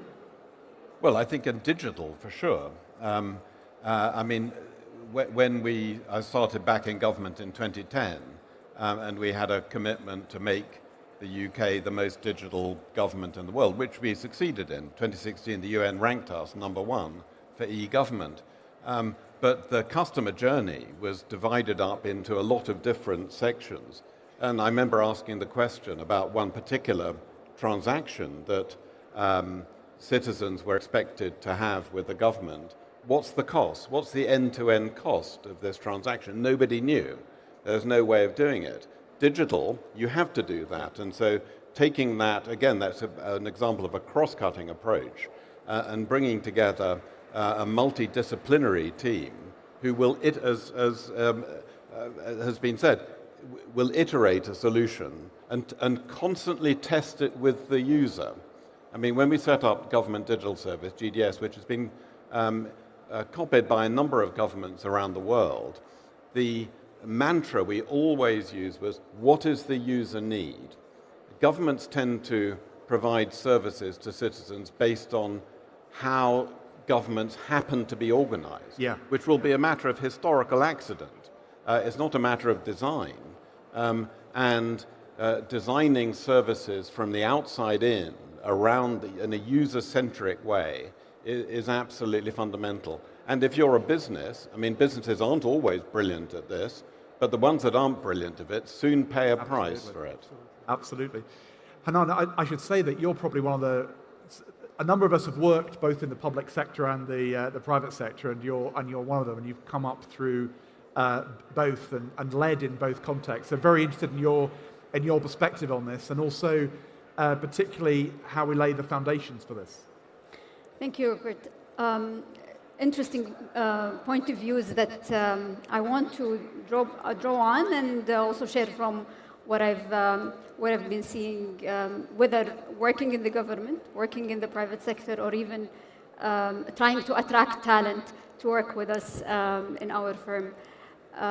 In terms of what could be learned between exchange in terms of learning or learn together across the sectors is really today government sector is serving the citizens. One thing that can be learned from the private sector is focusing on the end user and how this can be transferred to the employees. Ismail mentioned that talent in Saudi and young people in Saudi are very eager to work in the government sector because they are fired by the passion and the purpose. But then the purpose is really building this country and serving the citizens in this country. Is Saudi government capitalizing on that? Yes. And I think that is the drive. And it is also the competition or the value proposition that the government sector is competing with the private sector. So there is something that the private sector can learn from the public sector rather than the opposite. Now, the challenge that is the retention and the talent attraction that is facing both, I think it will force or will enforce the two sectors to think about how can I resist the transferability and the mobility between the two sectors and really enforce that, enable that, because then this generation needs their freedom, need to feel in control of their career, and they need to learn as well that the employer is committed to their career and their benefits rather than just focusing on why do they want these talent to join them. So that's from my experience in working in both sectors and also interacting with young people, because we think that the workforce today and the workforce for tomorrow will continue being the segment of the youth in this country. So that's what I want to. Hanan, do you think from what you're seeing and your role in attracting talent into KPMG and also what you see in your other roles, that the leaders of 2040, successful leaders in the kingdom, will have experienced both the public and private sector? Is that the ideal, that people should have time in both sectors, do you think? Whether it's through exchanges or by having jobs in both? Well, I think it's a question that is being debated as we speak. Do we require? There is one thing that the question is: are the graduates or the talent that we're attracting to the two sectors ready for working in for the work life or starting to work? That's a question that I'm sure that we're going to address when we touch upon education. But requiring the experience, whether it's in public sector or private sector, at the early stage of career is a question of what is the experience that I need. Yes. Do we have an answer to this? Because then you think about how this experience can be attained. That's a question. Then the other question is, okay, what about the mid-career or senior people? Why do I need to attract people from different sectors? Is it a specific skill or a specific experience or exposure that I want to fill the gap? Is it that, or is it skill that I need now, but then I want people to, at the stage of strategizing and designing, and then, or is it a skill that I want to retain? We've been talking about what are the skills that are built and should be retained within the public sector. Public policy, for example. Do you need public policy makers in the private sector? I don't think so. but you would need someone who works on the customer journey, on the efficiency, on the business models and operating models of services, for example. And I think one of the things that I'm very struck by looking at the way the Kingdom of Saudi Arabia is approaching public policy and Vision 2030 is there's policy and there's delivery, and you need skills to do both of those effectively. You need to have the technology to support it. And I think that's going to generate a very, very capable group of leaders who are going to be able to take things forward in the future. And it's interesting also seeing how many people in government positions at the most senior level have come from the private sector, which is something I know, France, that you endeavoured to do in the UK. Should we move on to the next stage, which is asking about the future and how we will see this develop? I'm going to ask for the slide to be moved on. If I give it one more click. To talk about the next 10 years and beyond. I mean, it's, as Ishmael and I were talking about earlier, we've got less than 10 years before the end of 2030, so we're looking beyond 2030. I'd be interested to know the panel's views on what are the types of leaders we can expect to see. What sort of skills will they need? They're going to be dealing with some of the things we've heard about today in terms of generative AI, a predominantly digital world, and also a very, as we said, a polycrisis world as well. Could I start with you, Rachel? What's your thinking as you look ahead? What do we need to bear in mind about the way we do the workforces we need to build for the next 20, 30 years? Well, I think without doubt, we're going to need leaders who are sort of literate in data and can really understand evidence, can look at evidence, see what the difference is between good and bad evidence, and really sort of understand how to use it. And also, I think, have the bravery and confidence to embrace uncertainty, embrace the idea that some programs work and some programs don't work, and lead with confidence through that sort of level of uncertainty. I mean, there's obviously a huge amount of enthusiasm and focus at the moment on AI, artificial intelligence. I think even before we get to the stage of AI, there is an enormous amount of much lower hanging fruit in terms of improving the public sector through sort of more effective use of data. I talked about that a little bit earlier, but the public sector has an enormous amount of data. And at the moment, we do very, very little with it.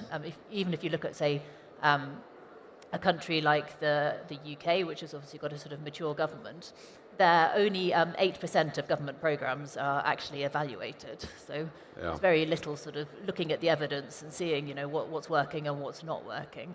And even once we get beyond sort of setting up national levels of sort of proper data architecture, there's then a sort of further step that we could and should go to setting up sort of global evidence networks, where not only can we be using data within a country to look at what is working, but we can sort of then be comparing between countries to see what works on an international level. And I think actually one of the silver linings of the fact that government and public sector so far has not really been evidence-driven is there's a huge amount of variability, because we're not sort of led by best practice. We're slightly more led, as Francis said, by historical accident. There's a lot of variability, so you can really mine the data to see the outliers, what's working well and what's not working well. And none of this is AI. This is really just data science. And you can use data science to make public services significantly more effective. If I can just give a very brief example, maybe of a project that we did in BIT. So in the UK, we've got something called the Care Quality Commission, which is sort of responsible for overseeing the standards of care in the medical profession. I'm sure there's a sort of similar within the Ministry of Health here in Saudi Arabia. It obviously has limited resources. It can't be everywhere at once.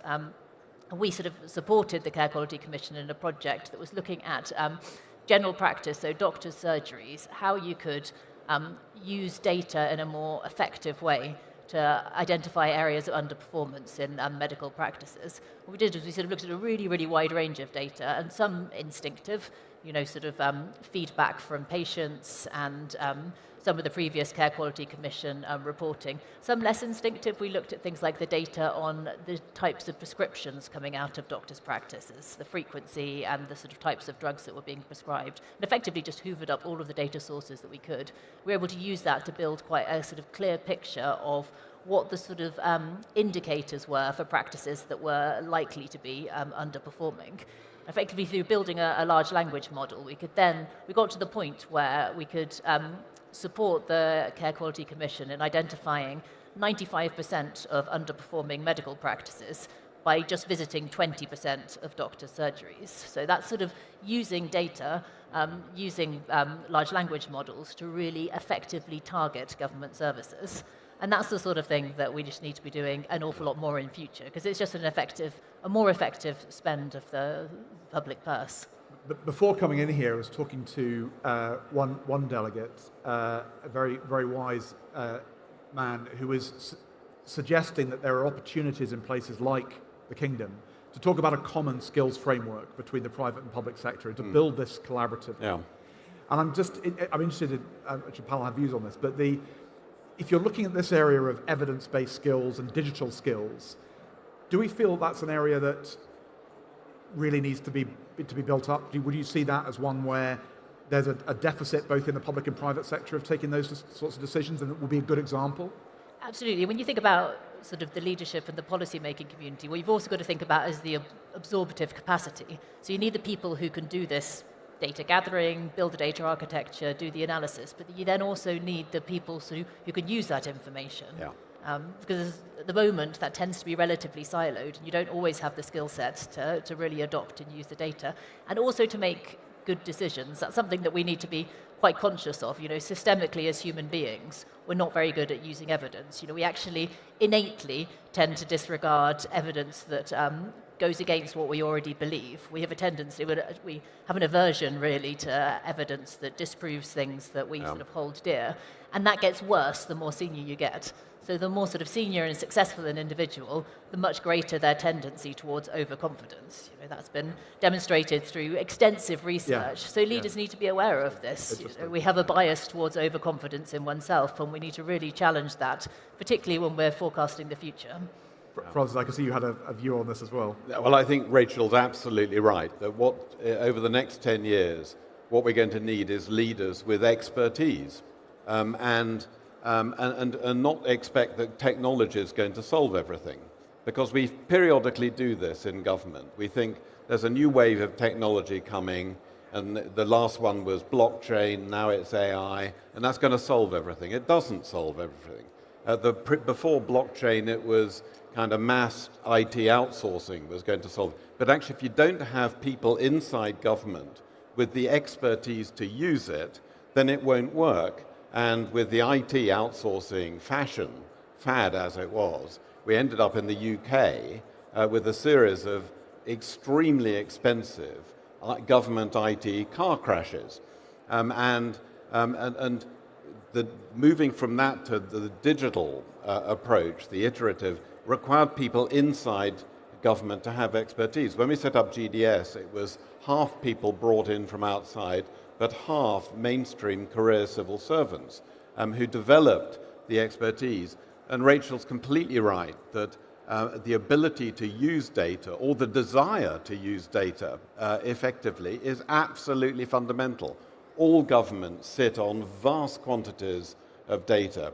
In the David Cameron's government in the UK, I ran a big open data program where we released huge numbers of data sets, made them available for the public and for the tech sector to develop applications using them. And we had massive resistance from within government to releasing the data sets. The excuses were national security, commercial confidentiality, legal reasons. The last reason they would always come up with was, "But Minister, the quality of the data isn't good enough and we need time to improve it." To which my answer was, publish it and you'll find it gets better quite quickly. Yeah, this is the... But having people inside government who have both the desire and the knowledge and the expertise to use data, and having some disciplines that say you will not make a decision, publish a policy decision, without publishing the data that underpins it. That would be a strong discipline to have. I tried to get that through when I was in government and failed because there was this huge institutional resistance to it. One of the things I notice about the Kingdom of Saudi Arabia and its capability culture, if I could put it that way, is it's a culture that combines engineers and poets. Yeah. Yes. And that's a great thing to build on and avoid some of these problems that we've had. Hanan, tell us about your thoughts about the future of capability in doing this. Well, looking at, again, the trends that are happening, we talked about digital skills and digital readiness. I think it's becoming an expectation rather than being ready. Again, the generation is becoming equipped. And it's not a matter of university or education, it's there everywhere for people who want to get it. So the expectation is, employer, are you going to give me these tools that are going to help me produce quality work, efficient and speed, or am I going to start work like the old generation used to work? That's one. The other thing is, again, mobility and transferability is very important for the employee, but also for the employer as well, because that will help in retention, will help also in attracting the talent that are needed by the market and by the organization, whether private or public sector.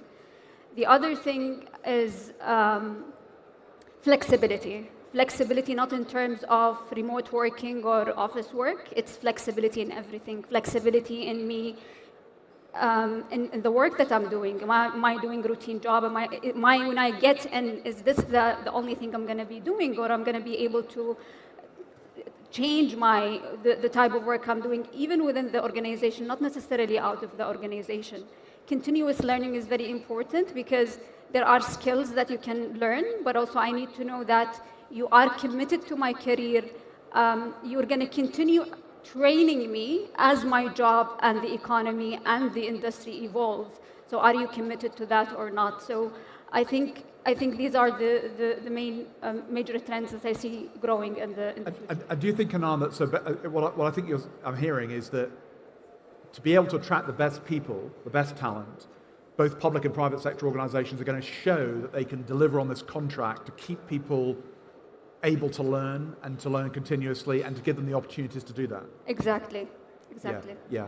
It's very, very, very interesting. And I think particularly one thing that I've seen in a number of global organizations is there is a cliff coming because a lot of professional jobs that are affected by generative AI and artificial intelligence, those jobs are going to be very differently done in 7 or 8 years. So you're joining the workforce now as a graduate, and you know that the job that you're going to be doing in 7 or 8 years is going to be very different.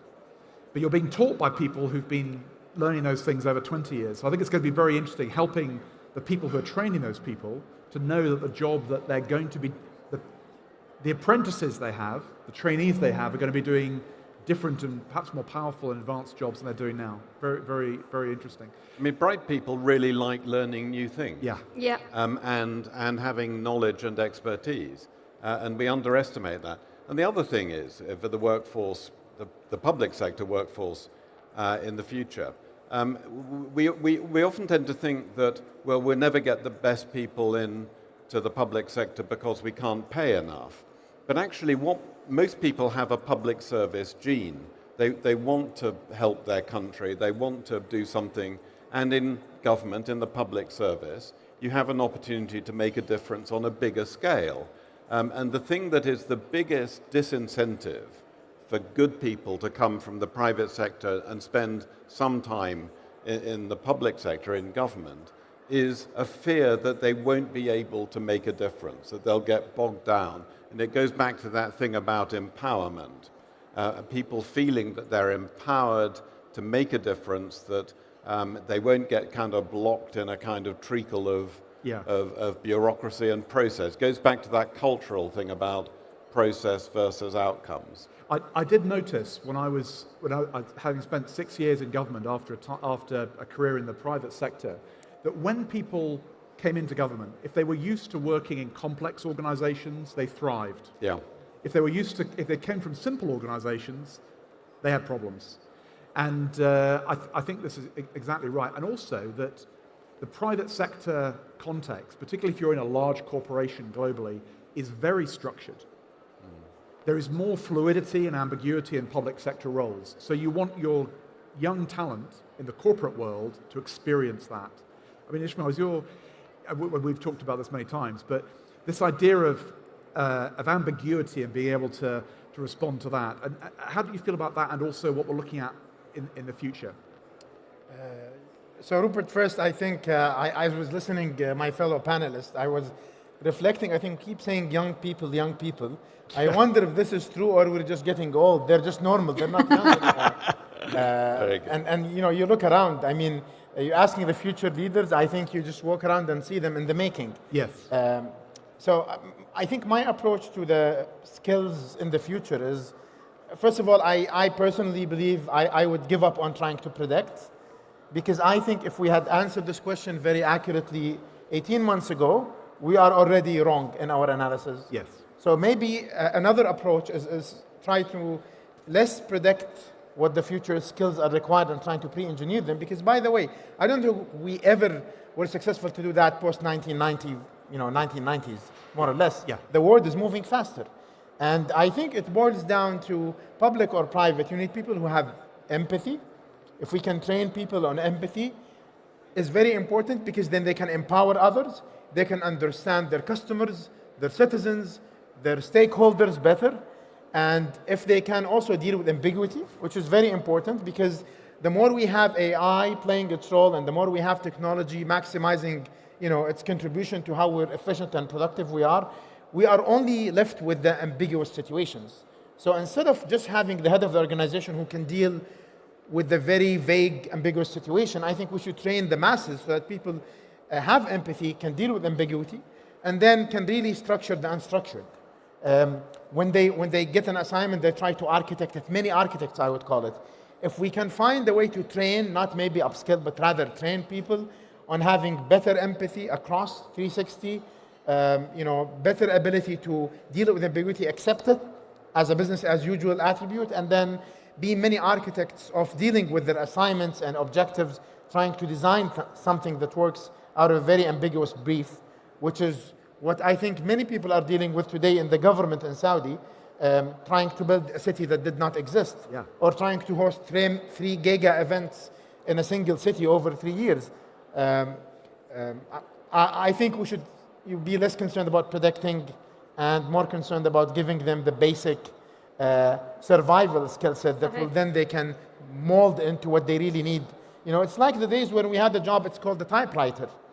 Yeah. Do we still have that? We all do typewriting. It doesn't have a name anymore, right? And I think ability to deal with the digital tools that will be available for us will be an organic thing over time. We just maybe don't feel it, but you should ask our kids. I think they might have a better answer. Very true. Fantastic.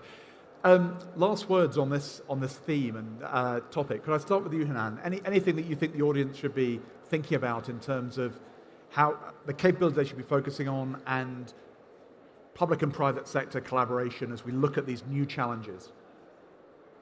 I think today we've heard, I'll start from the last, the latter part of your question. Today we've heard the announcement of some academies. His Excellency Al-Khaif announced the Industrial Academy, أكاديمية الصناعة والتعدين, and I think that will call for collaboration between private and public sector. At the end, the workforce is shared, it's one labor market, and the collaboration between the two sectors are important, whether government employer or education providers and policymakers, education providers and employer. That's very important. Collaboration is very important.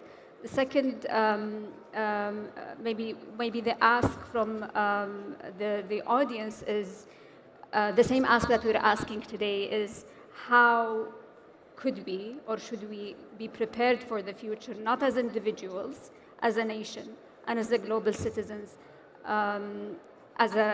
shaping the future and being ready for the future as well. Fantastic. Rachel, any final thoughts?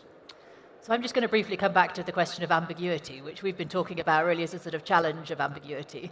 I would probably reframe it as an opportunity of ambiguity. And if just to give a bit of an example there, if we think about... ambiguity as opportunity, yeah. Yeah, if we think about sort of the lessons learned from COVID. So that was a moment in which we were operating in such a changing, dynamic, fast-moving situation, that we couldn't have this sort of very long-term programmatic static approach. And we really had to sort of in the public sector start moving in a very iterative, adaptive, fast-paced, responsive way with very sort of fast feedback loops.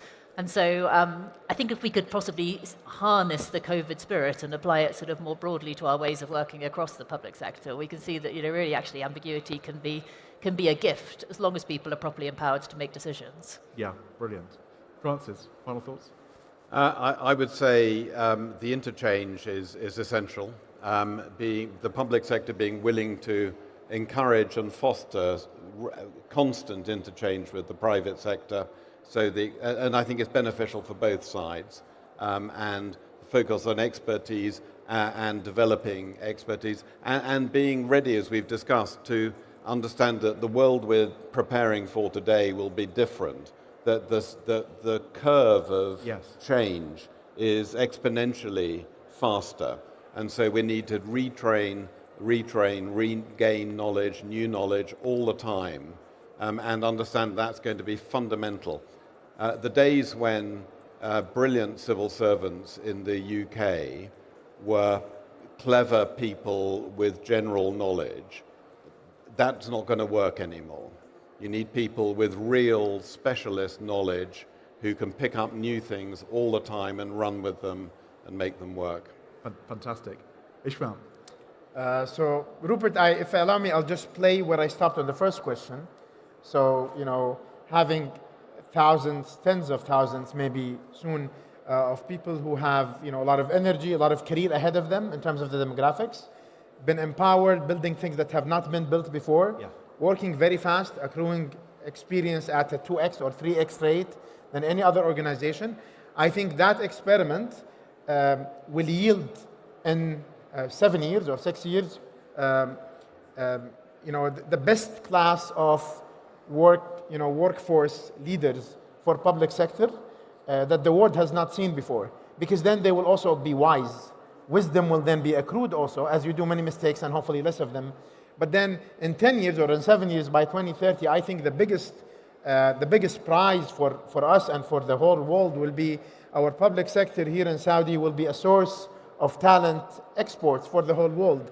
And I think the SMEs from Saudi will be the ones flying to the UK and to the US and to Germany and to Korea and to Japan to share that experience that has been built over the experience of achieving Vision 2030. I'm so glad you said that, Ishmael, because for me, Vision 2030, the way in which it's being executed across the kingdom, means that we're, as well as everything it means to Saudi Arabia in the world in the 21st century, the 21st century's first and signature transformation program of scale is going to produce amazing leaders who've actually had deep experience through learning and through the mistakes they've learned as well, which is very exciting. We're coming to the end of our time. I know the speakers will be around to continue the conversation afterwards more informally. I wanted to end with a quote from one of my favorite authors, William Gibson. I'm going to attempt to say it in Arabic, and Hanan will correct me, which is, Hanan, tell me if I get this wrong. المستقبل بل فالحنا إنه ليس موازن بتساوي. That is, I think... More training is due. Yes? I need more training. Do you want to say it in Arabic? المستقبل بالفعل هنا إنه ليس موزعا بالتساوي. The future is already here. It's just, thank you. It's just not evenly distributed. The future is here. What a great event to demonstrate that the future is here. This is where people will look back and see capability is being grown in a 21st century way in the Kingdom of Saudi Arabia. Please thank our speakers. Thank you. Very good.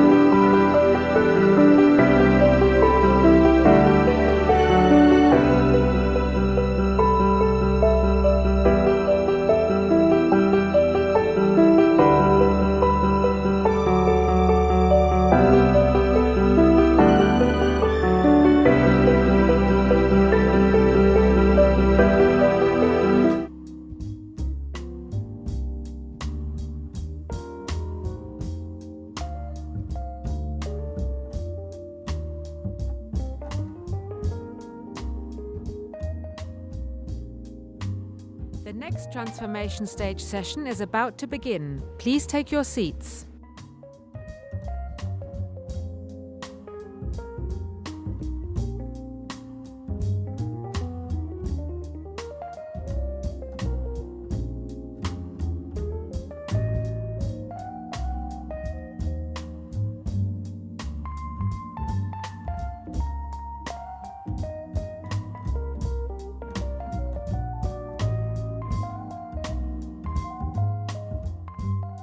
The next transformation stage session is improving workplace readiness through employee-aligned program design. Please welcome to the stage Sally Jeffrey, leader of the Global Education and Skills Network at PwC Dubai.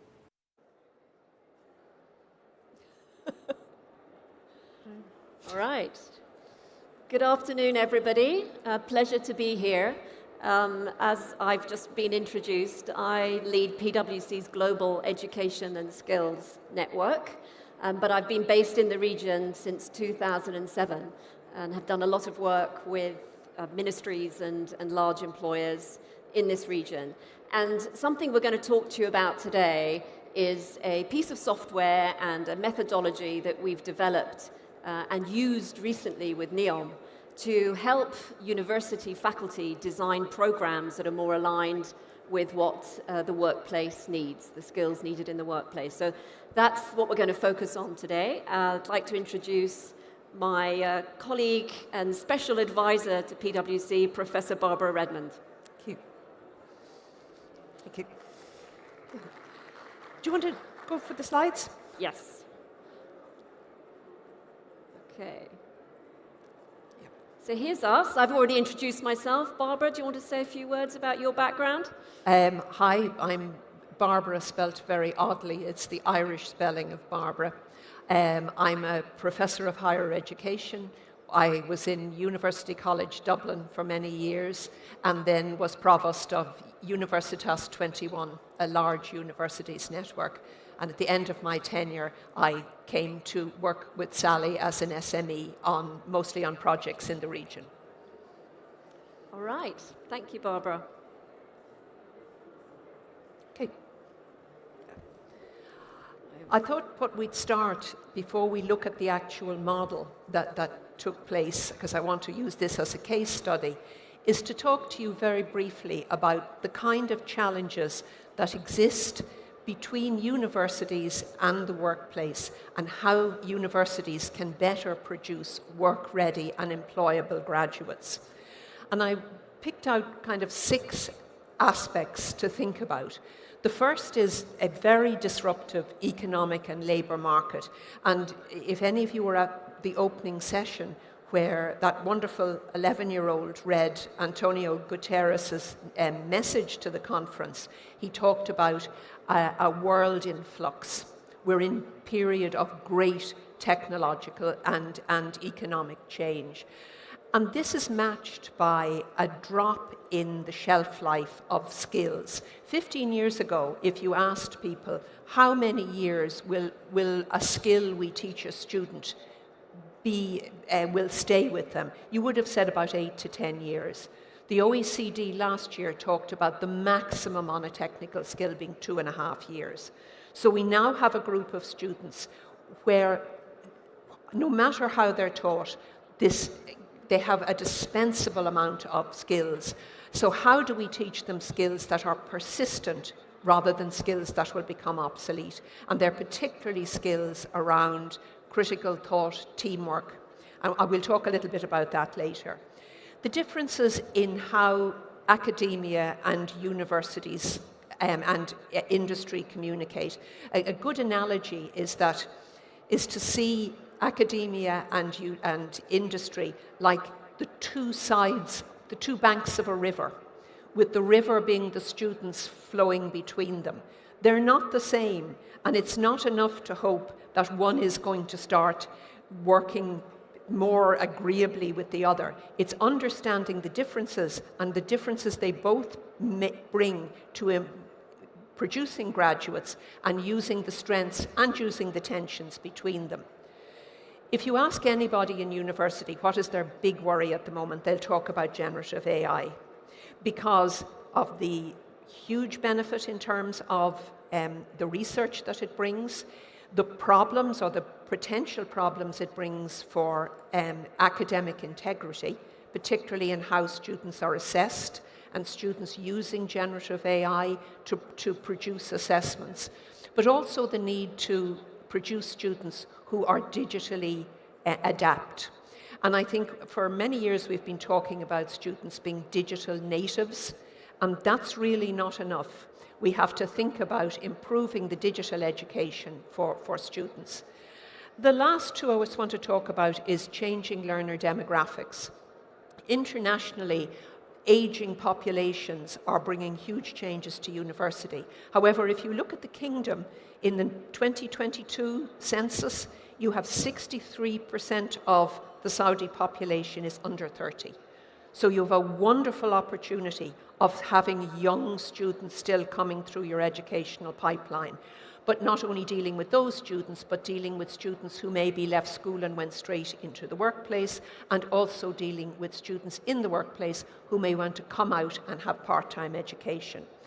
And finally, a thing I feel quite strongly about is the continuing impact of the pandemic on employability for students, and not to underestimate some of the damage that the pandemic did, particularly for students that were between 18 and 21 when they were in the pandemic, and that generation and some of the generation coming up have lost opportunities to be young, to have the normal opportunities of 18, 19, 20-year-olds that they will never get again, and just recognizing that in how we teach them. I want to go through kind of the 4 answers we were looking for in this project. One is, how can academia and industry work well together? So how can we improve communication between a university and industry? To think about employability not just as something that has meeting short-term skills, skill shortage, but as something that really prepares students for a long and very changing lifestyle. And we're certainly looking at generations of students coming up who will have 5, 6 and more careers in their lifetime. To think about durable skills that are needed by students. Some of those are technical, a lot are what would traditionally have been called soft skills, but looking for students who are critical thinkers, who are good at teamwork, who can take on leadership. And if you ask employers, what kind of characteristics do you want from the new employees coming in from university, they will talk more about these durable skills. But interesting, if you ask students, what does an employer value most greatly? They will say grades. The higher my grade, the more chance I will get to an employment. And sometimes we can miss out in really building those durable personal skills in students. And finally, building programs that can be delivered in different ways at the same time, online and in person or blended, full-time and part-time, full degree programs and shorter conversion diplomas, and of course micro-credentials as well. And we'll show you how these were implemented in the program. So before I pass over to Sally, who has the real meat in this sandwich, just to say the key questions that came before Topian, which used to be called Neum Food, and a Saudi university, that the kind of focus they were looking for and the questions they were looking to ask when the project started. What were the gaps between the current labour and education systems for jobs in this project in climate-resistant agriculture? How could you build a sustainable food, education and career programme that would attract young Saudis? How to leverage the current education system, and particularly what the university was doing at that time, and how to start the journey. So I'm going to pass over to Sally, who's going to tell you how the journey went. Thank you, Barbara. So before I get into this, I just want to caveat, I am not an agricultural scientist or a biologist or a botanist. So don't start asking me too many in-depth questions about some of the content. But I'm going to focus more on the process. So for years, I've been asked by universities to help them figure out how to design more employment-aligned programs. And they say, well, you PwC, you work in all these sectors, surely you understand what's needed.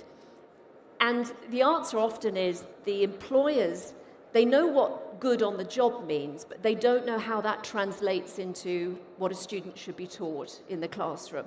And similarly, the faculty who are learning specialists and passionate educationists have never had that job.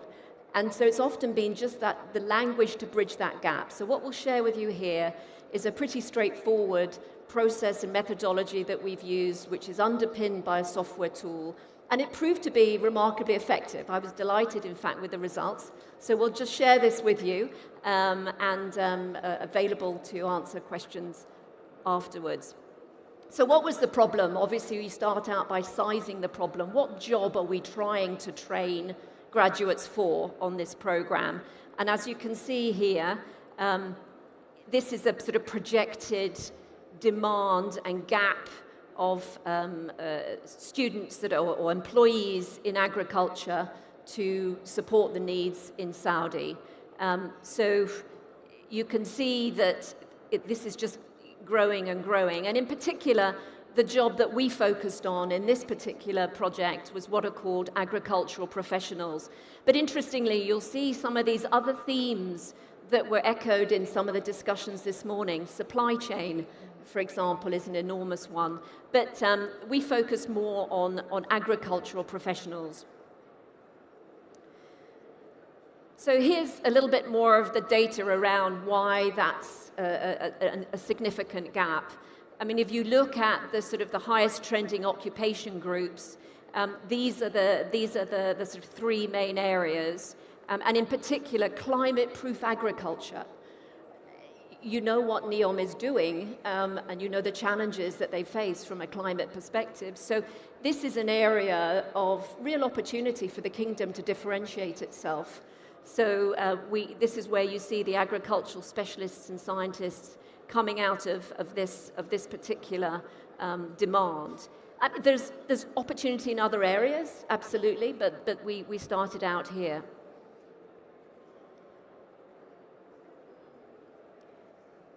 So as I say, we focused on agricultural specialists. We're looking at creating a qualification aligned, obviously, with the job need. So we refer to the ISO codes. We want to understand, where this job sits. We were looking at creating a qualification that was at least a level 6 on the National Qualifications Framework. So we sort of went in with those priorities in mind. And we were looking for future needs rather than a generic agricultural program. There are many generic agricultural programs out there, but we were looking at, or NEOM were particularly looking at those specialist needs and specialist skills that were going to be so important in their environment. So the other challenge that we faced was we want to work with the local education sector. We want to empower and leverage the existing universities that we have and educators that we have in the kingdom. And when we looked at the agricultural science programs that existed, there wasn't a great match. And so this is again why we decided, right, let's focus in on agricultural specialists and scientists, specialist areas, and in particular those areas that aren't currently being offered in the existing university system. And you see again here, controlled environment agriculture, which is a field that's really disrupted by technology and is going to continue to be so. So when we talk about those green skills and future skills, we wanted to make sure that we addressed that and brought in the right expertise to do so. So as you can see here, we really had three main inputs to program design. What's the occupation we're focused on? Let's not forget this is an employment-aligned program design. What are we aiming to have people placed as? We want to make sure that we're aligned with and potentially ahead of global trends in this space, and we want to make sure we're focused on the right level of program. So this is, at a very high level, the 7 steps of the methodology that we follow. I'm only going to focus on the first 3 steps here. And as you're just sort of reading the slide there, just to tell you a little bit about where this comes from. This is based on what's called the systems approach to training, which is a methodology that's been used for years in what are called high-stakes professions. So we're talking about defense, security, medicine, those roles where it cannot be ambiguous whether somebody can or can't do something.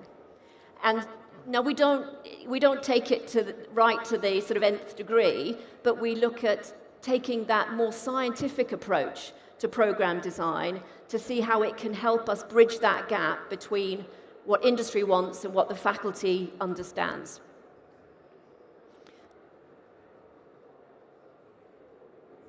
So we start out with what's called the functional analysis that leads into being able to create learning objectives. The definition of learning objectives is really, really key because that's the sort of common thread that sort of runs through the software. So we look at existing job descriptions, program types, the industry trends, as I mentioned before. We then break it down into 3 basic areas: the duties, tasks, and then subtasks. And so we get quite granular in that we need to understand, okay, what does it mean at these 3 levels? I'll show you that shortly. And then once we've sort of done this exercise, you have to validate it. It's been sort of quite a bottom-up exercise at this point in time. So we then share it with industry experts, academic specialists, pedagogy specialists as well, to figure out, well, are we on the right track? So when we looked at this particular role, there are 6 main duties that were identified. And so this was our starting point. You can see here we have the sustainable climate-resistant agriculture as one of the key duties, but some of the others are fairly typical. I mean, you would expect to see this, and that's good. You would expect to see this. So we start out with these 6 main duties, and then this is where we start to get into the weeds of it. So you take each of those duties and you start to understand what are the tasks and the subtasks for each of those duty areas. And so that is what we call the functional analysis. Now, for those of you who have ever tried to register a national qualification, some of these templates and language might look familiar to you because the software is actually designed to eventually produce the outputs to apply for a national qualification. So we write them with the goal in mind that this is going to be a formal qualification.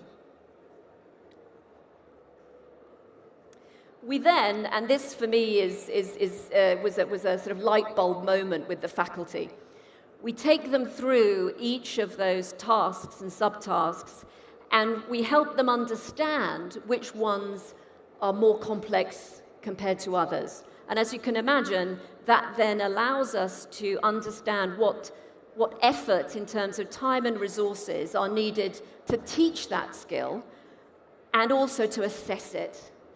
And then once we have that understanding, then you start to build your view of what the learning objectives should be for this particular program. And the complexity level, which is the piece that's filled in by the employer and the specialists, helps the faculty then figure out where should they place the effort in terms of classroom time, simulation time, field work, etc. And that was the bit that was missing. They didn't know where to place the emphasis. And this, I think, is one of the key values of this technique.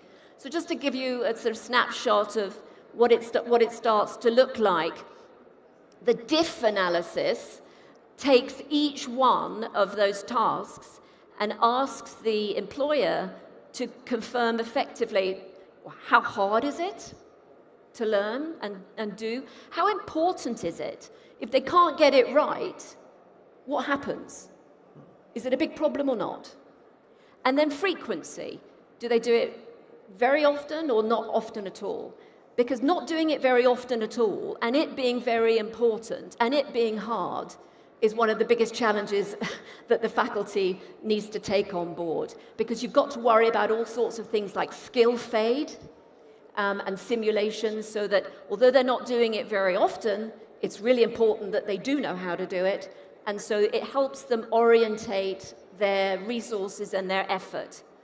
So this is just an example of one, which was support soil experimentation, and effectively it came out at a 4, which meant that it's a combination of sort of quite complex theory that they need to understand, mixed with an understanding of the application of that theory. Now, you do this for all the tasks, so you can imagine you end up with quite a comprehensive picture of what is important to prepare somebody for this particular role. Once that's done, you start to look at, well, what have you got to work with already? You don't want to start from scratch, so you do a mapping between the learning objectives that you've identified and the learning objectives of existing programs. You obviously want to leverage the faculty and the courses that exist, understand what you've got, where the gaps are, and focus on closing those gaps. So the software does that mapping quite effectively at the learning objective level. And this was the result of the mapping of this particular job role. That come back to the 6 duties, where did we end up? The mapping showed us that in 3 areas there was reasonably high coverage. So, but the faculty came away knowing that there's high coverage here, but there are some gaps, and they knew where the gaps were specifically, down to the task and the subtask level. And they knew that that gap was either complex or not so complex, not so difficult, and therefore how they should plug that gap in terms of the methods they should use to teach it. Would an online e-learn be sufficient, or was this such a critical, difficult task that scored high on the diff analysis that they were going to have to put a bit more thought into it and actually look at integrating that into a field program or a more intense learning exercise? And sure enough, the technologies and data science in this particular case was really quite low compared to what the job needed. So it raises a question about what can the university take on board here versus what the employer needs to fix. So it helped them understand that balance and have a dialogue with the employer around, well, look, we can cover some of this, but it's just not appropriate for us to cover these areas. They're too job specific. So as Barbara mentioned earlier, it supports the dialogue with the data and the understanding between these two very important groups on either bank of the river, but who don't necessarily know how to talk to each other. Over to you, Barbara. Thank you. I have to admit, when I first saw this model, I wondered, how are the academics going to work with this? It seems to be very technical. And any of you that are from universities know that you work on an annual basis and you review your courses. And the thing that really struck me is how much the faculty liked the approach. It was time-consuming, and we'll talk about that later, but they liked that it gave them an extra perspective. It gave them a new focus of looking about what they were teaching, what was working, and what was going to be needed in the workplace. And one of the things I wanted to get in the project was that we would identify particular subjects that needed to be taught, but that those subjects could be offered in a number of different combinations in order to meet needs of different students. So you've got here that you can build a new bachelor in plant science, and you take your gaps out of the model, you put those subjects together, and you build a full 3-year degree, 3 or 4 year degree out of that. And that's what we know, and it's straightforward. However, you can take the same subjects and you can offer them as a higher diploma in plant science. Now, the Kingdom's National Qualifications Framework has a level 6 higher diploma, which allows students who already hold perhaps a general science degree to come in and in 1 year upskill themselves. So for those students, you would be taking some of the subjects, mostly at the top levels of the Bachelor of Plant Science. You would bring these students in for a year, and you would then let them leave with their original degree converted into a degree in plant science. And the third area you could look at is to take some of the subjects from the plant science degree and provide them as subjects as micro-credentials. So you then have 3 cohorts of students. You have the student who is leaving school, who will come through this degree. You will have the student who is already holds the degree but wants to become more specialized, who can go through the higher diploma. And you will have perhaps a worker, somebody already in industry, who will want to come back and upskill by taking a micro-credential. But because you've done the work of the model, the subjects are now well matching industry needs. What it offers is employees with an opportunity to study much more relevant subjects. It also allows for more students to come through into a master's and PhD. So you have more students in the system and increased opportunity to leverage upskilling programs. So it's how to use something extra, but provide it in a number of different ways. And this is the one I think worked particularly well. The observations we have from the model and the project. The first was that the need to get this very accurate information to meet employability needs, and that gap analysis functionality definitely worked best because the university was already using learning objectives.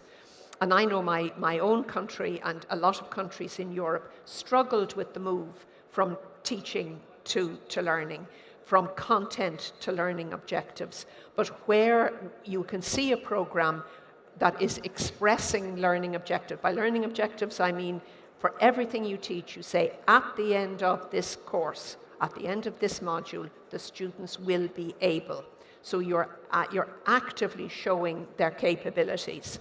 And certainly the model works best where that's occurred. That how much the faculty liked the detail.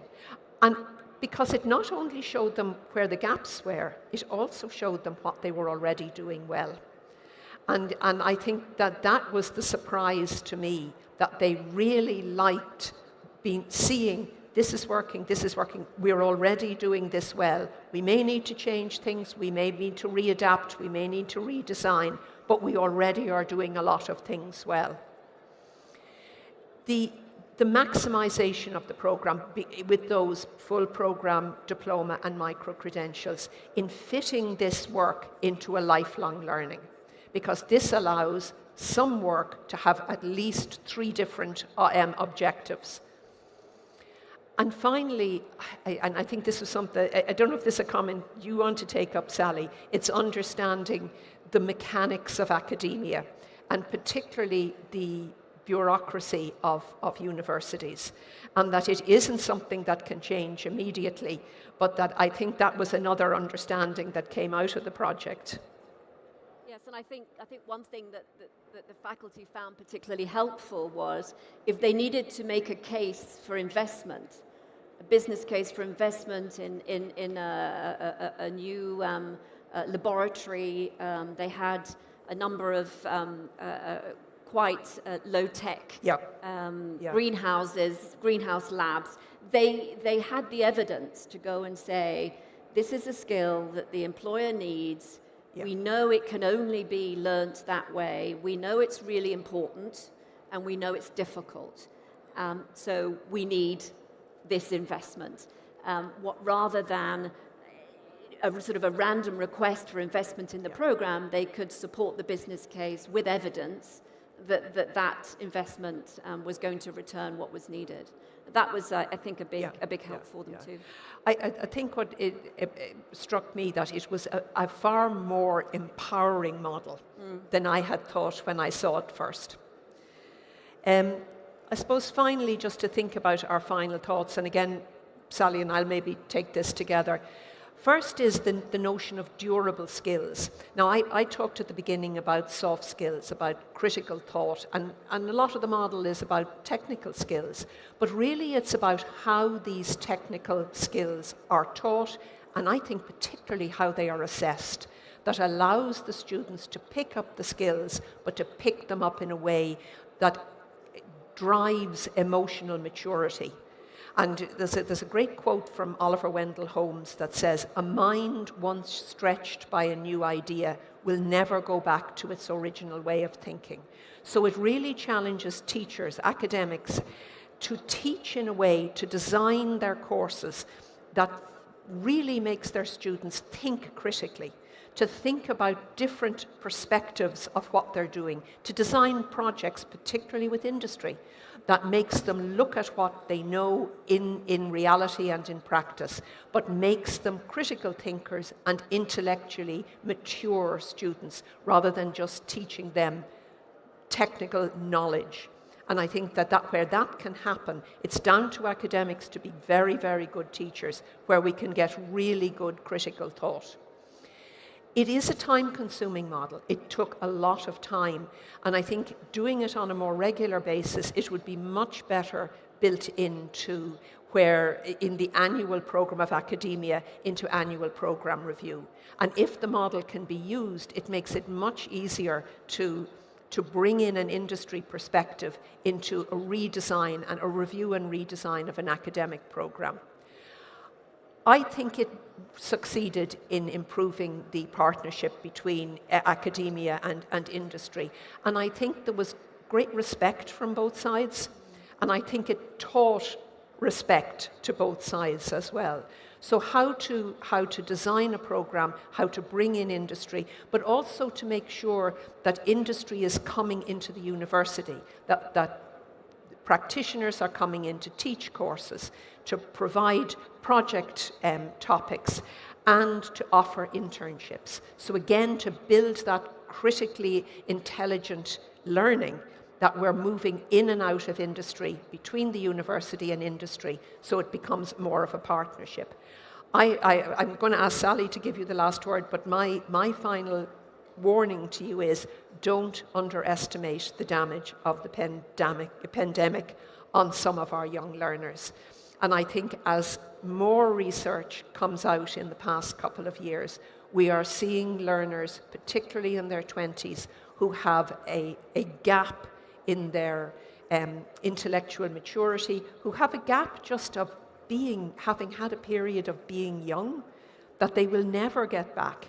And that when they go into industry, that is presenting as immaturity or some difficulty in practice.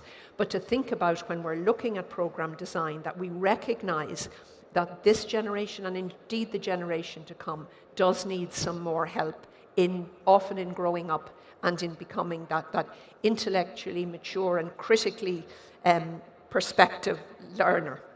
Sally, do you want to give your last thoughts? Yes, thank you, Barbara. So I hope that you can see that this approach actually can be used for any program. Plant science is just a case study here, but we're now beginning to look at, we are using this methodology in the arts, in tourism and hospitality, for instance, maybe in other areas.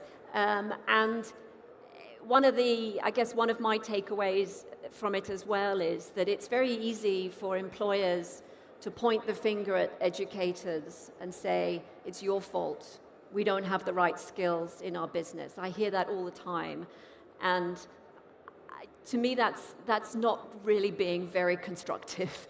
You need to understand what the education system needs to know in order to do a better job. And so when we went forward with this particular project, we hoped that we would help bridge that gap between industry and faculty, that they would be open to using this approach. And I'm delighted to say both sides were. And so that's given us the confidence to now look at introducing it in some of the other areas. So I hope you found that of value and of interest. And I know we don't have very long for Q&A, if any. But you can find our details on the app, and would be delighted to follow up with any specific questions. Thank you.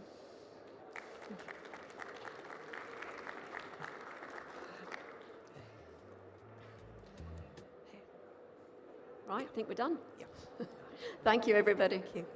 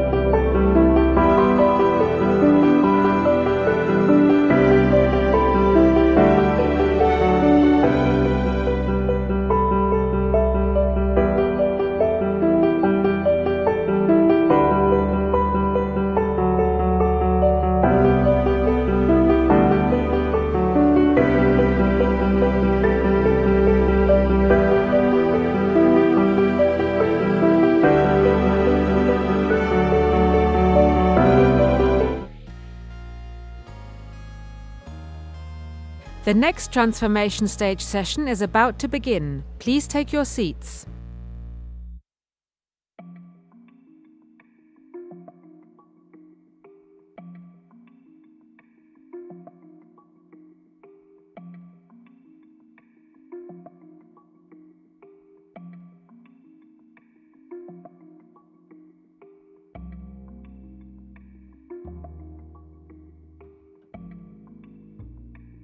The next transformation stage session is Sector Spotlight, Navigating Tourism's Career Landscape, Insights and Pathways for Youth.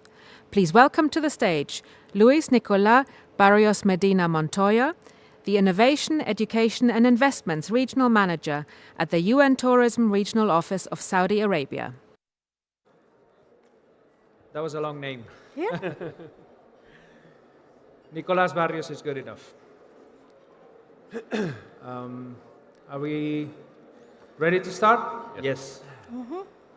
Okay, so should we take a seat, please? So the panel today is about education. As you may be aware, UN Tourism, or the UNWTO, we just changed our names. Now we're UN Tourism. It's a UN agency in charge of promoting sustainable development of tourism worldwide. And we have a regional office, started a couple years ago, but operational and fully equipped since 2 years. And I'm in charge of innovation, education, and investments. We are represented, not all the departments of the UNWTO, but we are promoting the development of quality education within the tourism sector, and especially here focusing in Saudi Arabia in collaboration with the Ministry of Tourism. Our member states have given us the mandate of promoting education in tourism, because there is a challenge of capacity building in the sector. This is something that is very relevant here in Saudi Arabia, because the sector is building up, but it's also a challenge worldwide. The expectation is about by 2030 there'll be the need of 65 million new positions to be covered worldwide in tourism. Wow. And it's also a very it's a sector that it promotes development, economic development, and is very useful for the transfer of wealth and the distribution of wealth, and also provides great opportunities for all kinds of, say, workers, not only people who aspire to be managers, but also through the, say, what we call vocational path. So here in this panel, we want to, first of all, I'd like to welcome my esteemed, I should say friends more than panelists, because we are already collaborating. Dr. Abir Al-Amari, Quality and Evaluation Director of the Tourism Capability Deputyship in the Ministry of Tourism. Mr. Rod Smith, Group Managing Director of Cambridge International Education, and Mr. Salman Ghassim, President of Ahley, Saudi Arabia. And without further delay, I'm going to start with the ladies first, with Dr. Abir, with the first topic. We want to cover 3 topics through this panel, and try to cover all the angles that our panelists could provide. So for Dr. Abir, as a government official, how do you plan to ensure programs that not only develop capital effectively, but also maintain rigorous quality standards? Thank you, Nicholas. Thank you, everyone. I want to start by thank you, Nicholas, and the UNWTO for inviting us to their session. Also, I want to thank my colleague who shared the stage with me, and absolutely, I want to thank the audience who take the time to join us and to the HCD conference.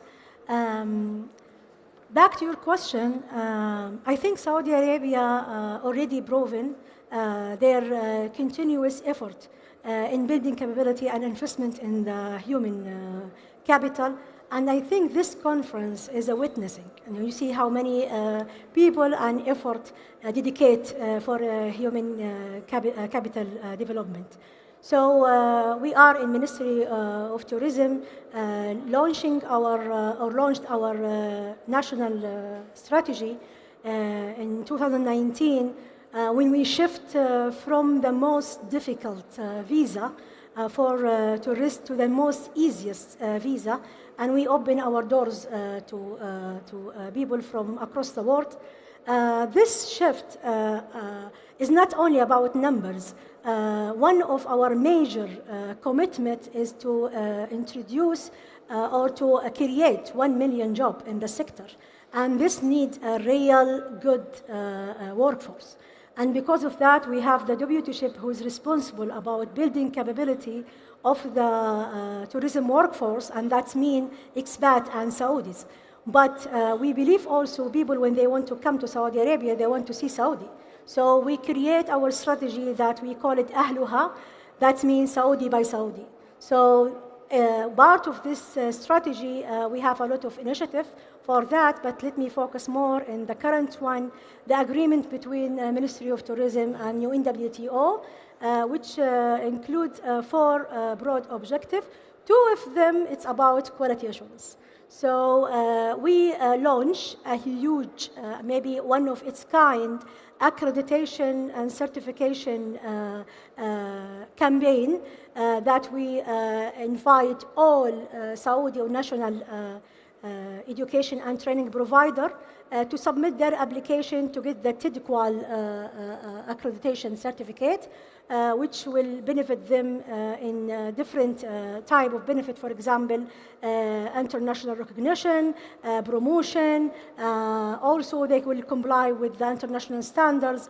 And even as a parent, I will also like to join my kids to these type of programs. So that's what our main focus this year, to let as much as of Saudi or national education and training programs in tourism to get the internationally recognized from the UNWTO TIDQUAL certificate. The other one is about the faculty, the other cornerstone of the education and training. So also we launched the first of its kind, even in UNWTO circle, they don't have this certificate yet. So now we are building the certificate together for faculty as well. So not only faculty, and even the program coordinator or administrator. So now, as you know, our weekly meeting, we are about to finish the curriculum of the certificate, and then we are going to also to start the process. So far, we have 69 programs in our TIDQUAL certificate. They are start the process, and also 200 faculty and administrative, they join the program they want to join. So the official, inshallah, official launching will be March 7. But really, I love this initiative because it's the first time someone looking at faculty and provide, professional certificate in tourism. So we are taking good care of that. And the good thing, we are launching this not only for Saudi Arabia. UNWTO is going to provide this certificate even for other countries. So I think this is the way that we are taking care of quality assurance by these 2 tracks of our agreement. The last 2, we have also a massive open online course, about 10 courses, and also we are working together to produce some statistical workforce market report by the end of the year, inshallah. That's very interesting. Thank you very much, Dr. Abir. Now to Mr. Rod.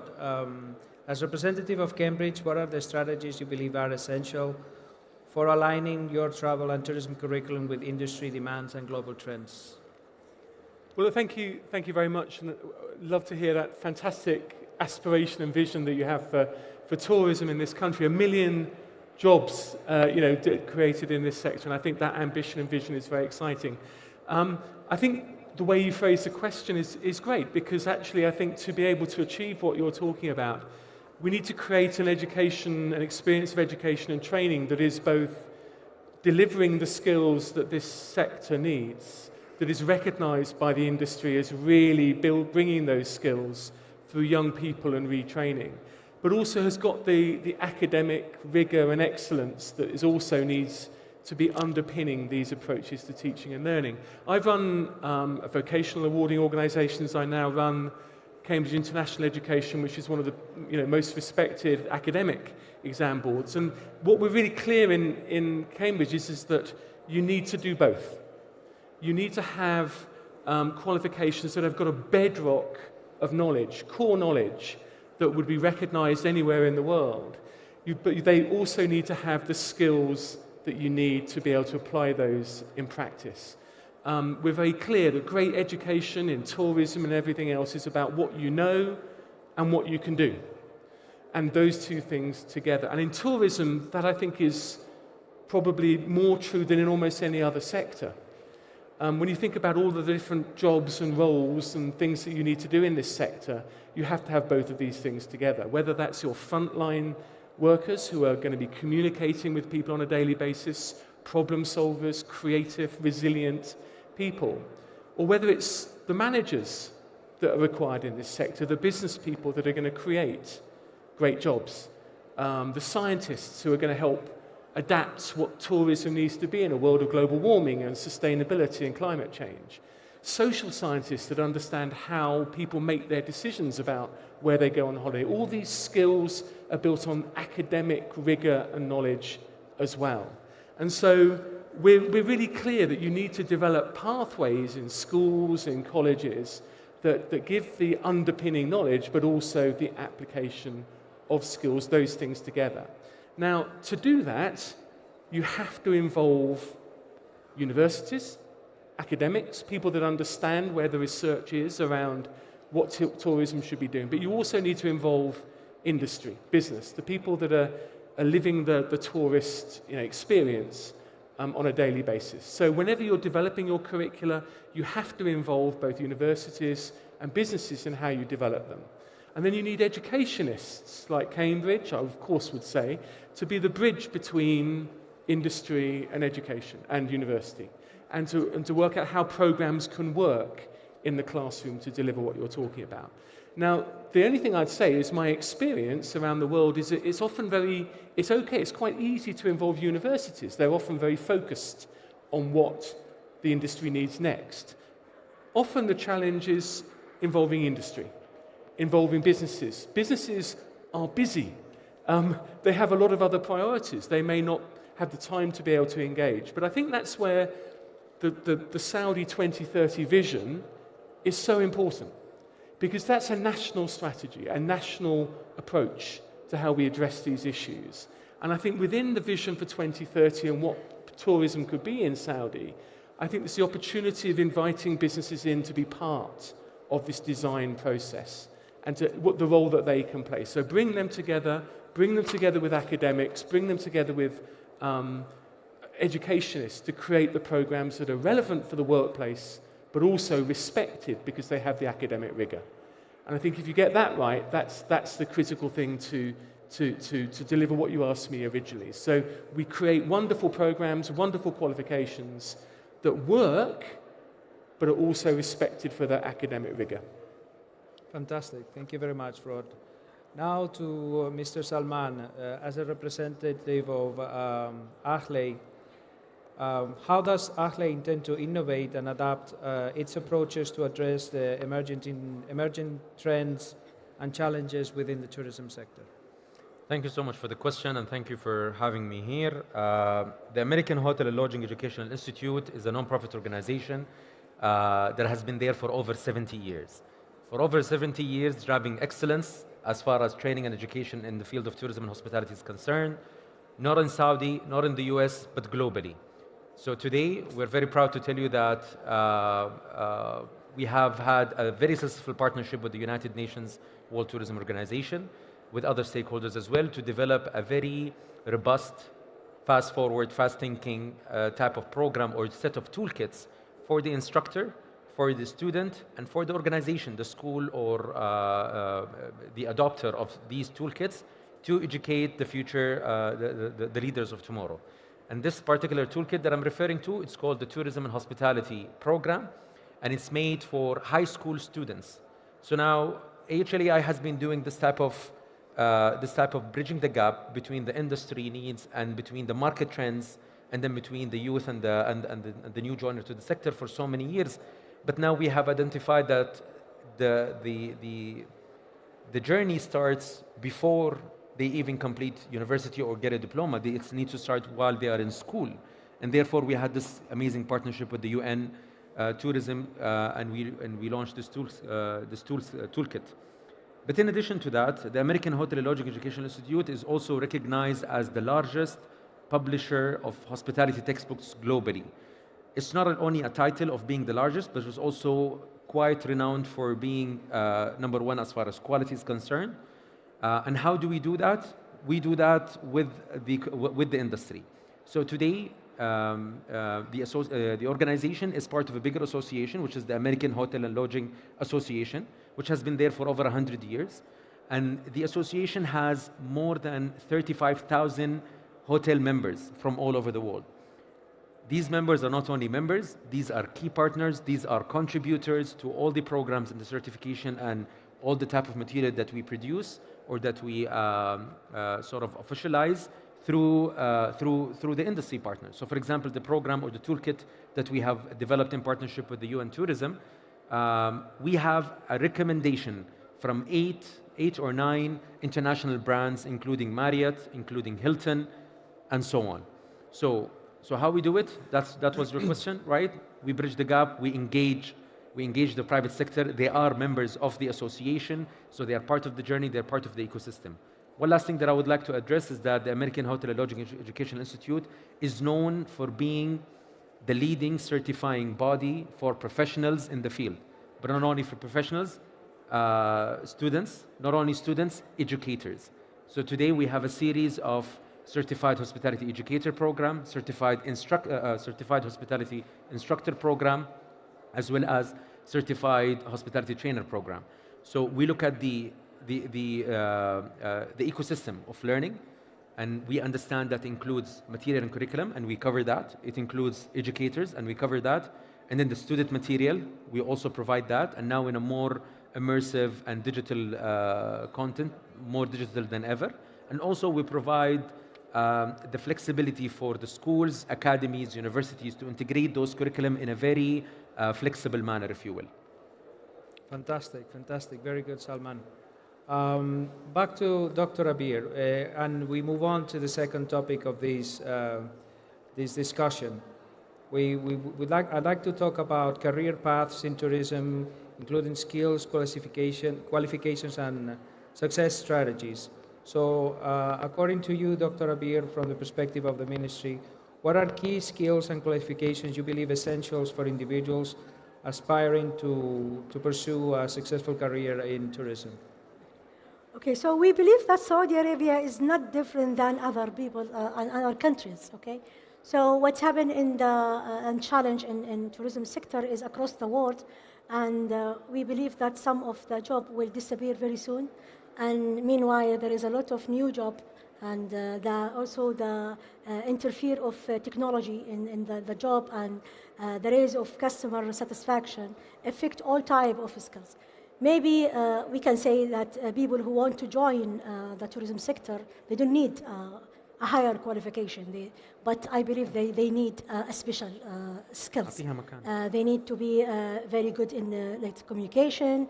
They need to be very patient, and also they must have the passion toward the sector. And we rely on their pride of their country. So also we believe that culture and how they connect to the land is very efficient in this way. So we put two approach in reskilling the workforce because we don't want to Saudize the sector or nationalize the sector by force. We want picking Saudi for a job is a business decision. We don't want to force them to pick a Saudi. So we want the Saudi to be very skillful, and they get the job without any policy. Okay, so we are working in dual approach. One of them that for the current job now we are recruiting the available and a very good skillful employees. Meanwhile, we are working even for the existing employees. So we are working with building capability for the mismatch between the supply and demand. We trained from 2020 until now more than half billion of Saudi in Saudi Arabia and outside Saudi Arabia. And maybe you heard about that the Trailblazer last year 100,000 and this year another 100,000 and 24 also another 100,000 inside and outside Saudi Arabia. So I think we are very generous with our people in this, and the good thing that the people who work in the industry really they deserve that, and they are looking forward to all this type of training. The private sector had a great work with us as well, so we always sit with them. We took the need from them, and we built our project. And by the last of 2023, we built the national occupation standard in tourism. And now we are collaborating with the tourism, with the Ministry of Human Resource in our council. We are chairing the tourism skill council. So we are presenting the national occupation standard in tourism now on the council to get approved, and then we are going to generalize. So different approach, different initiative in the same time. And also in regarding the nose, now we are working with university and education and training provider to reflect the persona of the graduate based on the national occupation standards.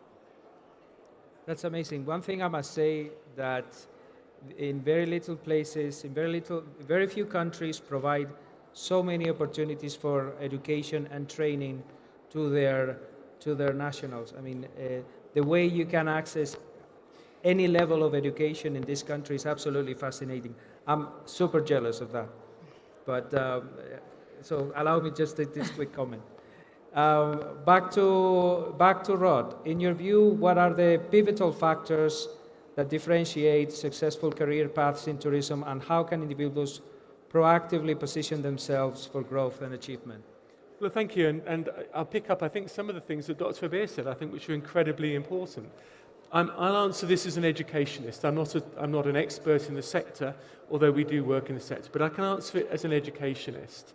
To begin with, I think I'll go back again to saying how important it is, and you touched on this, Dr. Abir, to have qualifications that are recognized and respected as your bedrock, the foundation of people's understanding and what they can do in the sector. I think the ability to then have other qualifications for short courses and upskilling and reskilling through a lifetime is very important as well. And I think that kind of points, I think, to one of the critical things around this. When we think about great education and great vocational education in particular, it's about how can we help young people and adults be ready for the world. And the thing is that actually at the moment the world is changing. The world is changing a lot. The world of tourism is changing massively all of the time. So every 3 to 5 years, I think we need to be constantly revisiting these areas and see, are we still teaching the right things? Are we still learning the right things? Are the skills that were relevant before still relevant for the future? And I think for that reason, if nothing else, there has to be a commitment that people have to continually learn, to be prepared to revisit this area and to upskill and reskill, and have the mechanisms, the systems, the qualifications, digital often ways to continue your education throughout your career. And I think that is incredibly important. The second thing I would say, and then really the only other thing I would say is that tourism is about people. Tourism is about the way that we interact wonderfully with people that are spending their well-earned money on the experience of a lifetime. And I think our ability to be able to, the other skill that we need is our ability to communicate, to form those bonds with people. And as you get further and further in your career, you become closer and closer to the need to be able to communicate effectively, to be able to use your language and English to really build those positive experiences. So your lifelong commitment, I think, to learning is also about your lifelong learning to build your language skills, your communication skills. And for right or wrong, English is the language of tourism, both in Saudi and globally. And I think so those two things together, a preparedness to continue to grow and to upskill and to build your communication skills around a solid qualification-based understanding of the subject, you will have a job, a career that will last a lifetime. Also, I should add that within the tourism organizations, the hotel chains is a very human resource heavy sector. Yeah. So communication within the organizations is very important, and be able to provide career opportunities and clear career paths within the organizations, and having them sinking into the culture of the organization and being able to provide this service, after all, which is providing a good experience for the tourists. Absolutely. So it goes out and within. Salman, back to you. Considering the diverse opportunities within the tourism sector, how would you advise individuals to navigate and strategize their career paths effectively? What would be your advice, particularly for the Saudis? So within a Saudi context, I would recommend two particular things. So first of all is to get their hands dirty in a more, let's say, in a more casual way. So to actually obtain a summer job, to obtain a part-time job, to obtain an internship, even more applicable, within a hospitality firm. So they can have the real look and feel of what is it like to be working in such a dynamic sector. Hospitality is a beautiful sector, but definitely it's not for everyone, right? It's for those that really thrive when they meet people, when they interact with people, and they provide experiences rather than just serving, regular people. So that's number one. Number two is to combine these practical experiences, in whether if it was an internship or a summer job or whatever if they were in their early stage, with some sort of qualification. And when I say qualification, not necessarily a diploma of 2 years or a bachelor degree of 4 years or anything else. It can be as simple as a short program or an entry-level certification that gives you a good understanding, but also gives you a good access to the industry. An example here would be based on our experience as the American Hotel and Lodging Educational Institute is, so we provide, I like to believe that we are the sole providers of professional certification in the hospitality sector. So, and we address all levels, from the executive level or even the GM level all the way to the line level, and across different departments like front office, food and beverage, revenue, sales, etc. So at the line level, we have a golden certification, I like to classify it, which is called Certified Guest Service Professional.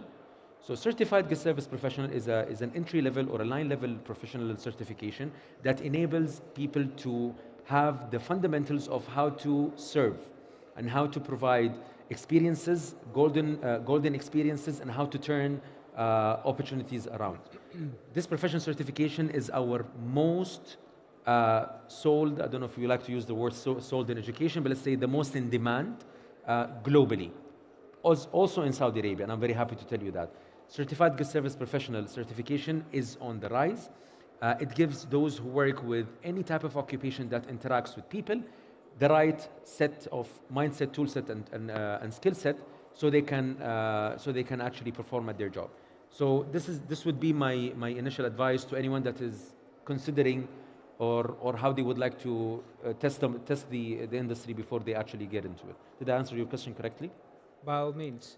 I should add maybe one thing that for us is a concern and something that we need all together to work towards is to provide ways to traverse the vocational path towards the managerial paths. Sometimes people start a and education within the vocational path, and especially in tourism. There are so many stories, I mean, success stories about someone who started as a bellboy and ended up the CEO of the company. But there has to be some sort of ways to traverse that in a more institutionalized or formal way to provide these opportunities to make it not a straight line, but like a tree. Definitely. Which there are many options. Definitely. So that's something that food for thought. See how we can do it.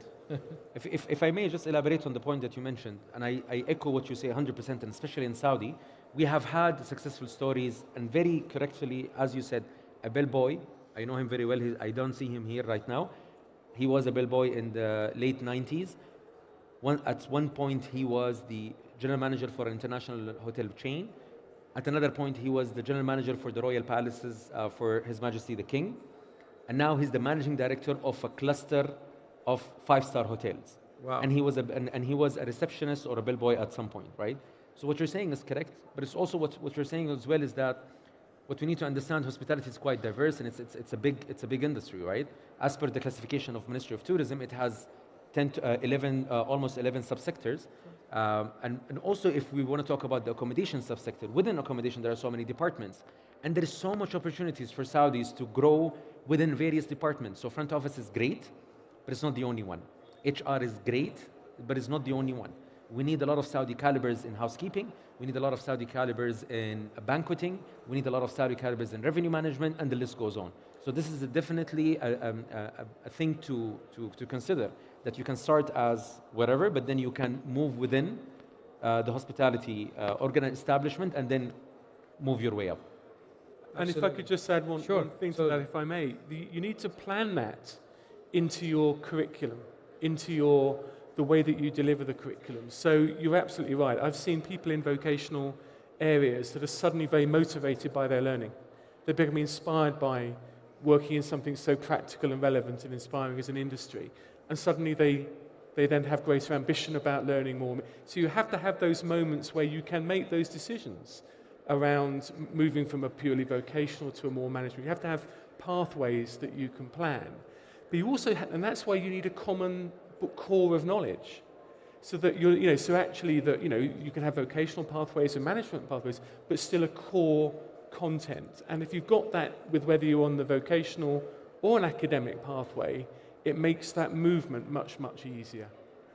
Absolutely, and may I add that probably also is a task for the organizations, the human resources departments, to identify these profiles that want to develop and want to grow, and provide them the opportunities, and be also aware of this management they need to do of their own resources to avoid attrition and other things that we are witnessing.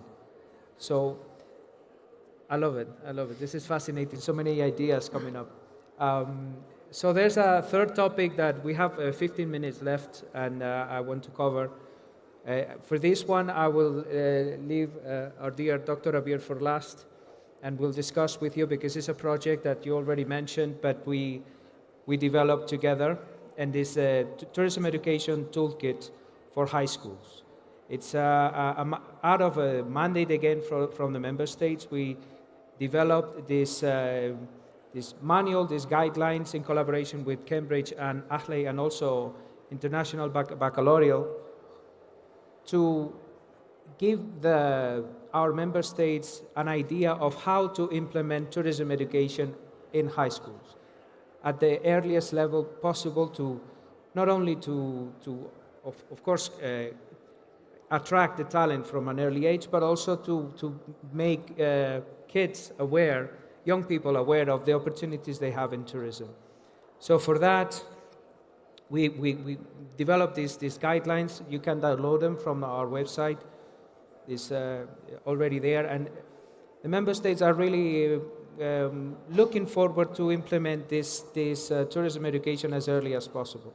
And this is something that will be a challenge to us to be able to help them, but hopefully along with these wonderful organizations, will be able to.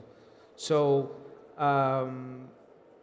Rod, please tell me how can secondary schools improve their incorporation to tourism education into their curriculum to better prepare the students for professional careers in the industry? No, thank you, and I'll pick up on the things that you're talking about as well, Luis, if I may. So, obviously, I would say you need a good curriculum with pathways in the school built around good qualifications. I would say that, and that's the core of it. But actually, I think your point is very, very important. Excuse me. Your point is very important. All the research shows that young people make their decisions, or many decisions, around their careers between the ages of 9 to 13. And often we come to these issues around vocational pathways and decisions far too late, when ideas have already been formed in young people's minds. So my first advice about how to make this work is exactly what you've said, is to start early. Bring into your schools experiences from the industry as early as possible. Think about your career counselling happening early to be able to provide insights into this industry. Bring local businesses into your schools early to share their experiences. Showcase amazing stories about how people have been successful in this space, how they've built great careers. It's also an incredibly exciting industry as well as being a very worthwhile industry. So showcase those, give an opportunity for your young people to see this in action in your schools, and then give them the advice about the routes that they might want to take. And I think if you put all of those things together, I think you've got a better chance of people recognizing early that the choices about their future are not always the ones around science and technology, but are around these incredibly worthwhile areas as well. So that's the first thing I'd say. And then if I'm allowed a second, if I may, I think the point you made around the toolkit is very important, because the real key to making this successful, and this is why I urge governments and industry bodies to think, is to be coherent in the way you think about all of the elements of the system. It's great to have a good curriculum. You need to have a curriculum that works for you locally as well. But then what about the teachers? How are you developing teachers to be able to deliver this curriculum? What about the teaching and learning materials that you have in the school? Are they aligned on it? How are you bringing parents on board and recognizing the value of this as a career option? So the more that you can think about this together as a coherent system, then that's the best chance that you've got of changing a whole country around the way it thinks about tourism as an opportunity for young people. And I think 2030 vision is the way in which you can do that. And some of the things you're talking about feel like absolutely the right steps in the right direction. Amazing. There's something that also we cherish a lot in UNWTO is the entrepreneurship ecosystem, and the way, in fact, the sector is comprised with 80% of SMEs. So actually, we sometimes focus on the big chains and the big corporations, but it's a small business that actually comprise the sector. So entrepreneurship and how to run a business is also in the core of what tourism is made of. And also, I used to say a lot that it's easier to say what is not tourism than to say what is tourism. In a country such as Spain, for example, with 90 million international visitors yearly. So it's many times you be working for tourism, although you're not fully aware, but you are in the tourism sector. So also this level of awareness is good to raise it at the early age. So Salman, back to you. What initiatives and programs are currently being undertaken by AHLE to integrate tourism education into secondary school curricula? Allow me to broaden the question a little bit. Absolutely. I would love to answer that on the high school side, but also on the professional side. I'm going to start with the professional because I forgot to mention a beautiful initiative that we have launched already several years ago. So AHLEI, one of our strategic partners in the kingdom, is the Ministry of Tourism. We had the privilege and the honor to sign a strategic partnership with them some few years ago. And with that, that enabled us to, or that enabled the Ministry of Tourism to enable us and to enable our professional certification and to publicly endorse it. And that was step number one. Step number two, what we have done is that we got all these professional certifications that we provide for the sector accredited by the regulating body, which is the Technical Vocational Training Corporation, TVTC. That was step number two. Step number three, and all of that, why we have done is just to avail such quality education to the local community. Step number three that we have done is that we have signed, or we have come to an agreement with the Human Resource Development Fund, HRDF, in terms of having all of, if not most, if not all, our professional certifications approved and subsidized by HRDF, which typically means anyone from the audience today, a Saudi national, can obtain up to 2 certifications from our organization, and HRDF will reimburse you 100% the training fees as well as the examination fees. This is very generous out of Saudi Arabia. This is very noble out of Ministry of Tourism and their endorsement. And this gives us the motive as the American Hotel and Lodging Education Institute to do more. This is only the beginning. So that's on the professional side. And then on the high school side, and then and actually before the high school, so something else for the universities. We are proud to tell you that very soon we are eager to announce a few partnerships with public universities in Saudi Arabia that will be integrating our curriculum for universities within their programs, or to build the program around our curriculum. And here we're talking about diploma, bachelor, something around that. Is yet to be announced very soon. I cannot disclose more than that, but what I'm telling you is we're not staying still. We feel responsible that at the end of the day, we are a non-profit organization, so we feel responsible that such quality education must be available to everyone, right? And then the decision really goes back to the individual if they really see themselves within such education or within such domain or not. So this is number two. Number three, for high schools. So for high school, we had beautiful and wonderful successful stories outside of the kingdom, and actually with member states to the United Nations tourism, such as Jamaica, for example, that I can call off right now. With Jamaica, we started 2018, and it was a very small, let's say, pilot, if you will. I don't know if you want to call it small, because from the first pilot, we were able to have more than 500 people graduated from the high school curriculum program that was integrated into more than 25 schools in Jamaica. And then as a result, or in addition to that, we were able to have more than 35 certified hospitality instructors. So it was a real enablement to the ecosystem at a high school level. And this was in collaboration with the Ministry of Education there and with the Ministry of Tourism there. So with their support, we were able to integrate the instructor certification for the instructors, the curriculum, but also all the materials and all the learning tools, which now they're even more advanced than before. Now we have it more in a digital format, in a fantastic way. And now we are exploring how we can take this to a more national scale and to replicate this success story to other member states. And of course, Saudi Arabia is on top of the map. We are very eager to have this successful story here in Saudi Arabia. Thank you very much. You touched on a very important point that requires, this kind of implementation requires collaboration of 2 ministries, along with whoever partner they decide to choose to work. And that's one level up of complication, but also a very interesting challenge to tackle. And finally, to you, Dr. Abir, could you share with us some initiatives and achievements integrating education at secondary school curriculum here in the country, in Saudi Arabia? Thank you. Again, our strategy is not about number, it's about commitment to 1 million jobs, and that means we have to work with the supply. We want to open their appetite to join the sector. So last year we launched an initiative. It's named التعليم السياحي, the tourism education. And by the way, tomorrow, inshallah, we will launch the second stage, and we are invited to be part of this here in the conference.